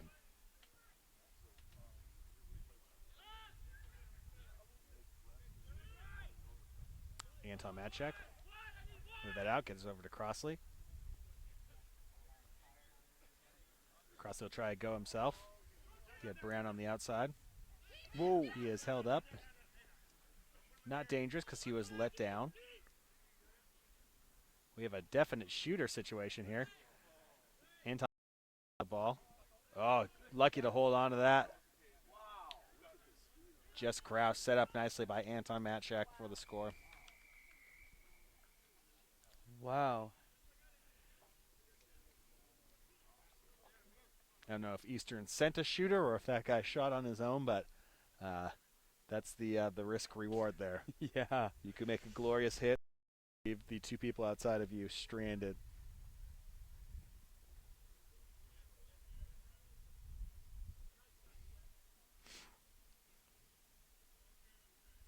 (20-0). That's a Kick is good. 2-0.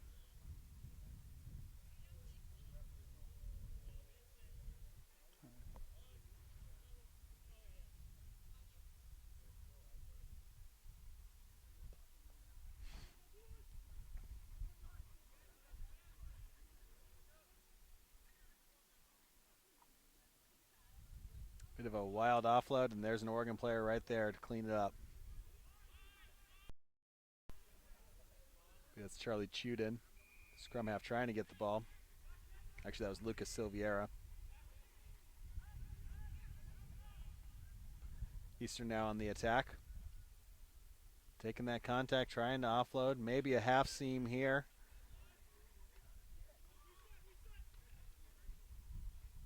Not a lot of support. Now's where you see Eastern's just tired. Yep. Again, half the field this way, not touched. Not a man on it. Yeah, and they're not spreading out because they're walking instead of jogging or running.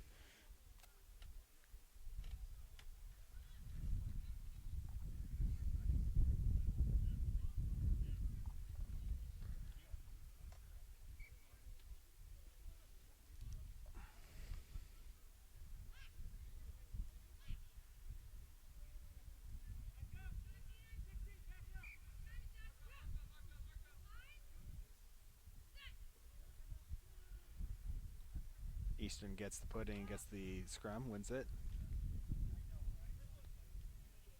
Eastern still trying their contact game, but they're not getting a lot out of it, except for maybe turnovers.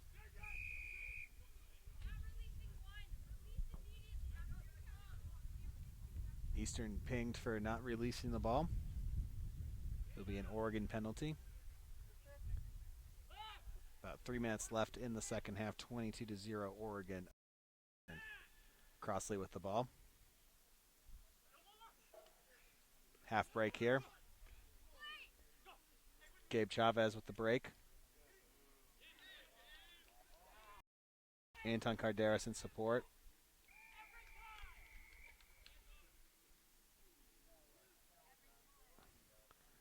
Another score by Oregon.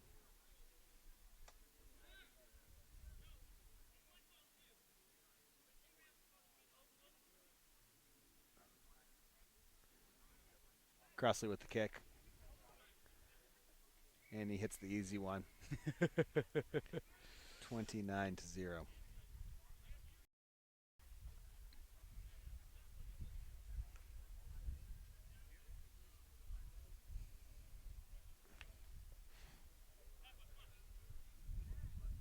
Crossley kicks off.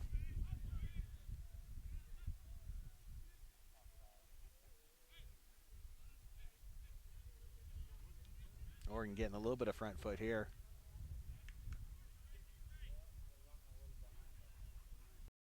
There we go. Oh. Still Oregon's going still up the moving middle. with the ball, which is good.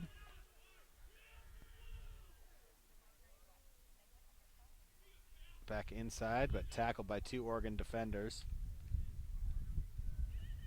But there is Eastern for their first score of the game. Too little too late, unfortunately. Yeah. We'll make it 29-5 with about a minute to go.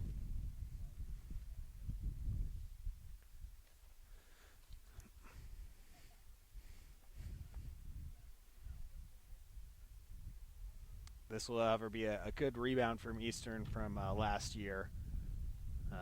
We lost the Shield last year. This year they're going to at least move up to the bowl. So progress in that front, and they played well, had some good sevens results on the year. Oregon, no matter this or not, will not be done. They have the Pac-12 Sevens, November 8th and 9th. WSU and Oregon will be heading down there. UW will not. Crossley with it. Moving it through the hands.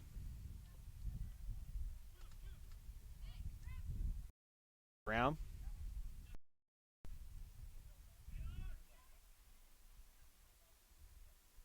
Crossley. Just playing keep away, it looks like at this point.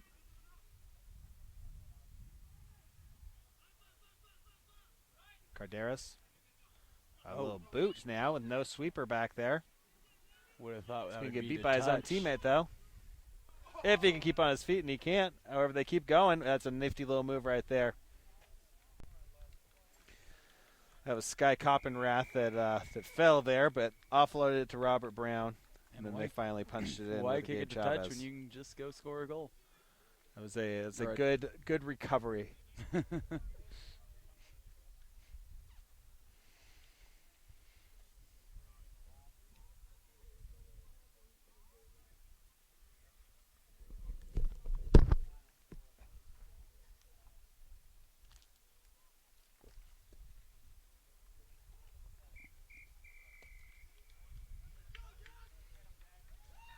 And that's final.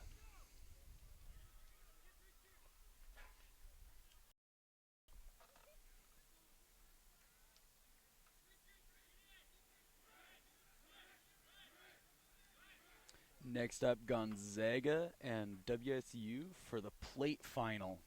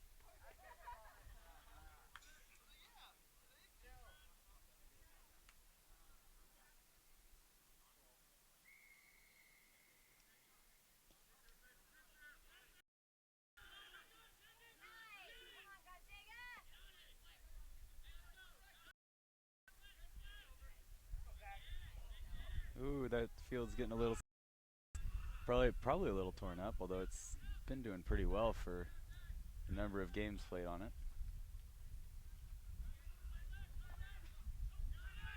Oh, ill-advised pass. And another pick.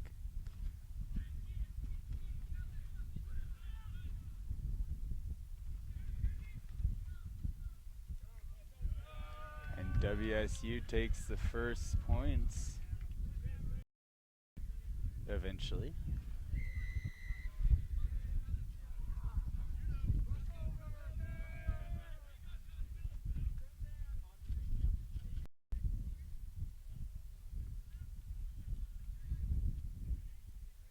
And the kick is good. 7-0 WSU over Gonzaga.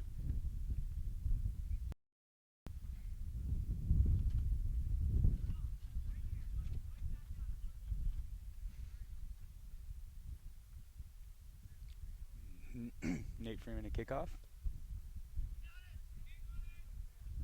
Gonzaga fields it.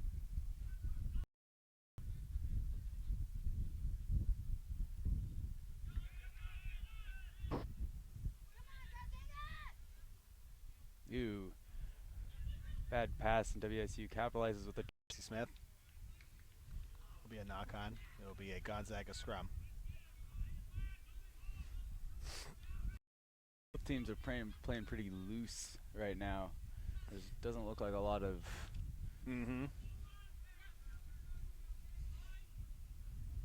Zach Donahue will put it in for the Gonzaga Bulldogs. Stolen by Joey Malloy. Malloy goes to the deck. Blaze Yetter has the ball. Matt Perry. Deshaun Bell. Showing that hard running again. And he's in for the score.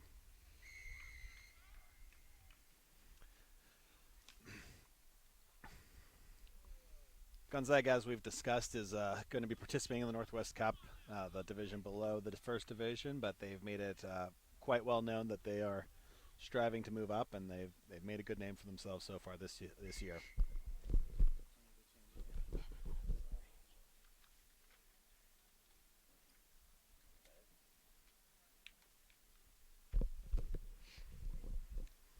Kick is good. 14-0 WSU up on Gonzaga. Blaze Yetter with the kick, not 10 at all. I think that went up about a half a meter.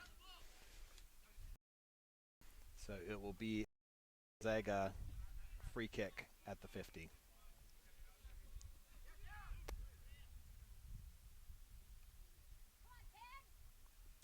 Joe Keane with that ball. That's Dara Round.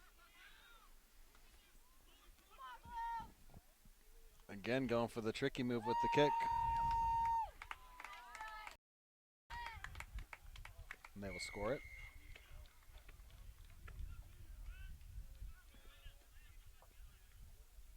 That was Brad Rustick in their speedster for the day.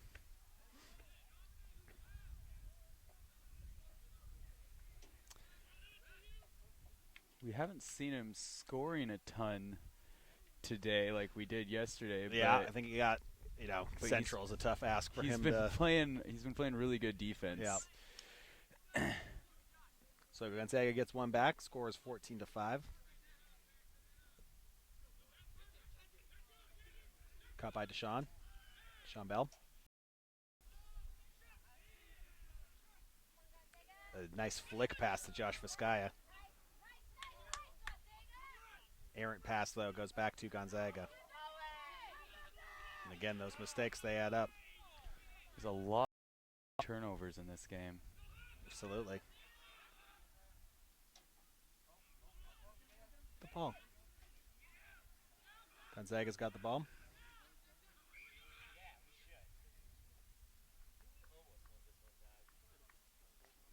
Scrum down to Gonzaga.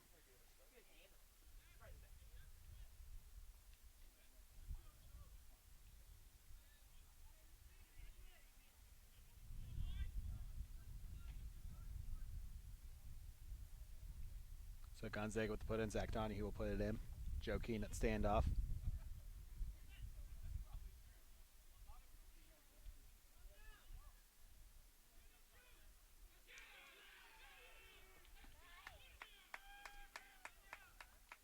And they get one out wide again. So 2 quick scores here by Gonzaga, and that will bring you to the half. That time it didn't look like WSU had enough defenders over there. Yeah, I think Josh Vizcaya tackled down. So the man down and left the man outside open instead of playing that soft defense. So a little too aggressive leads to a mistake. Yeah. That kick was good, so it is 14-12 at the half.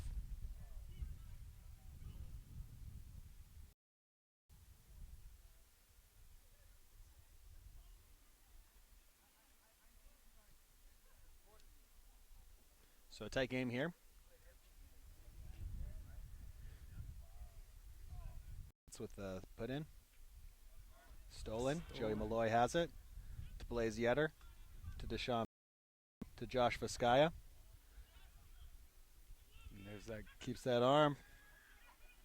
But he's still powering in. That's a try awarded in the corner. He even tapped it down a couple times to make sure. Excellent job keeping momentum and movement with that. Josh is very physical, so he will keep you moving forward even if you catch him.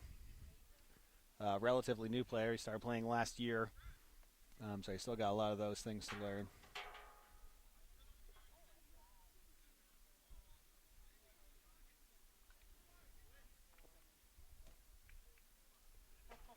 Kick wide. It'll stay 19-12.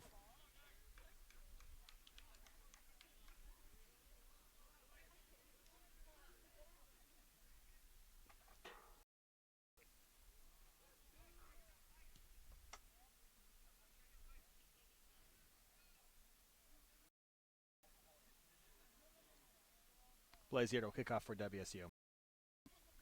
And again, that one does not go 10.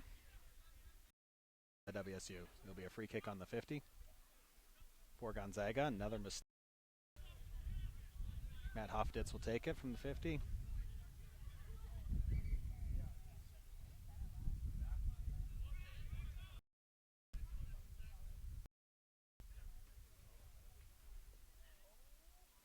Knocked forward, so it'll be a white advantage.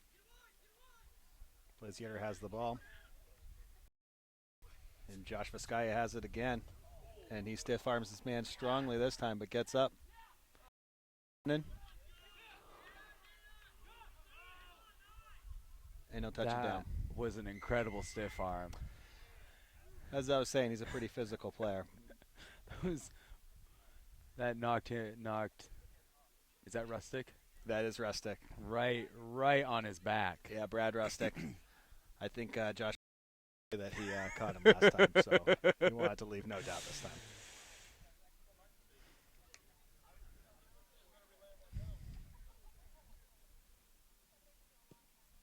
Blaze Yetter with the kick wide again, so it's 24-12.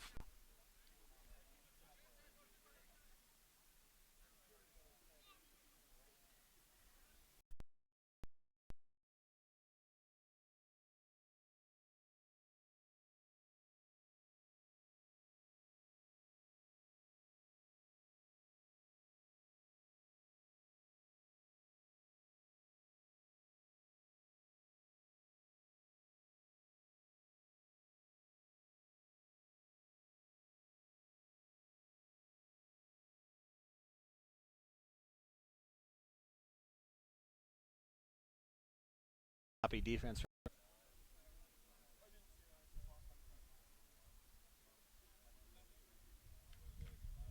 And that one's wide as well. So we'll stay a 10-point game. A little over a minute remaining, according to the scorekeeper's clock.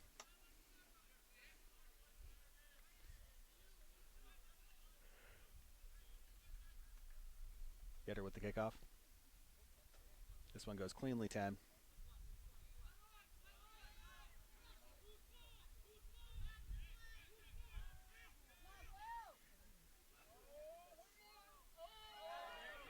Oh. Again, Again, sloppy defense by the Cougs.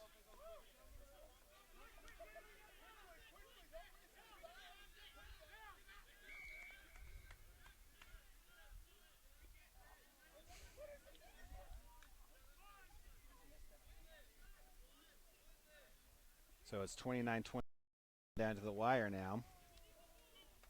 And Gonzaga's hurrying it up here. Out the back. It's from the kick. So it'll actually be from the 50.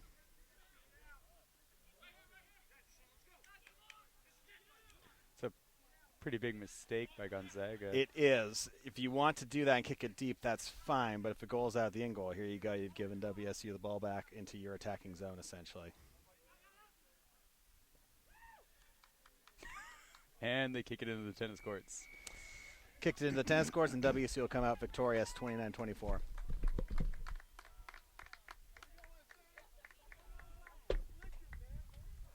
Up next, we've got the Cup final between Central Washington University and Western Washington University. That'll be 10-minute halves. So, an even more endurance testing version of an already endurance testing game.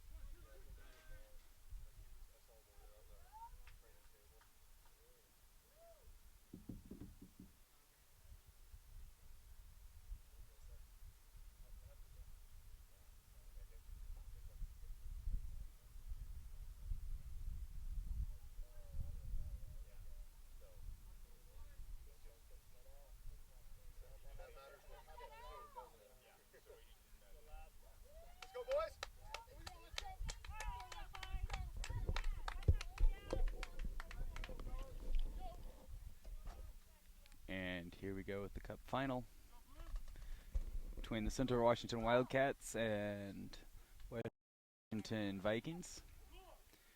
I believe this is the third year in a row that these two teams have met in the Cup final.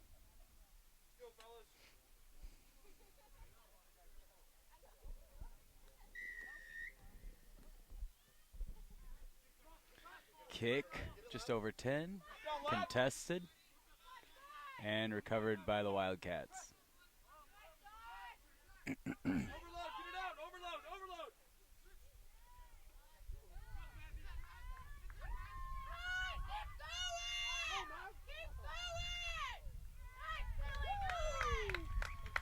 And that's a try for Central.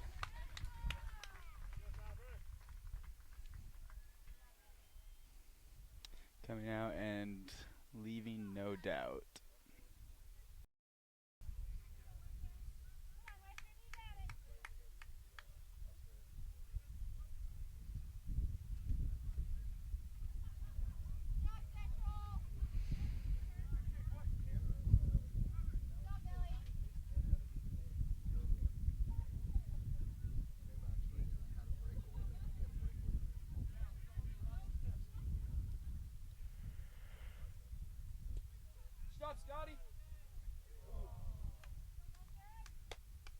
And the kick is no good.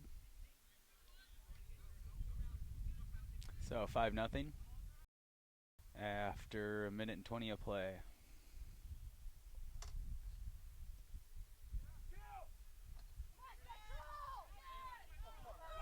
Western takes the kick, retains possession in the ruck, and gets the ball out. Resets. Aggressive defense by Central.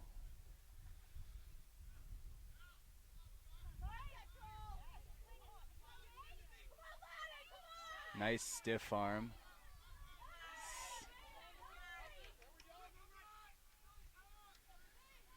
they recycle the ball.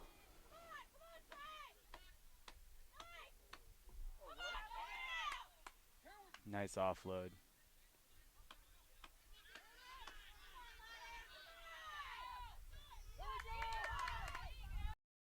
Breaks through.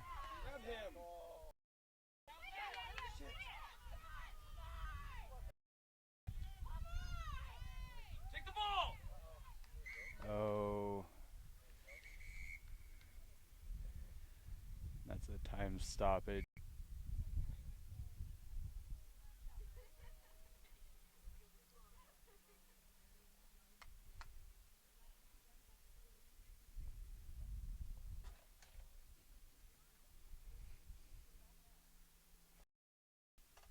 We're watching the NCRC Sevens Championship Cup final between Central Washington University and Western Washington University.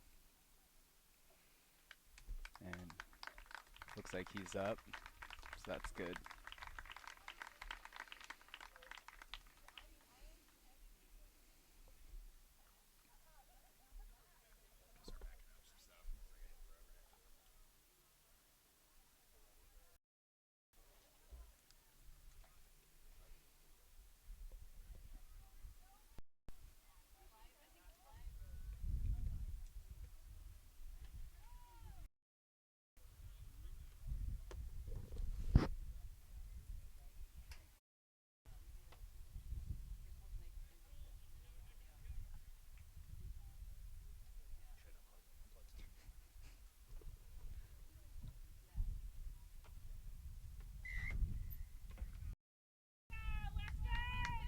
All right, here we are back again.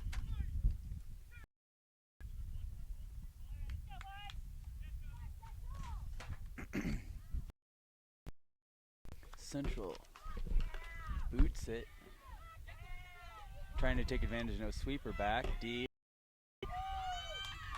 and they do.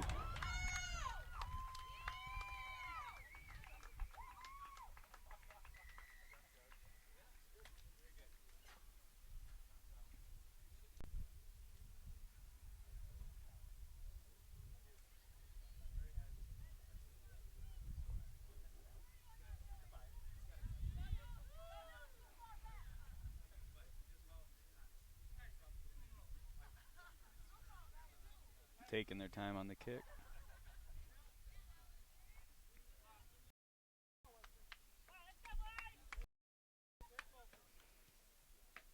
And it's good. Trying to repel the contested ruck there. Bring it out back. And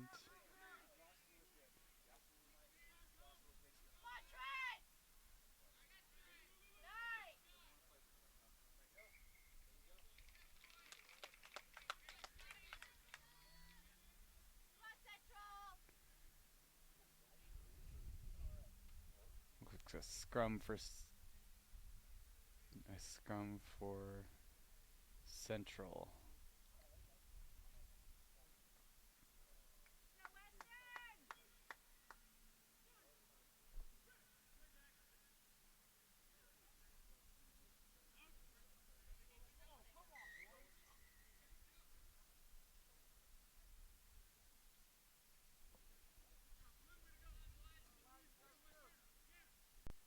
And another scrum for Central.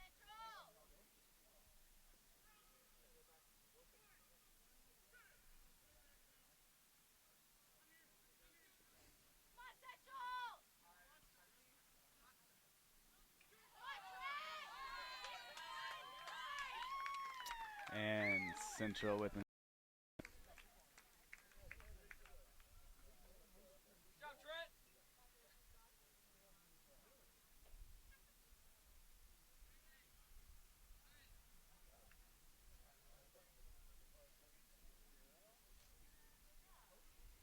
Central fielding a team chock full of USA trialees and players. kind of showcasing the level of rugby that everybody else in the Northwest is aspiring to right now.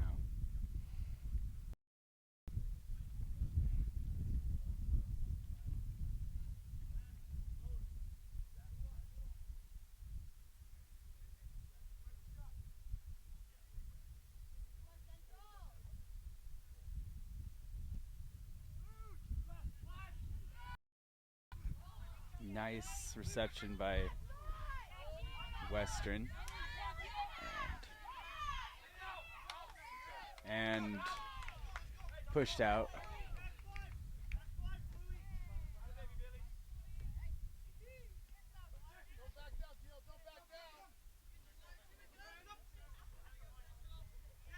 Line out to Central. And a bad pass, uncharacteristically. There's that 5% that Matt was talking about.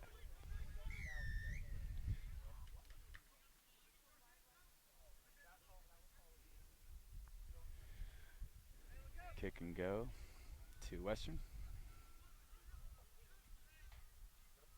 Bring it out wide. Go down.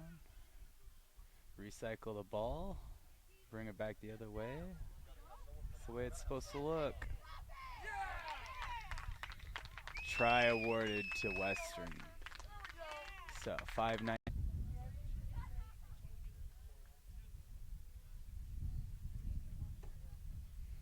.726 of the half in the Cup final. University and Western.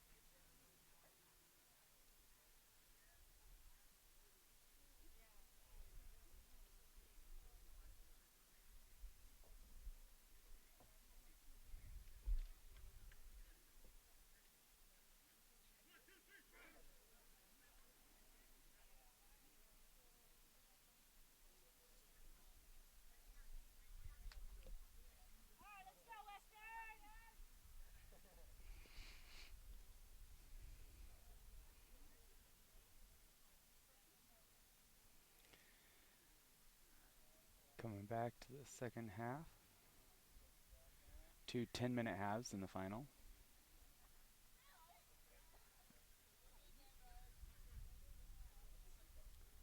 (7-26) Central.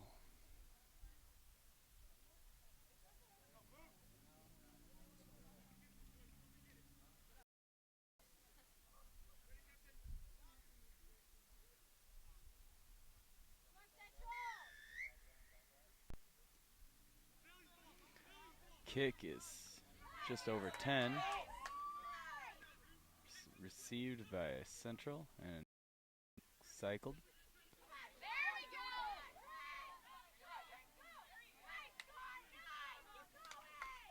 And another just dominant display of speed and strength.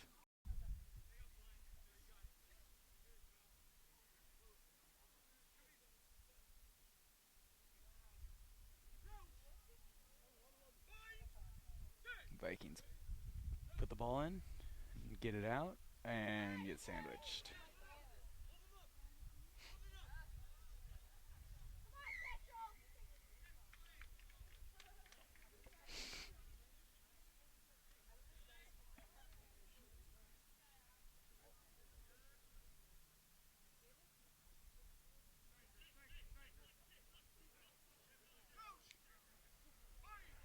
Central puts the ball in. And it comes back out. Bad pass.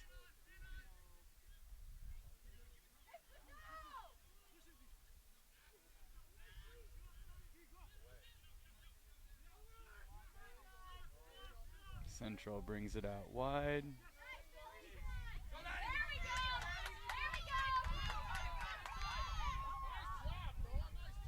Nice stop by Western.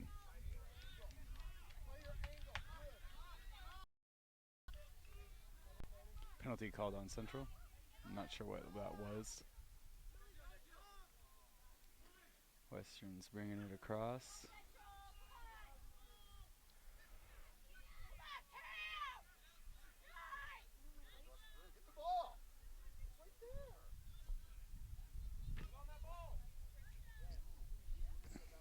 Central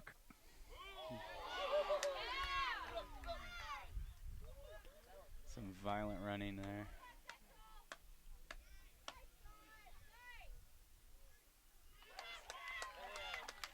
Central around the edge and a try.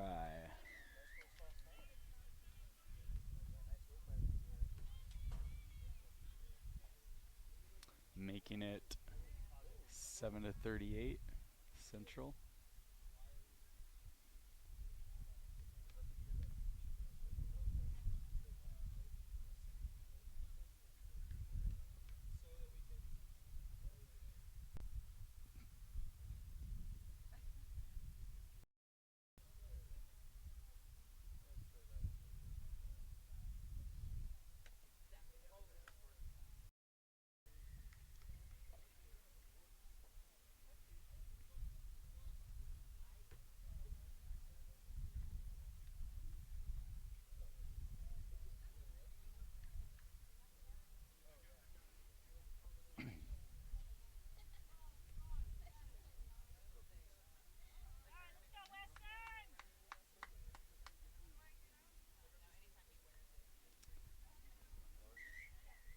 Player going off the field for Central.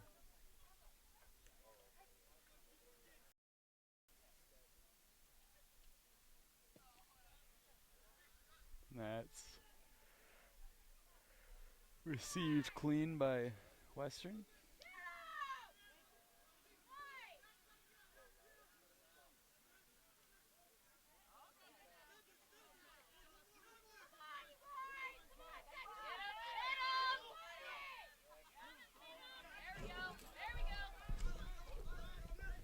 Western couldn't quite get it out to the edge quick enough to take advantage of the numbers they had. Going back the other way now, maybe. Try the middle. Oh.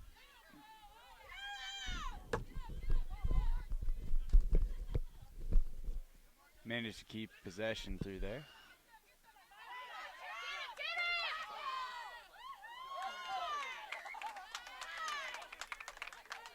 Taken into touch by Central. It'll be a Central lineout. Josh Bauer throwing in. Maverick Shermer out there.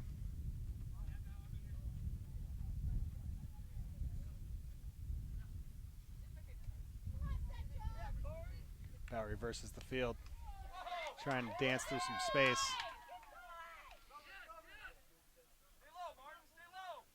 Martin Vanderwall with the ball. To Bauer. Dustin Melton. Vital Fishiahi. Sloppy into contact. Cam Merrick with the ball now. Dustin Melton again. Fishiahi. Josh Bauer.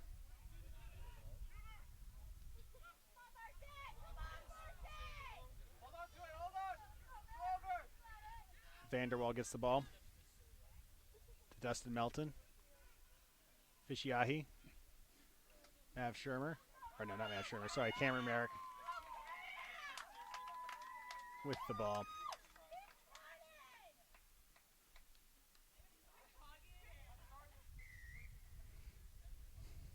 So about 3 minutes to go in the game. 45-7 Central over Western.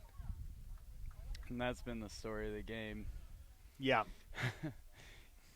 You can... Well, there's definitely a gap there between the two programs. Yep. Western's been doing a good job of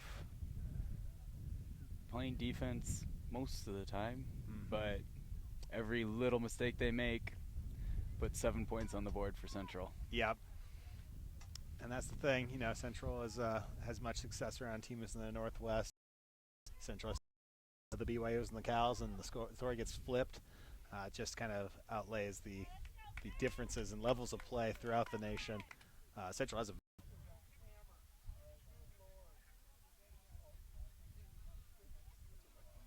more of a question of a color than if it's going to be a card or not.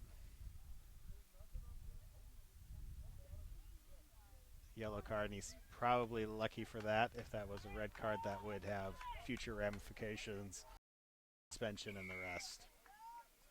Western with the ball now. Gio Trujillo. A little space out wide now. If they can get to it. I believe that's Nick Bonovich. Booting the ball. Straight into touch. Bouncing touch. And that will be the end of your game, 50-7.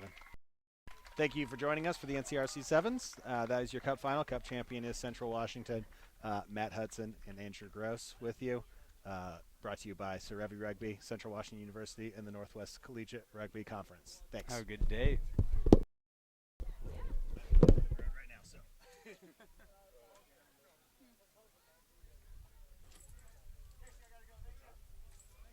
Thanks, Matt.